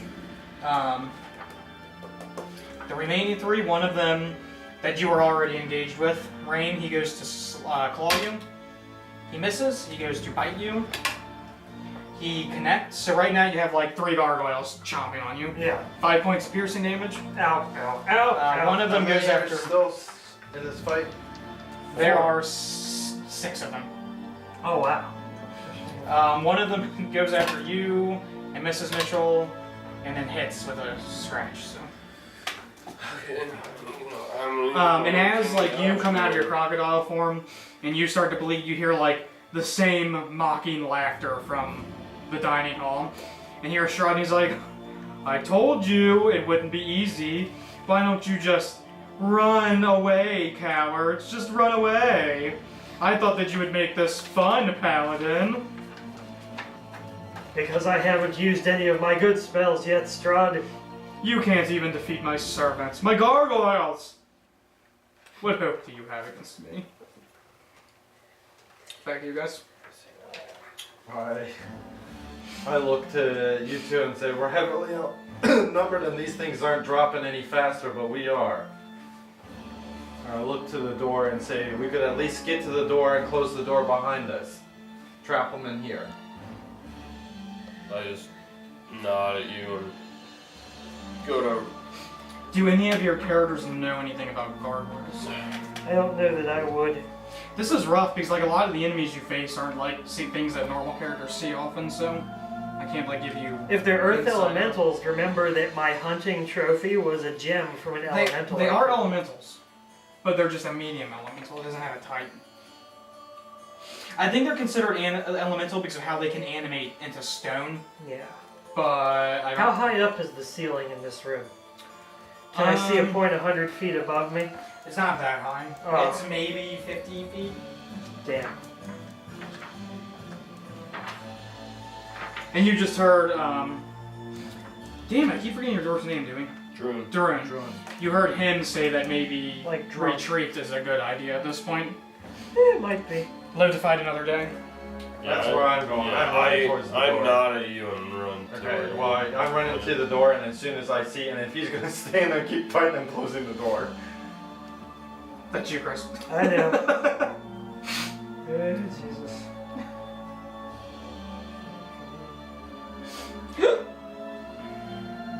Yeah, alright, let's run. Live to fight another day. Yeah, so I disengage and start running towards the large doors, and as soon as I clear them, make sure that they make it out, and then go to close the doors. I disengage as my action, and then my bonus action, I dash. Ha ha! He gets there before you. He closes the doors. Yeah, and then I close the doors on them. Have fun! I disengage Oh and god, I'm run. turning into Strahd. Okay. So you guys get to the doors. The gargoyles give chase, but you guys are pretty fleet of foot. Even you are pretty fleet. As you get to the door, they actually just stop, and you see them flying back up. Like you don't even have to slam the doors, and they stop. At this point, I'm kind of panting, looking at the two of you still bleeding from the wound that they had torn through my armor, and say, we need to get out of here. Let me at least heal you first. I cast Good Berry. I wave my hand, and I produce 10 berries in the palm of my hand. Is that a cantrip? It's a level It's a 1. level 1 spell. But I can recover spell slots during short rests, so it's easiest to get Good Berry back out of any spell that I use. Let's see here. I give 5 to Drun and 5 to Varys. Quaffing. I look at you and I say, so you need these more than I do, and I give you mine. I keep making more. I appreciate it, lad. And as I eat the 10 berries, the wound stops bleeding terribly, and I kind of look at it and say, I think it'll do until we can get to somewhere where I can patch it up. You should heal yourselves completely with my berries. I can restore this power. You keep conjuring up berries there, Druid. I'm going to look for a mount out of here. I Alright. start looking around to see if there's horses or perhaps a stable somewhere that we could procure horses. You don't see anything. Wait, are we like outside now? I'm assuming, right? I figured, You yeah. got to the we went out courtyard? yeah. Okay. So you come out to the I wasn't courtyard. sure if we like ran back in. I think that's, yeah, I vaguely recall that's where we were. We were like in that stone entry hallway that was beyond those first 2 doors. And Yeah. I think we're actually outside. If there's no horses or anything, then I start running out of the castle walls through the portcullis. Okay.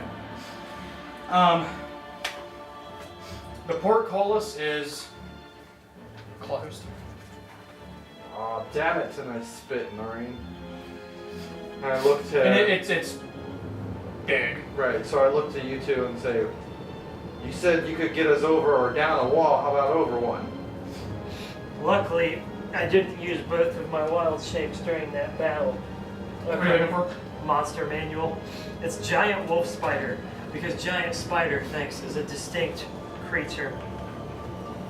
A, B, C, D, E, F, G. Here we go. There you are. Giant wolf spider. Oh, it's only a medium beast. Well, I guess by comparison, a spider is giant. Yeah. I guess that's what they're going for. Oh, that's not that big. It's as big as like a small horse. Yeah. That's not that big.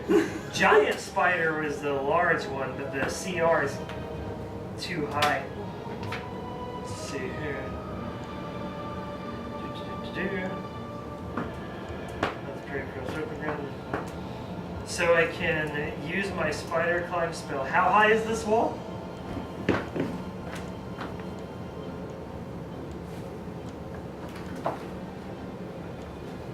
That's a very good question, Chris.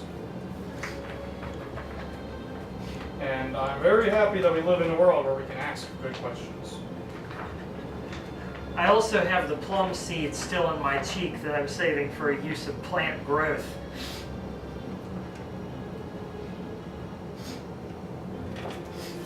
It is.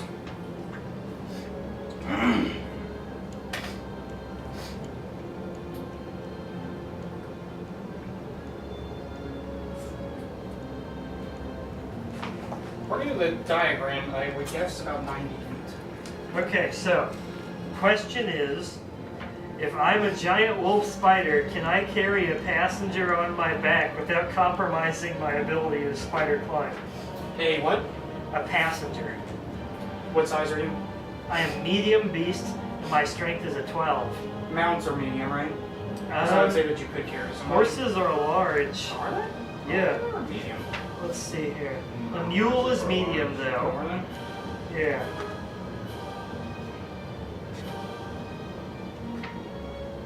A panther is medium. A pony is medium. Yeah, we'll say it's 90 to 100 feet. Alright, so since Varys has already mounted me before, I recommend that you use my magic to scale the wall, Drun, and I can carry Varys on my back as a giant wolf spider. What magic are you going to bestow upon me? It's a spell called Spider Climb. It'll let you walk up a sheer wall without using your hands. I look to you. As long as you're comfortable with it, we can also tie. Doesn't look to be more than 100 feet or so. We could tie 2 of our ropes together as long as you got 50 feet of it. Have him carry it up to the top and knot it up there somewhere. We could just climb a rope. But if you're okay sitting on the back of whatever he's planning on changing into, I'm positive we're going to be attacked on our way up there. I would be willing to bet gold on it. I look back to, well, whatever. Let's quit debating. What's the plan, Varys? You riding or Let's you go not? with Rain's plan. Alright, so I cast Spider Climb on you. It will require me to touch you, Drone. Is that acceptable? Let's not waste any more time.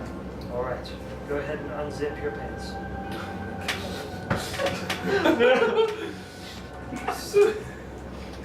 Well, if you say so. I had to do it. Now turn your head and cough. No, and the magic will take effect. I place my hands on your shoulders and run them out through your arms, and I say, Spider Climb. Cling to the walls with ease. I feel my fingers and I say, I don't know about this, and I start smacking my hands and realizing that my hands now cling to walls like a spider's legs. And your feet. And your every other part of your body. You just You can roll up the wall. You can roll up the Jumping wall. into a Velcro wall. Yeah. The spell specifically says that you don't have to dedicate your hands. So that's what I do. I start to climb up and use my knees and start climbing up the wall. And look to the 2 of you and say, I'll see you up on the other side, I suppose. And start scaling up and through the rain. All right, and then I'm gonna photograph. Ooh, a So rhinoceros. like SpongeBob and just like flop. Like So you scale the wall? Yeah. Do you cast it on you? I can only cast it on He's one doing person. charity. So okay. Varys, I also didn't want to offend Drun by saying that elves are much lighter than heavily armored dwarves. But I'm not really that heavily armored. I don't have a chain. dwarves Chainmail. clear like 200 pounds usually. Well, no, I'm just saying I'm not in like full plate or anything. I just have a chainmail on. So it takes you a couple minutes with the rain and everything, and this is being your first time using Spider Climb, I'm guessing, to get over the wall, but you do get over, and now you're on the other side of the portcullis. Okay. I look to see if well, obviously there's not going to be one on this side of the wall, so I assume they're probably not over there by this point. He's probably shapeshifting and climbing the wall. I shapeshift into a giant wolf spider, and I climb a little ways up and wait for Varys to like grab me by the abdomen or whatever.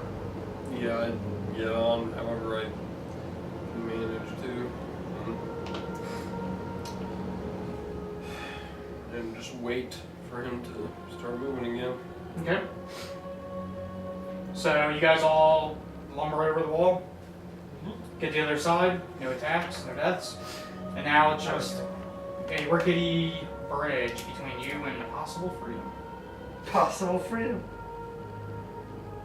A bridge that is 20 feet long, I believe. 25. Nothing good happens on bridges. Ain't that the truth? I don't pay the ominous bridge any mind and start to cross it. Okay. Kind of getting shakes as I see a giant spider carrying Varys and just Make me a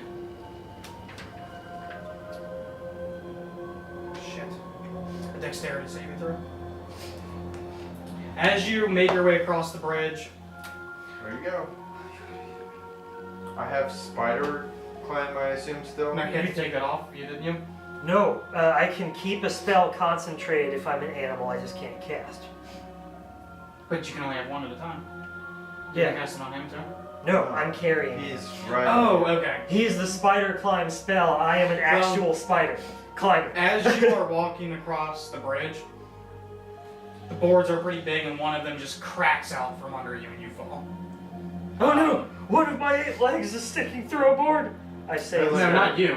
Yeah. Oh, him. As I go to fall, And by the way, they're very specific about creature. So no matter what you are, you're fucked if this happens. Oh god. But if someone were to Yeah, reach if I out, see him, yeah. I was gonna say before you even mention anything, like if I see him start to like cross the bridge, I'm gonna like book it to try and get to him just in case something does happen. So Okay. So you're not on his back. after I get off, Okay. after we get off the wall, I'm gonna So get you have off. advantage on your save. You just know that I'm not going to change back because I don't like wasting wild shape. You go ahead and make me a dexterity save as well.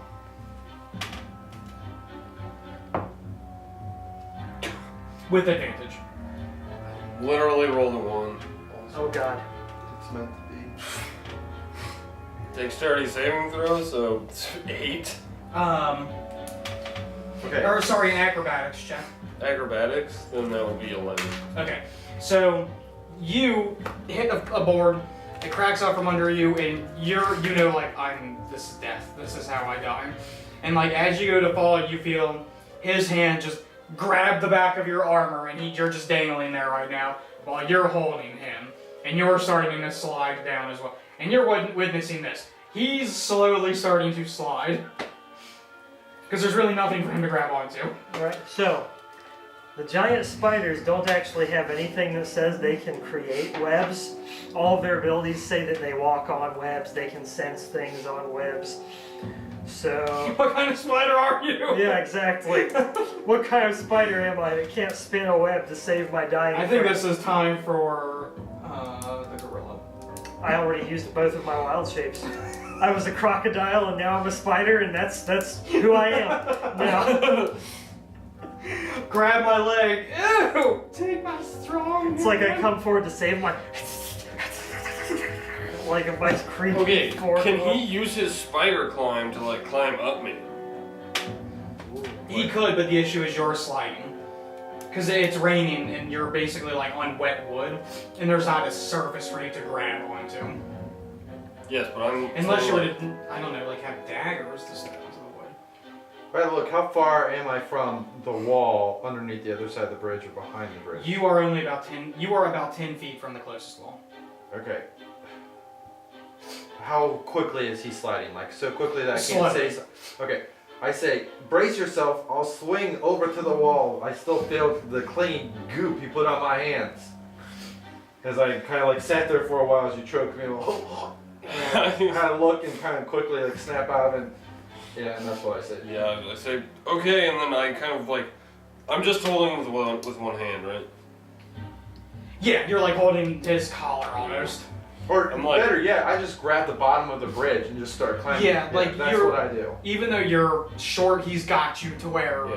his I arm climb is the keeping bottom. you up. I so. climb the bottom of the bridge, and if Yeah. I feel him fall through the hole, I just grab him. Spider climb does say that you can climb upside down Yeah. without any That's difficulty. what I do. So you managed to climb out, and the minute you let go Yeah, of him, if you I- stopped sliding. And the only reason you were sliding is because his weight, you were holding all of his weight with one arm.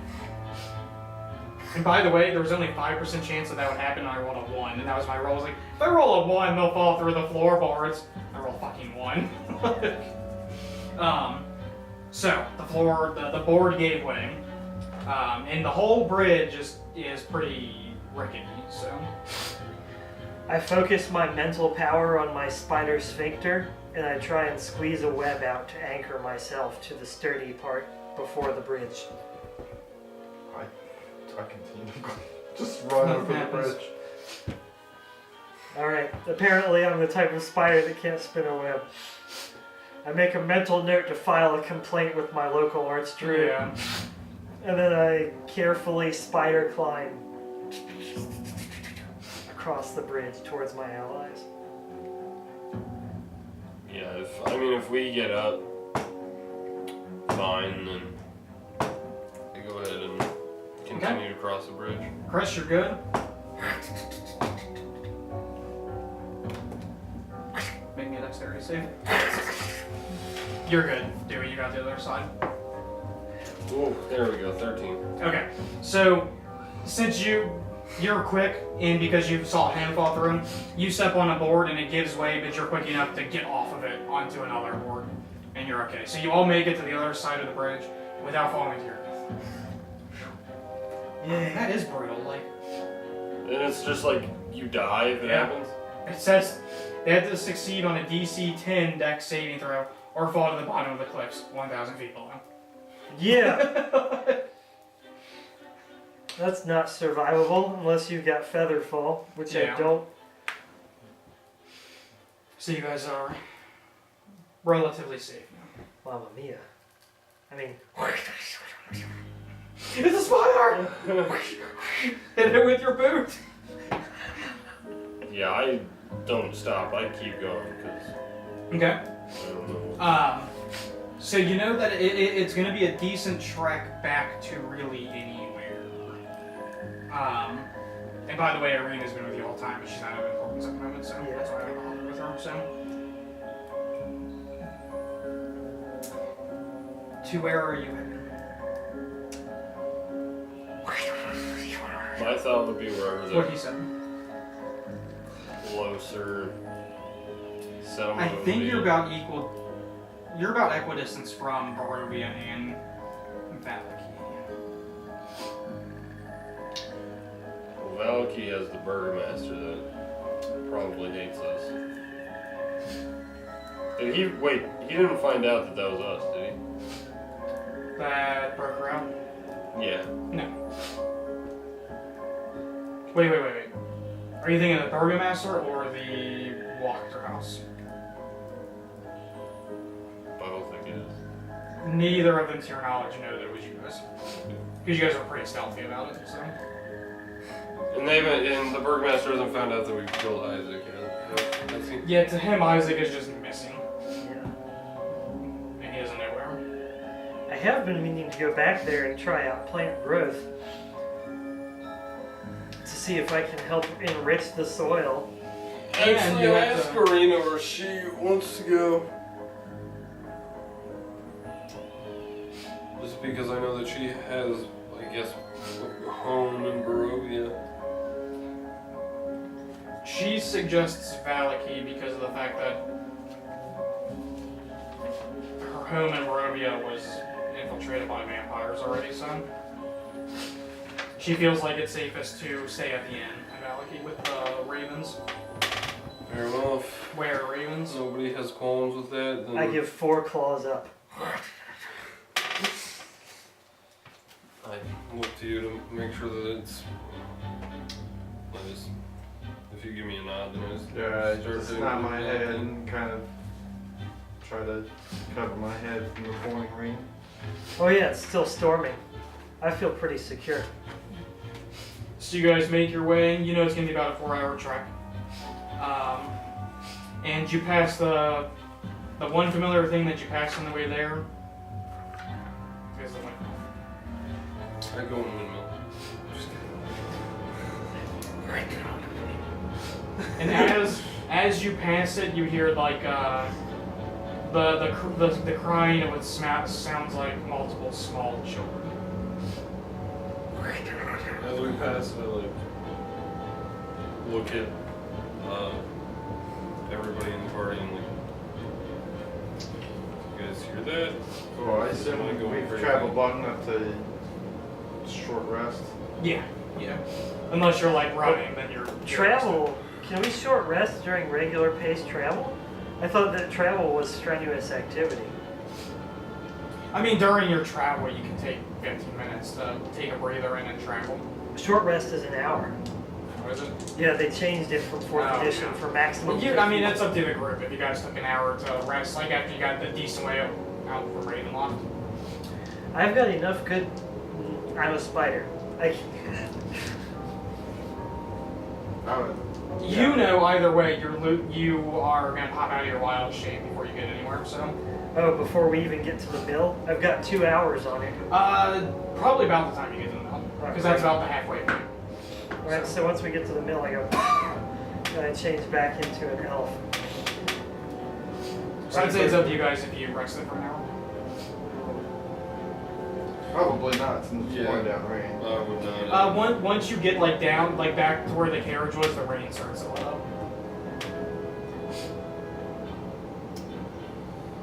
I still probably wouldn't Yeah, I rest mean, it. if it was raining at all, I wouldn't stop to rest. Or set up camp right outside of Strahd's castle. We're gonna get you, Strahd. So I guess we would have kept going.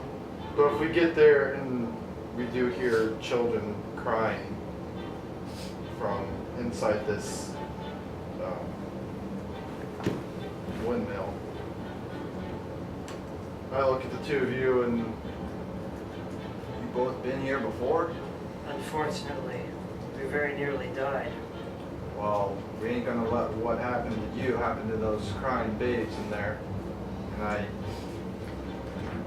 channel that red energy that I use when I heal him and heal myself as much as possible, and I start to walk that way. Wait. We can't At talk least- that way. Huh? Can't talk that way. What do you mean? He said I walk that way, as in like he's walking that direction. Oh, But I turned it into the Aerosmith song. walk this way. As you start to go, I'd say, just be warned that those aren't any ordinary foes in there. They're hags, they're witches. They're part of a coven and they're very powerful. They very nearly killed us in one stroke last time. We barely escaped with our lives. Again, though, what do you think they're gonna do to those babes? I'm in full agreement that we should go stop them. I just wanted to give you the heads up. Oh. Do you think we could rest for 1 hour and regain our strength before we attack? Suddenly he wants to rest. Well, I was a spider up until just now. If there's kids screaming and crying, there's no way. Not screaming, character they're would be just able- crying. They're just crying. Like, they know that their death is looming and they want to live at some primal I child don't level. think my but- character would just sit and be like, yeah, we'll Oh, get they're to that dead. eventually. That's quiet Or I'd now. have like a very like sane, easygoing rest, so I probably would not rest. Yeah, I would Are not. you going wild shapes? Yeah.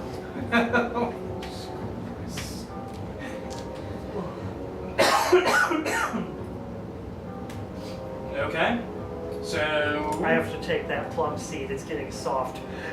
Uh, I was keeping it in character, but I'm just like, If they're insisting on going in, if you two are insisting on going in, then I must insist on at least healing your wounds before we do. And I hold out 2 of my good berries that are still left. I can make more if you need more.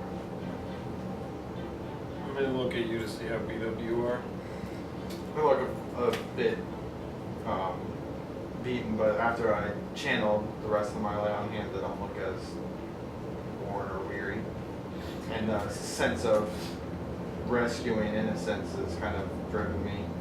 I press the 2 good berries into your hand, and I conjure 10 more, and I say, eat until you are at your greatest strength. You'll need it. I pop a couple more and say, you can keep popping them like they're candy. I'll keep eating them. All right. Let's see here. I give you 10 more. They're worth 1 hit point each. Is Varys wounded at all? Yes. You give me as many as you can. I eat 8 more of them, and I'm done. I say, okay, I won't need any more. So you get the last 2 from that batch,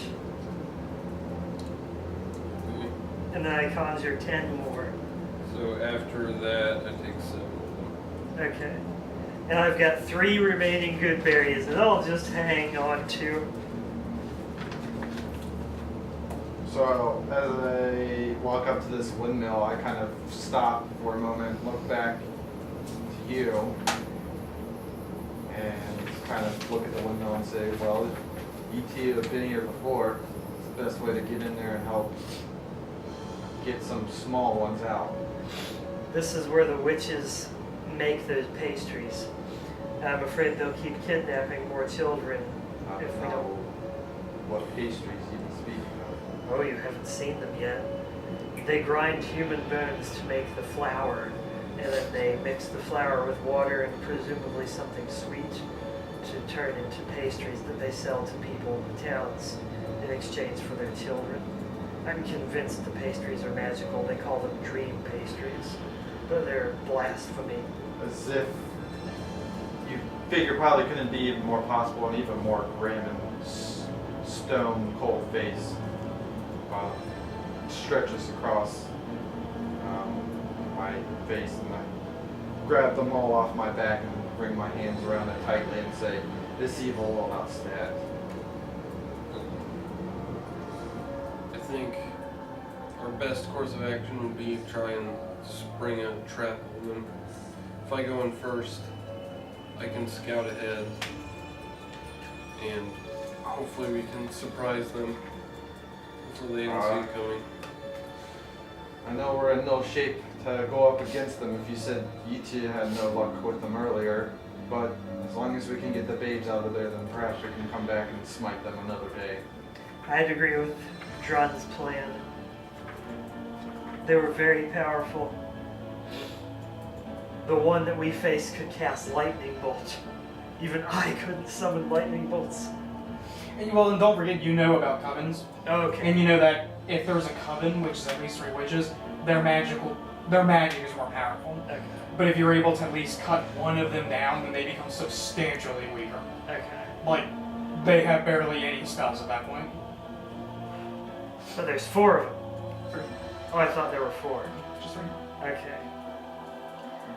Then I'm feeling much better about this plan. And I'm looking at the tower and the windows trying to gauge, like, if I cast Call Lightning here and summon the cloud there, can I go inside? I don't know what knowledge your character would have, but if I'm assuming sharing that these are hags Yeah. are fiends. So I don't know, like, if you're knowledgeable on fiends in general, be like, oh yeah, I know about those. Okay. So. But that's Chris's thing, is he hates hags, so. Just as, like, I don't know, like as a paladin, if you would be. Okay, well, if he refers to them as fiends in any way, then I would use my divine sense to look over this windmill. Okay. The windmill, you just see, like, where they are, right? Yeah, I know of. Except they're behind total cover because they're inside. That's right, they're behind the cover. Never mind, I forgot it's not like X-ray vision. There are windows. There used to I'll be. peer through them as much as possible, yeah. But So it's only just a to, like, 60-foot range for me. So there's the window here and a window there. Through this window, every now and then you, like, however you see, whether they're like highlighted in gold or red, you see something passing by the window, like it's pacing possibly. It's a little bit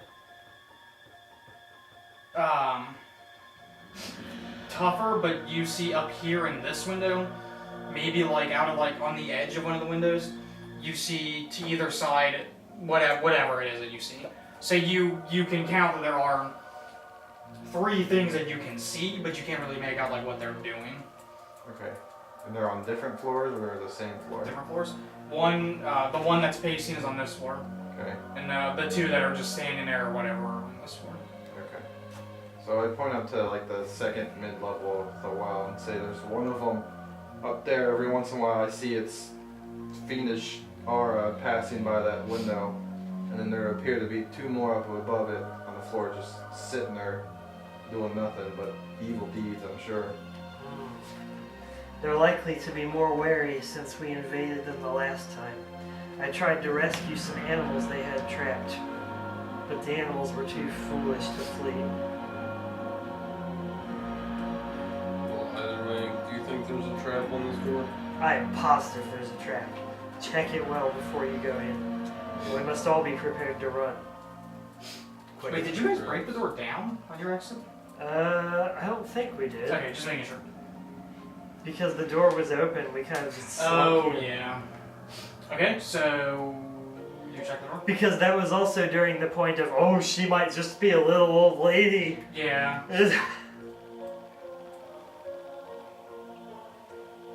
Yeah, oh shit, sorry. He's just staring at it, he's like, that's the door.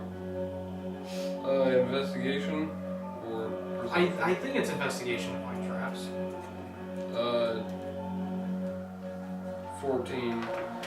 You do not find any traps. Unless it's passive.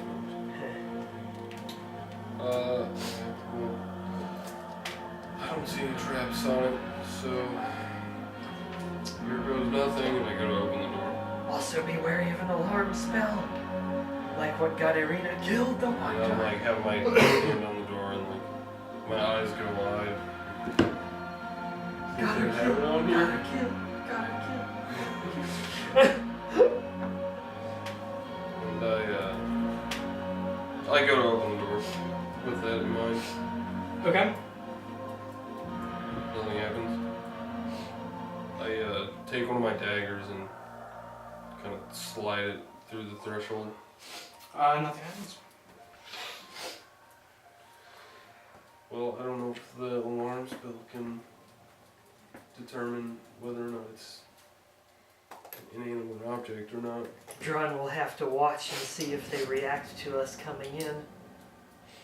Yeah, keep an eye. They consent to be silent. And I take it. You don't see anything change. She's still just pacing, and the other two are just up there. If I see him kind of like looking out my way, I'm still kind of looking up in that direction. I look over at him and like say, kind of giving an approving nod and like, go ahead. Did I walk in? Okay. Does anything happen? And I slink up the stairs stealthily. Assuming that there's nothing on this bottom floor. Oh, that's until the end of my next turn, so I assume it fades off, and you see that red light from my eyes fade, and I look to you as you go in and shrug my shoulders like I can't be your eyes anymore. I just nod and So the ground floor is the same thing that you remember from last time. It's the makeshift kitchen that's really disgusting. You smell the pastries that smell delicious, but there's also the horrible stench. There's the brick oven that's in the, we'll say, against the far wall from where you walk in. And then stairs that go up. Don't eat the disgusting pastries. Twisted things. I keep in mind what he just said and go up the stairs. Do you want me to make a stealth check? Yeah.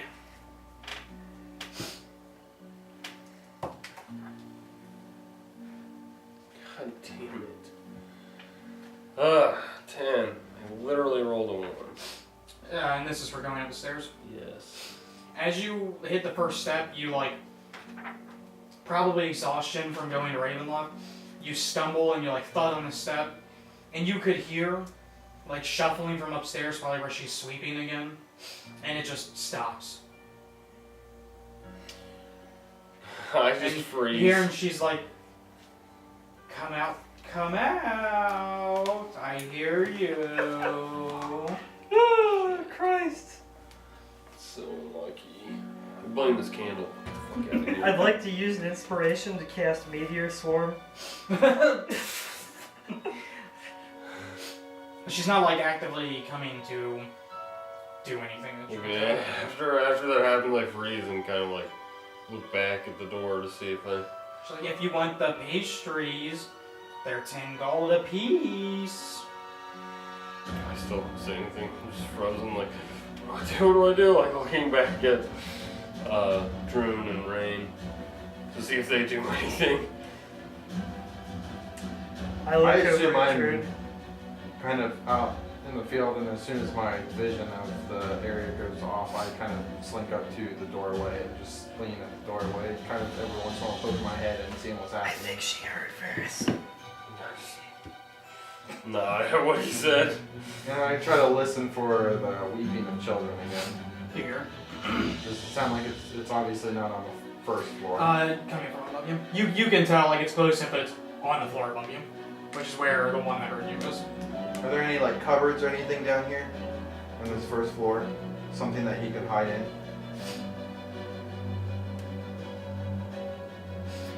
Not cupboards, no. Or the chicken There's a and barrel fries. that's filled with disgusting ichor. That's what they use for the sugar, probably. So, are there chickens in here? There were. There were, but there aren't. Yeah, somebody freed them. Oh, they actually ran? Good for them. There goes the diversion. Yeah. I opened all the day. And you know, I'm just gonna say you would know this as a paladin, because it's a demon thing. The barrel in the center of the room is it's ichor and it's dretch. It's like there's a dretch in there. Like you just immediately notice like that's dretch ichor. Okay, so there's a demon inside the ichor. Yeah. Right? They're the demon type, if I recall correctly. Dredge is a demon or a Yeah. devil of some sort. So you know, like, There's something Well. sitting inside a barrel. it's just like a barrel that's full of something like gross and smelly. And it's, if these two were to look at it, they'd be like, it's a barrel of nasty goop. And you look at it and you're like, no, that's ichor goop. And that's dredge goop. And there's a dredge in there. Okay. I like you see that my eyes lock onto this barrel full of goop, and just this look of disgust crosses over my face, and I look to you and point at the barrel. What the and fuck? How does that fit in the barrel? What is it, squishing? Is that medium-sized? Yeah. Oh no, it's small. Okay. I was gonna say. I think a dredge is like this tall. Are So. you sure that's what the dredge is? Mhm. And it's small? Yeah. Oh. What's the dress look like? The thing on the far right. Ew, wow. That's like a nasty ape. Yeah. But yeah, I point to the barrel and shake my head, and then once again my focus kind of being diverted, I kind of focus on the children and look at you and say, look at the rain and say, perhaps we need to create some sort of diversion so we can get the children and get them out of there. We don't even know where the children are. It sounds like they're coming from above. That's where the witches are. I never said it was the most foolproof plan. Oh, not again. At least we know they still feel secure As you here. guys are talking about it, Arena, who's still with you, she looks at you and she's like, well, we need to do something. We need to do it quick. Because that hag's not going to sit here forever waiting for him to respond. I look to you and kind of mouth. Okay. I look for anywhere to hide, like maybe lay down and cover myself in some straw if there's any, since there was like a chicken coop or whatever. Since I am a wood elf and I can hide. In Yeah, we'll say that there's like some have straw cover. on. That works. I suggest you get out of here. The idea I'm gonna have is stupid as hell. Okay. Those are always the best ones. I duck around the side I still of the have my mill. bow like off my back with me in case shit happens. Okay. And I walk and a like little dagger ways. by my side. I walk a little ways from the house, and as soon as I see that they've moved wherever they're going, him and Arena. I hide in some natural growth around the side of the mill from the door. Because I'm itching to use Call Lightning. Like, I can taste lightning on my tongue. I want to use it so bad. We'll say, Arena looks at and she's like, are you planning to draw them out? Just hide. She's like, okay. She finds like around the back of the house, she finds shrubbery or something like that. Okay, so as they No, kind of I'm get into still, their like, in the spot, window. Yeah. I call out, is anyone out there? There's a dwarf who's in desperate need of some food or drink if you have any to spare. I have a wee bit of coin on me. And I start to approach but I call out from the windmill up towards that window. As you do, it takes a couple seconds, and then the window slides open, and like this haggard, ugly, warty woman looks out and she's like, Who's that? What do you want? Oh, miss, just a warm hearth to sit beside would do me bones good. Are you a bearded child? I suppress a snicker in the bushes. I hear him snickering, like try not to look at They his know what elves are, but none of them have ever seen a dwarf. Look up and say, no, miss, just a dwarf who's lost his way and very hungry. Yes, I have something I can feed you. Come in, come in. Oh, many things. And you hear her like making her way down the stairs, and she's like going over to the oven right now. She's like, I just kind of knock on the door and wait for her to come to the door. she still has the oven open. She comes over to the door. She opens and she's like, Yes, come in. I'll get you some fresh food. she like goes over to the oven. She's like keeping an eye on you this whole time. And I as have like the she's fresh like ones walking in the towards back. the door, if there's enough room for him to skulk behind her real fast, I kind of like eye like up the stairs. Okay, if I see him like eyeing the stairs, I'd go upstairs. Okay. I take it I get a whiff of these delicious smelling pastries. Yeah, they're really good smelling. My stomach growls. Yeah. 21. Okay. So she pays no mind to him. You can tell. It's not like I know he's there and I'm acting. She just. Well, as she kind of walks into the house and leads me in, I look to you two at the door. Just close the door behind me as they're in the bushes. She's like, she goes over to the oven and she like pulls it down and she's like, Ooh, yes, the fresh ones in the back already. and she's like leaning into the oven right now. Wow, those smell so delicious. She's like, yes, they're very delicious. The Do I finest still hear the ingredients." children crying? Yes. I go, oh, sounds like you have a few wee ones. She like pulls out one of the pastries and she's like, Yes, I do. So as soon as I get up there, I look for somewhere to hide, just in case she like okay. walks up. Is there anywhere that I can do that? Like I'm not actually gonna hide right now, but It's a little harder to hide here because it's pretty open. The one thing you could probably hide behind is the actual Children? the mill itself that's up there. Like the mill, it's like a slab of concrete this tall, and the wheel just goes around and crushing whatever's on it. are the children up here on this floor? Yes. Do they have any reaction whenever I like go up the stairs?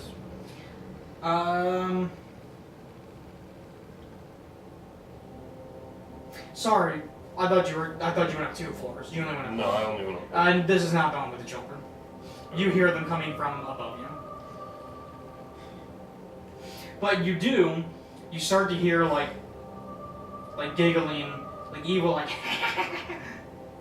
cry for me. Just shudder a little bit. And I guess if I don't see anything of interest on this floor, go up to the next floor. Okay. So make me a stealth check. And where are you? I'm just keeping her distracted. For the most part. Asking about the children and 25. kind of seeing if I can't garnish any information from the children. Raising my voice a bit so that hoping it kind of echoes Right. up so that he can hear what I'm saying. She's like, the children are not important. Here, eat a pastry. Oh, Your memory I couldn't- echoes. Don't eat the best. I couldn't have my sweets before my stew. That stew over there smells mighty delicious. Oh, but this one it's a meat pie. Corrupted. Corrupted. I look down at the meat pie and realize that whatever poor souls were put into this have already passed, and if it can save souls above, I take a small bite of the Emphasis on meat pie. corrupted. Okay. God. Hey, yeah. Go ahead and make me a Constitution save. What the hell? 6. If there's anybody you should have tried it. You bite it, Sorry. and it is good. No, it's 6. You bite into it, it's extremely good. However, you become incapacitated. You fall into a trance. And within this trance, you're having a very vivid dream to the point where you feel like you're actually there.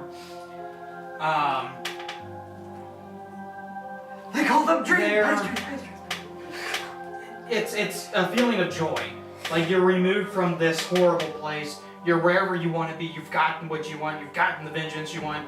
Your family's good. Your friends are good. The ale is good, and it's just like the best feeling ever. But you're incapacitated for 12 hours. Okay. Well, shit.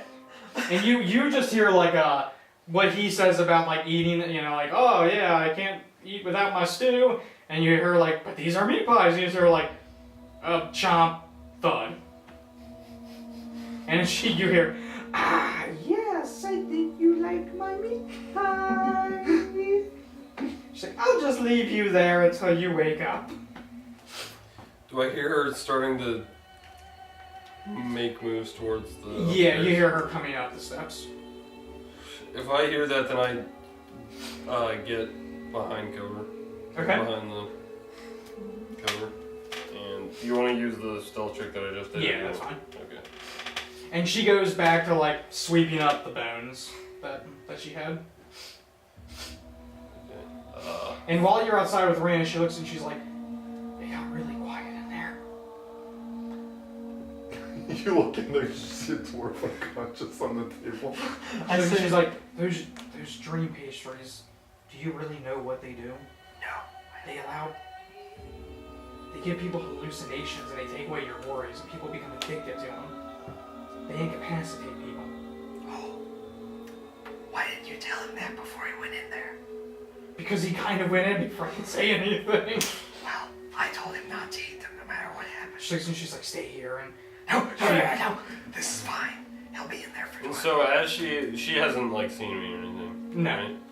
I just kind of 12 hours later. Just wait. Well, no, I'd say just wait 1 hour and I'll get all my shit back. And then I'll go in like a very hungry crocodile that has a feat that lets him be really good at killing mages. And then it'll be fine. So, the door that's closed, go ahead. I just like kind of am like pumping myself up a little bit like this is really stupid what I'm about to do, but I don't see any other way, and I get my bow off my back and aim it Personal at ad. the witch. Druid looking for a new adventure to play. In need of road. And as you do this, you hear like the door, like, you hear the door creak open, but she doesn't make any sound. Like, you're above where the door is, so you hear it. Like, you're by the window. And you see as she's like sweeping and she's focused on that. As you're having your dream, you start to feel like a stirring sensation, and suddenly you like snap out of it and you see Irina over you and she's shaking you. She puts her hand over your mouth and she... And like, as you come out of it, you have like an extreme longing to eat another one and go back. It's like, I want more of that. And she just... If there's still the pie on the table, I go to reach for the pie. She smacks her and she's like... She takes it, she throws it, and she's like... Paris is upstairs with that. I'm gonna see what my character was.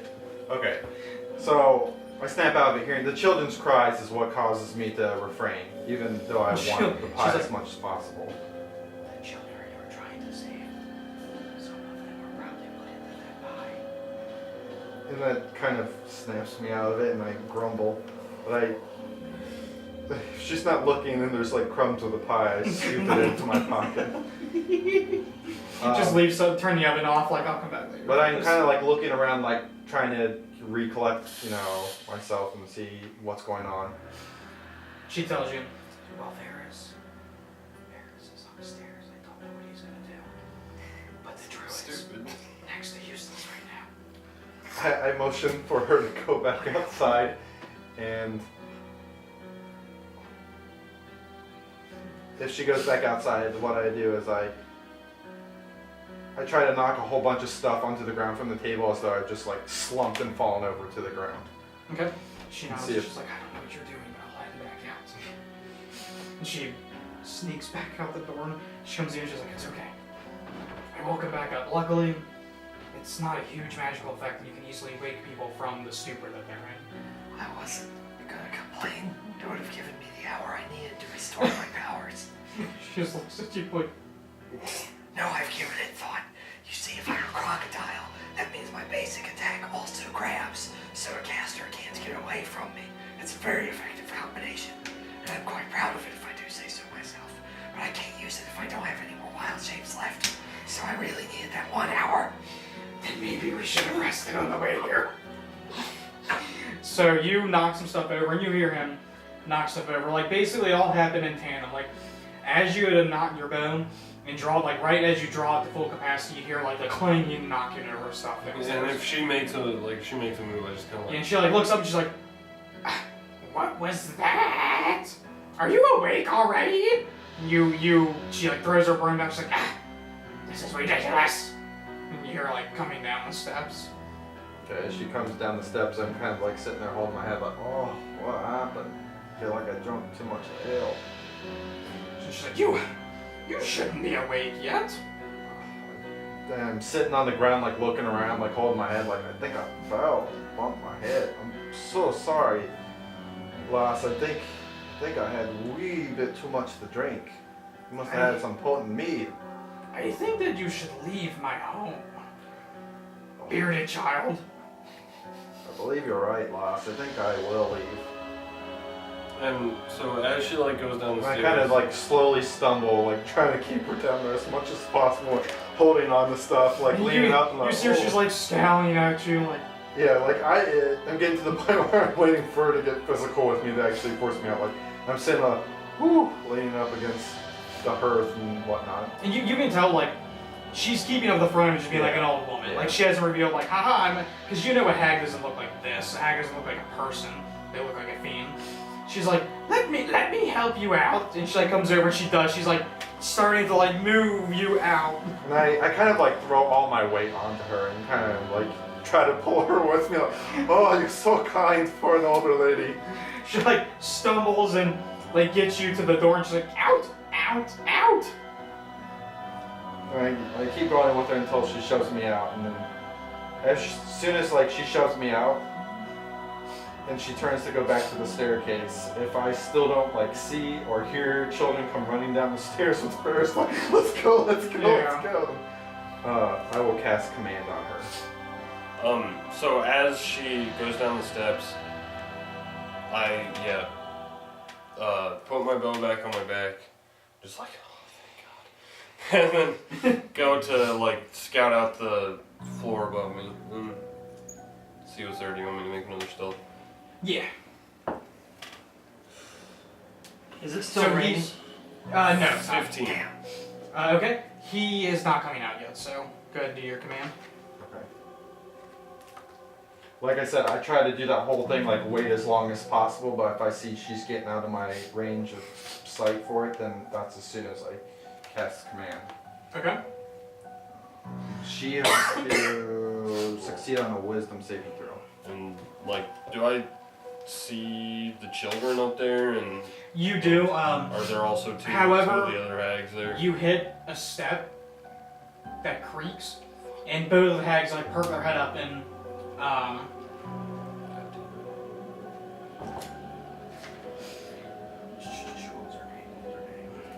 one of them's like, Morgana, is that you?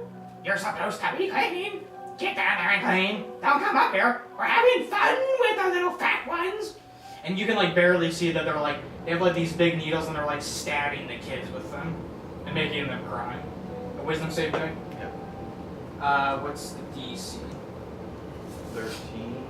So do I think that they didn't see me and that Yeah, they didn't see you. they heard a noise, but she they're just failed. too stupid to know that it's me? Well, Yeah, That's- well, that's- they don't see you. Like, you hit a stair that was low enough, and they think you're that lady downstairs. they're just not paranoid. I'm standing like outside the door, like with, I assume these two like in bushes, like right here in front of the doorway, and my eyes glow with that red energy again. I say, approach, and she has to approach me. She stops, she turns, she's like, yes. And as she's starting to walk towards me, I look to you too. You see Arena, and she I, slowly pulls her sword out, and Arena looks at you, and she's like, I roll my eyes. Okay, if and pull out I my shillelagh. see that like they're up there, and I'm like, there's no way I can take on both of these hags, and there's no way I can like tell the kids to come down, then I'm gonna go back down the stairs and try and attack the hag. Right now, I assume it's still like at the bottom of the stairs. Yeah, she's walking towards him right now. She's pretty close to him. So by the time you come down, she's like just at the threshold of the doorway. And like as she gets to the threshold of the doorway and her body comes out, you see Arena's like kneeling down. She takes her sword and plunges it right up into the chest cavity of the hag, and does quite a bit of damage. Does it count as a surprise round? Yes, it does. Yeah, if I She's see pretty her surprised. lunging, then I'm going to probably tell my deal, but they're going to know that we're here. I'm going to cast Thunder Smite. Well, I'm going to hit her first and see if I can cast it. It's like distant thunder. Smack mine. Yeah, and I also want to Wall into her. So Chris, you get your surprise round too. Okay. And since it's surprise, you have advantage. I'm gonna put up an arrow and gonna shoot it at her, especially if I see her like walking It's 11 towards hit. Drew. Oh, I get 2 attacks. Shillelagh. Hold on. Crit. 17 to hit. 24. Where's the- AC is 17, so. So 17 hits. Yes, meet or exceed. And since she's surprised, it counts as a critical. Does command break, I assume, whenever she takes damage? What? It's just I can one only word. Oh, command you her give for them one command. Oh, yeah.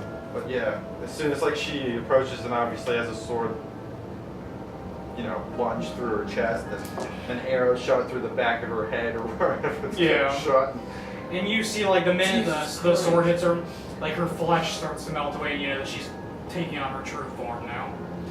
Yeah, so it counts as a critical. So you want to do, as far as sneak attack damage goes, you want to do my max sneak attack damage too, and then roll it again. You maximize it, but you don't roll it again. Don't roll again. Yeah. Okay, so. Okay, I do. Go ahead. Sorry, I'm trying to do math.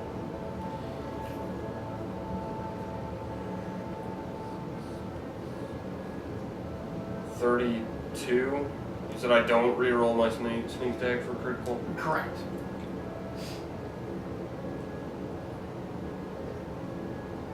So I do 9 bludgeoning damage as I swing, miss first because I'm still trying to compel her to come forward. Okay. And then I swing over top of her head and cast Divine Smite. Since she's a fiend, she takes some more damage, but she takes 9 bludgeoning and then 10 radiant. How much more radiant? 10 radiant. Oh, you're yeah. Okay. So after you smash her in the face with your hammer, maul, she's like and splurts out blood, and then you come back at her with your smite damage, and she lets out like a shrill scream as you see it just like melting her. Her flesh already melted away because of her true form, but it's like burning her flesh now. So right. I got 20 on the face. Okay. So that's 8 damage.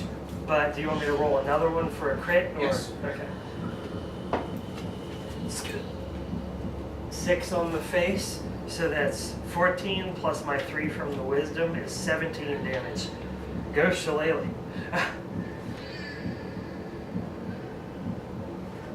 So you guys like drew her around. She has a sword in her chest, an arrow in the back of her neck. She's got a flat face. She's burning, and That's burning magic. even more from shillelaghing, basically the magic damage. But she is barely clinging to life, and she's like, Cast a spell. Do it, bitch. and there's just like nasty ichor in her hand, and she does exactly that. She goes the same exact response as she had last time. Mage You Slayer see allows me lightning to make, start to form in her hand. right, Mage Slayer allows me to use my reaction to make a melee weapon attack. Again with Shillelagh. Come on, baby, don't scream it. Just go. You hit it with the book. That always makes it roll bad. What did it roll? Is that a 9 on the face? I can't even read that. Shit. Yeah, It's a 9. 15 against armor class. Does not hit. Damn. Well, we're dead. Sorry, guys. Can somebody look up lightning bolt for me? Yeah, I can. I have to get you in right now. Unless I had advantage on that attack, maybe? Stroke of lightning forming a line No, 100 feet long, you didn't. 5 feet wide, blasts out from you. Each creature in the line must make a dexterity saving throw. So if it's just in the line, then it would just be you, because I think you're the one in front of it right now. Yeah. So, So I have to make that's a great. dex saving throw. Alright, well that's 8. So I take 8d6 lightning damage on a failed save. The lightning ignites flammable objects in the area that aren't being worn or carried. Are you an object that's being worn or carried, Strahd?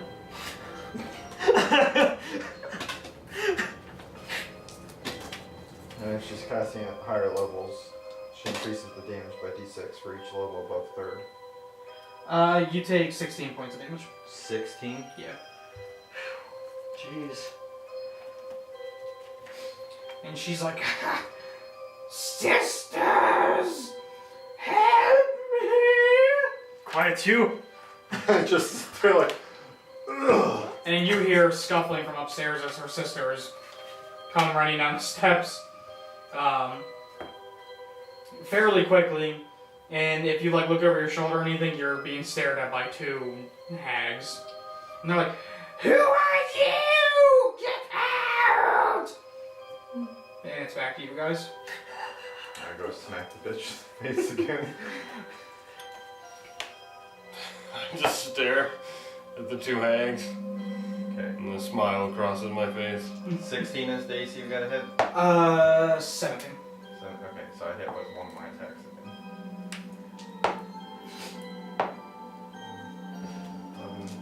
14 bludgeoning damage as I clobber her again with my maul.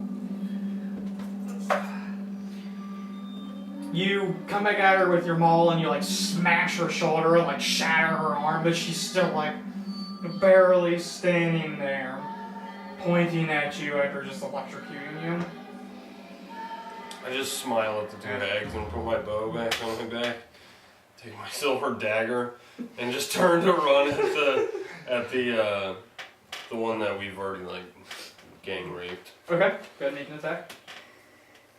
I just haven't used my dagger in a while. I don't know what to. Ah, crap. Well, I don't think that's gonna hit. 8. Would you have advantage because you're technically flanking her? on Yeah, the now ball? that you guys are both engaging her in melee, so.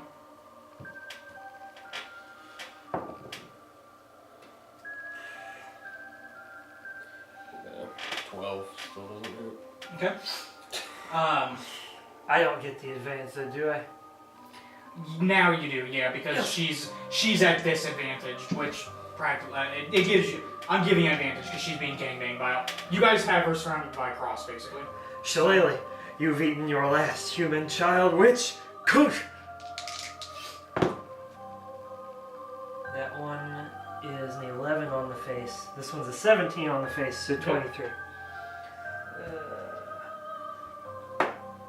6 damage. Okay. So Rain clobbers her skull in, and like the magical force of his shillelagh club, That's a wooden club that I Wooden club? magically. it just like caves her head in, and you know, like brain matter goes spraying everywhere. You hear the hags upstairs like let out like a shrill scream as they notice that their coven was just broken. And up there, one of them's like, "I'll kill him," and I was like, "No, I will." And I was like, "No, I will." Like, "You go first." "No, you go first." And you know that hags will argue all the time if there's not someone else to keep them in line. That's the purpose of a coven, is you always have one hag to pick the winning side, and they no longer have that. So, finally, one of them comes down and runs after the closest person, which I think is you. Would be me. Indoor man. I actually ran outside. Oh, you I'm did? still closest to the door, so.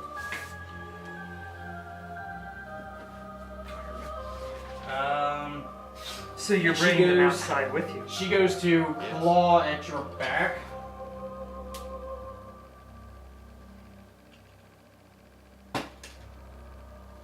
And she manages to hit, and you take 13 slashing damage.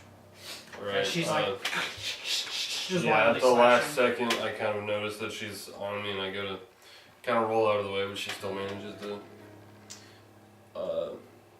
get me pretty good. And you, as you like look back and try to dodge, you see the other one just like standing on the side, and she's like, "Yes, yes, you fight them, yes."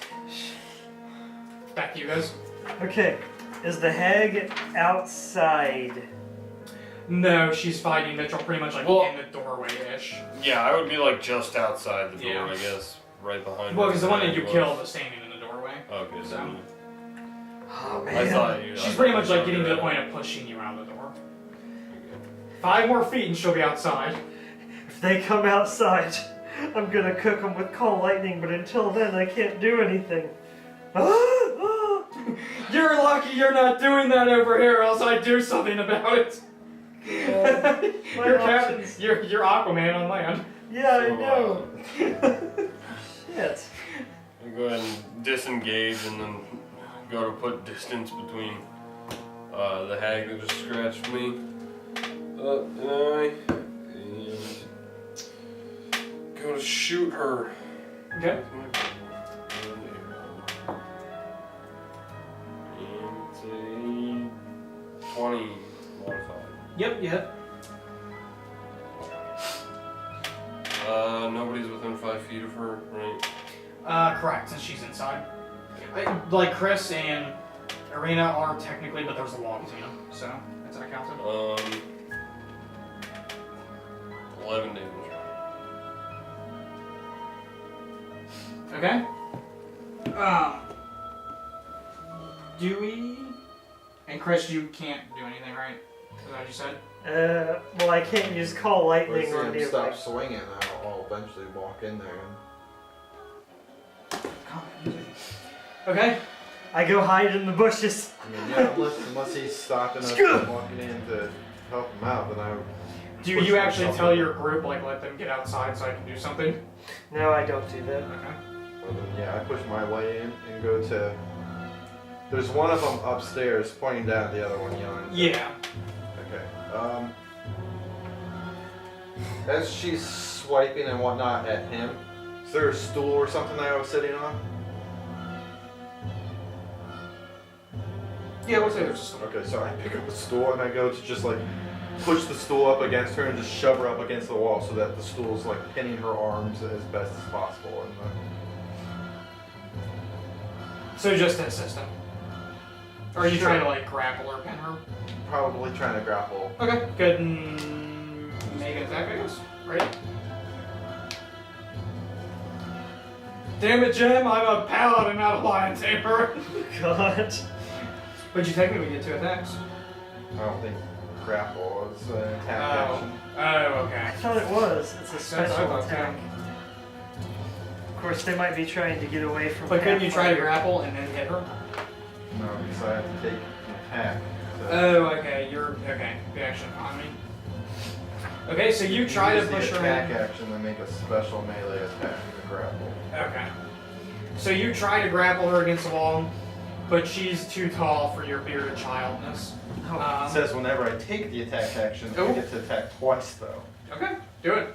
Okay, so I think that's what it's there If for, you're is you able can to like make try to multiple keep attacks grappling. with the attack action, this attack replaces one of them. Yeah. okay, so then since I obviously don't pin her with the stool, I beat her upside the head. You bitch! Hold still! 18 to hit. You hit? Like I said, I'm just beating her upside the head with the stool. So that's D4. Five. Plus. Okay. You can still use Divine Smite with the stool. Yes, you can. Multi-class Warlock. You get a fuck ton of spell slots for multi-classing. Don't you have to use a paladin spell slot? No. Yeah, you have to use a paladin spell slot. If they arrive at any spell slot works now. Oh Jesus, that makes But it the book completely says different. paladin spell slot. But my girl said otherwise. Just saying it right in the first one. Wow, Because they realized like paladins were too weak in multi-classing. So. Jesus, that changes everything. Yeah. So, as you run in, you try to pin her against the wall and fail, and you just smack her upside the head with a stool. Yeah. Arena comes in and charging over you, tries to take a stab at her with her sword. And as she goes to stab, that's when you clobber her in the head. She misses as you clobber her. And the other hag is like on a step, she's like, ah! Kill them! Back to you guys. If I see Drun go in through the door, I say, no, we have the advantage outside! Outside! I jump out of the bushes and run in. So can I see the witch if I'm still standing outside the doorway? Yeah, like you can still. The way he pushed her in, he like pushed her up against the far wall. Okay. So you. So, yeah, I just tried pushing her up against the wall. Did the stool fall apart when I smacked her upside the head with it? Or? It's falling apart, but since like a stool, you know, like the legs are pinned into the. Like the force of you pushing into the wall could keep it together. 13. I think you need a new dice. Okay, well, then I'm just gonna beat her with the stool. I'm not gonna go to beat her with the stool. I can't fucking pin her with it. 4 damage as I smash the stool over. You slowly whittle her to death with the That's what stool. I'm doing. How did you defeat the hag? With the stool. You had them all, you decided to beat her senseless with the stool instead. That's great. So yeah, for me, I'm trying to pin her down, but I can't, so I'm just beating her instead. I just go out an arrow and try to miss his stool that he's swinging wildly. Go to shoot the head, and I miss terribly. Oh, I remember. The reason that works, whenever you multi-class, you erase your spell's class listing for a new grid. And that becomes your class's grid. And everybody has the same one. So, multi-classing any caster, warlock or otherwise, you use the same exact amount. So. Yeah, I missed. Okay. You ran in. Arena goes to stab at the one that's getting clobbered to death by a stool. And manages to connect. And does a hefty amount of damage.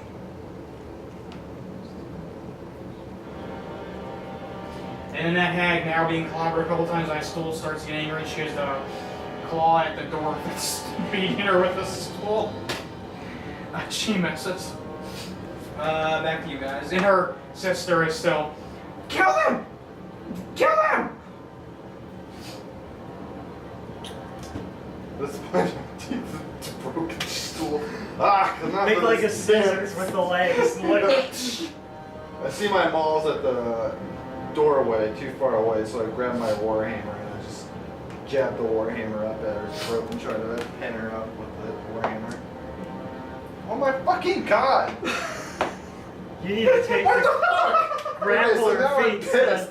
So I go to hold her and she's just fighting me off base by the stool. And I'm just like swinging around, just like fine, and I go and swing and clobber her upside the side of the head.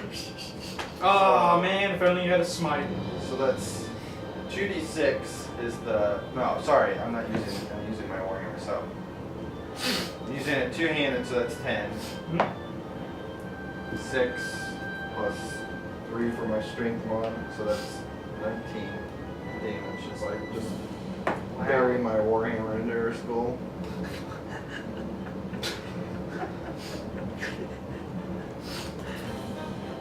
Okay.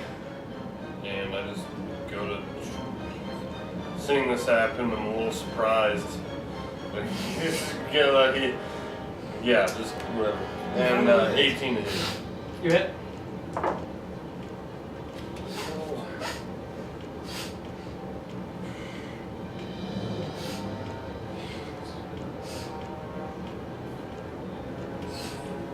$15 damage.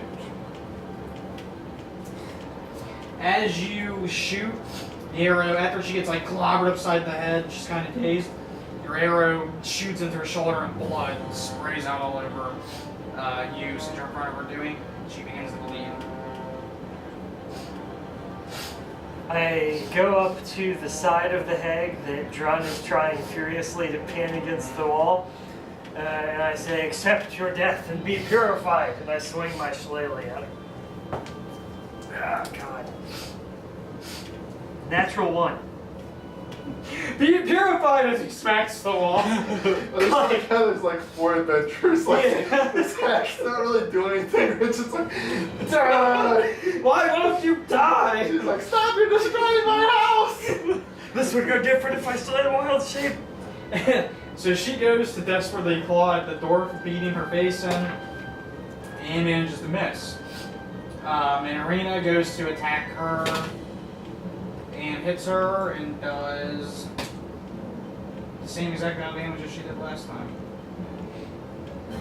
12 points of damage, just so you guys know.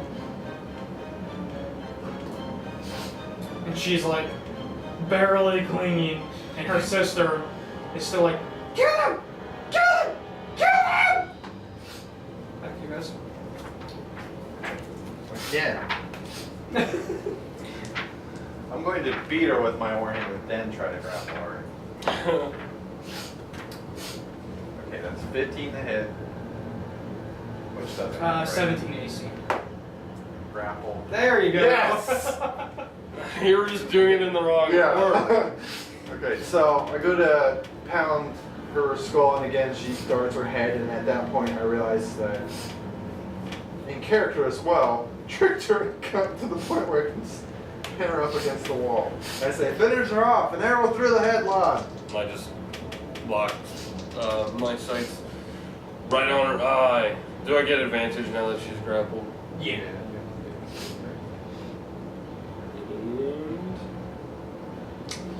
And 15 to hit. Finish her off! Sorry. Surprised that you finally actually grappled her. Right? I just managed to miss. Get that glowing stick of yours slatted down her throat. I take my club and I try and jab it down at the hag. I was gonna try and use Moonbeam on the other one, but 14, so 20 to hit. You hit? There it is. 6 damage. This is pretty pitiful damage. Okay. She's still bleeding. Arena goes to stab at her since she's pinned. Manages to hit. And does 9 more points of damage.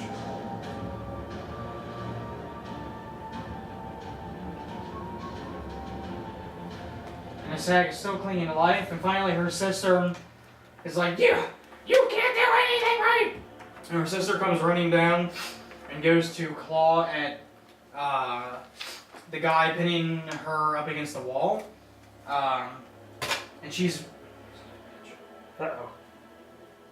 That sounds like a crit. Dewey, you take 20 points of slashing damage.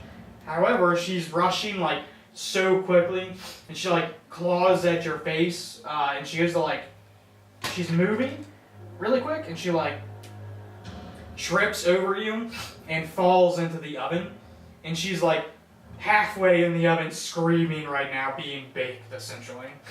Okay, so yeah, she just, as she scratches, she scratches like right across my face and scratches my eye, and just blood just everywhere, and I fall to the ground and like let loose my grapple on her. Ah, bitch! Back to you guys. Okay, I'm holding my eye, looking around, seeing that I'm seeing red everywhere, and if I see her ass sticking out, I think I'm gonna shove her in. Yeah, so it is. She's like dangling out. Like she kind of like your pizza ovens at work. She like ran, slashed at you, failed miserably on her check to not fall over, and then just went face first. And she's like leaning in the oven, screaming right now. Yeah, so I'm gonna go grapple her and just shove my warhammer and keep her in the oven so she cooks. 18. Okay, so the one hag that's pinned against the wall that's barely clinging to life is finally let loose from her grapple that's been attempted multiple times. You see him run over. Yeah, I'm like leaning Push up the other against one in her. the oven. No, I'm leaning up against her ass, like bleeding out of my eye. Just kill her out there. And yeah, you pretty much, and you see that like the oven door could be like slammed shut and locked. Oh, okay. Well, So because your grapple was enough to just push her the rest of the way in. okay. It's a tight fit, but you're strong enough to push it closed and lock it. So, go ahead. I rolled a 2 for my attack, so that misses. Now that Drun From all the is commotion, I'm not like, near the hag and you're shooting arrows, I jump back from the hag and give her some distance. And I cast Moonbeam on the one that's clinging to life. Don't forget Arena's next to her. Can't I angle it? It's only a 5-foot Yeah, radius. you could angle it to her wind hit, Arena. Yeah, I'll just place it so it only hits the hag. Okay. Does she save against that, or I forget? She owes this Constitution save. And she takes DC? disadvantage because Oh yeah. DC is 14. She's a shapeshifter. Yeah, because she's a shapeshifter. She fails. Okay, she takes 2d10 radiant damage. You can go ahead and roll them if you've got d10s handy. You can do it. Scoot! 7 and 7. 14 radiant damage. And she's engulfed in ghostly flames. I imagine white and purple yokai fire, and she endures searing pain as she's forced to revert back to her original form, whatever it may be. She's in her original form. So she stays in that form, but yeah, you see her skin start to blister and rip open. And now she's like slowly slumping down the wall. And as she's slumping down the wall, Irina just impales her on her sword and does actually exactly the damage left to kill her finally. Wow! 14 damage didn't kill her! Left her with 9. They have a lot of health. Jeez. Because the whole point is like focusing on one to break the coven, basically. Uh, Because it makes them tough. And then after that, it's just damage sponge. So she finally just impales her, and the blisters are oozing open, and you've got the one in the oven. You got a bun in the oven right now. Because I'm bleeding. And you just hear like the muffled like scream of her in the oven, like.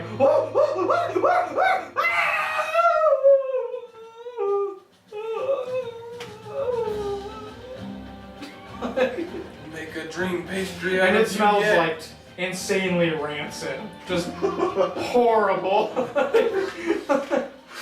Like the normal smell of flesh burning is bad. The smell of hag flesh is it's like nauseating for all of you. Ooh, that reminds me. After you guys got out of Strahd's manor, I need you to retroactively make charisma saves Oh, whoops. Shit. for the mental assailment that you suffered.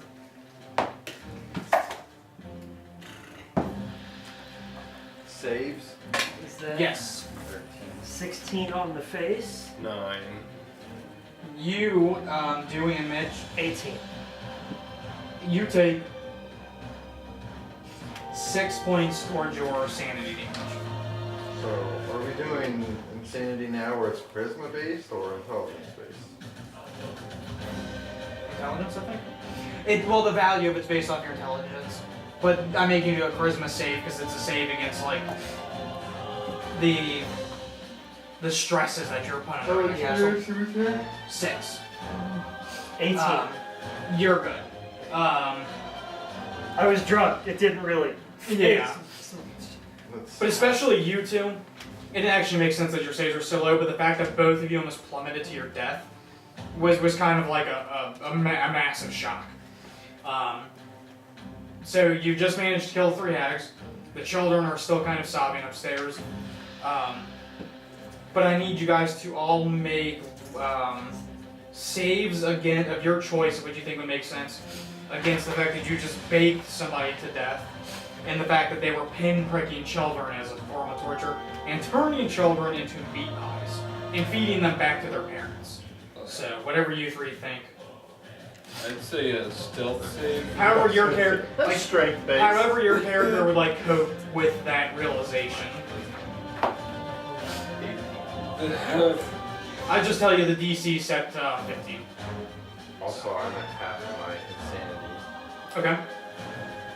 So whatever you rolled. I don't know. The 3 that I mean, like picked seriously, from, like if you want to say like it's a dexterity save because I cope with it by like seriously just like smacking yourself around and like doing something to keep yourself busy, then that's what you do.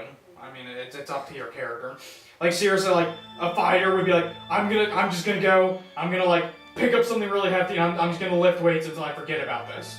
Or That's how I cope. break things with my face. Yeah, Until I forget. like punching the wall out of anger to just. It's how you cope with it, how you RP that you're coping with this. Because even if you cope by shattering and punching and breaking things, then your party's looking at you like,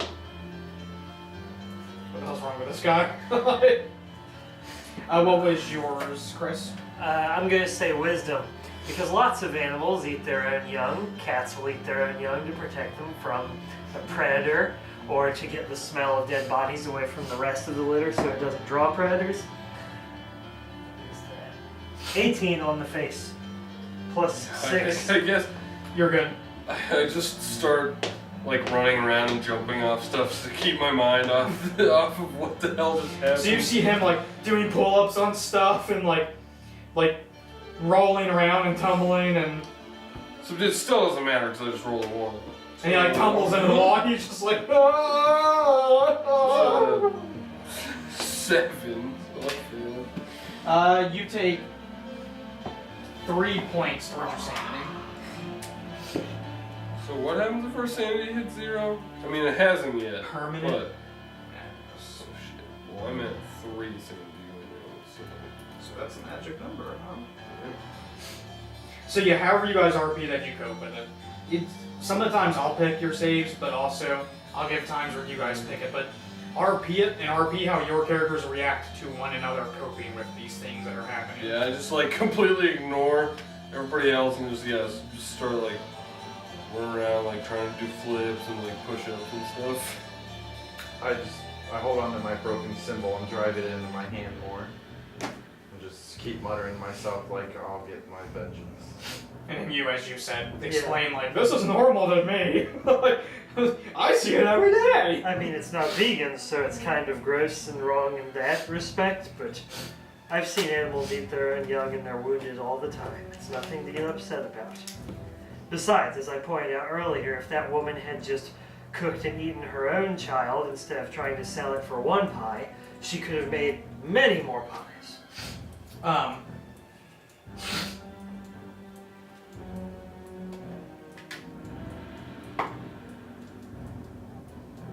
I deal sanity damage to both of you with that explanation. Pick a number on the D4. Oh god. 3. Roll a D4. Okay. John's gonna go crazy and stop drinking. You still hear the kids sobbing and crying upstairs. So, the children. I'm afraid I can't turn to my adorable pony form to comfort them, but we should go see them nonetheless. Yes. You two both look quite wounded, but I'm afraid I only have... Well, I'm sitting there holding I'm my- actually not that bad off it. Yeah, I'm sitting there holding my bleeding face and I You look see back me and into I the got like a couple scratches. oven and see if she's like cooked down. Like, realizing she's probably not gonna cook down immediately, but if she's cooked. Like if you open it? Yeah. If you open it, she's basically... Huh? Oh god! We Bagel can... maker. Oh, okay. Maker. I'm like, what are you whispering? The Germans deny it? So yeah, she's like dead. Yeah, she's Smoked. aggressive. I open up the And you open it and oven, there's like, the smell is, God, it's nauseating. cover my nose, and I say, "Get to the children." Maybe Constitution saves to not lose your lunch. Except for you, because you're a dwarf. So it's kind of like, Iron it stomach. takes a lot to bother you, right? Like dwarves have the iron stomach for poison and stuff. What I roll? Of course, Jesus. now I roll high. 17. Fortitude allows me. So So 17. yeah, Oh, yeah, that's a it 10. smells like horrible. 11. And you kind of start to feel like, you feel that everything you ate starting to make its way back up. My good berries to wine. No, no, no, no, no. All that And good food. you see him like becoming physically ill. With the smell. Say, get upstairs, get to the children. I got one more batch to cook as I look. Human children smell awful. Ugh. But this is the smell of the hag that's being cooked. Fair enough. I run upstairs very quickly. You puke all over them here to see. Oh wait, here's some good berries. Oh, they're still good. That's why they're called good berries. But yeah, after I open the oven with her, I pick up the barrel with the dredge in it and go to dump the dredge into the oven as well. Okay. So, you know that typically dredge needs to be summoned, so you're safe to take it and just dump it in, and it's pretty much sleeping, like whenever it comes out, 'cause it hasn't been fully summoned. And it goes in and it stirs a little bit, and it lets up like a little as it just starts to be fake. I just like, with a hand over my bloody eye, I say, enjoy the fiery hells you deserve. Spit at the oven. Another horrible smell starts to mix I in have with this gone one. upstairs. Good luck sleeping tonight, Drun. I dispatched the 4 fiends. So I think I'll sleep fairly That's a good well. day for a paladin, yeah. That's Tuesday for a pill. Yeah. So you guys make it upstairs and you see that there's 2 kids up there that are inside of cages. Oh, just 2? Yeah. All that for just 2? I just thought there'd be at least as many as there were chickens and frogs before. You get more meat from a kid. Fair. And we'll go ahead and we can call it there. Okay. For the realization. Yes. But just fat little kids in cages. Yeah. Handsome I'm girls. going I'm the insane. battle. Going insane, so I stab one of them in the face.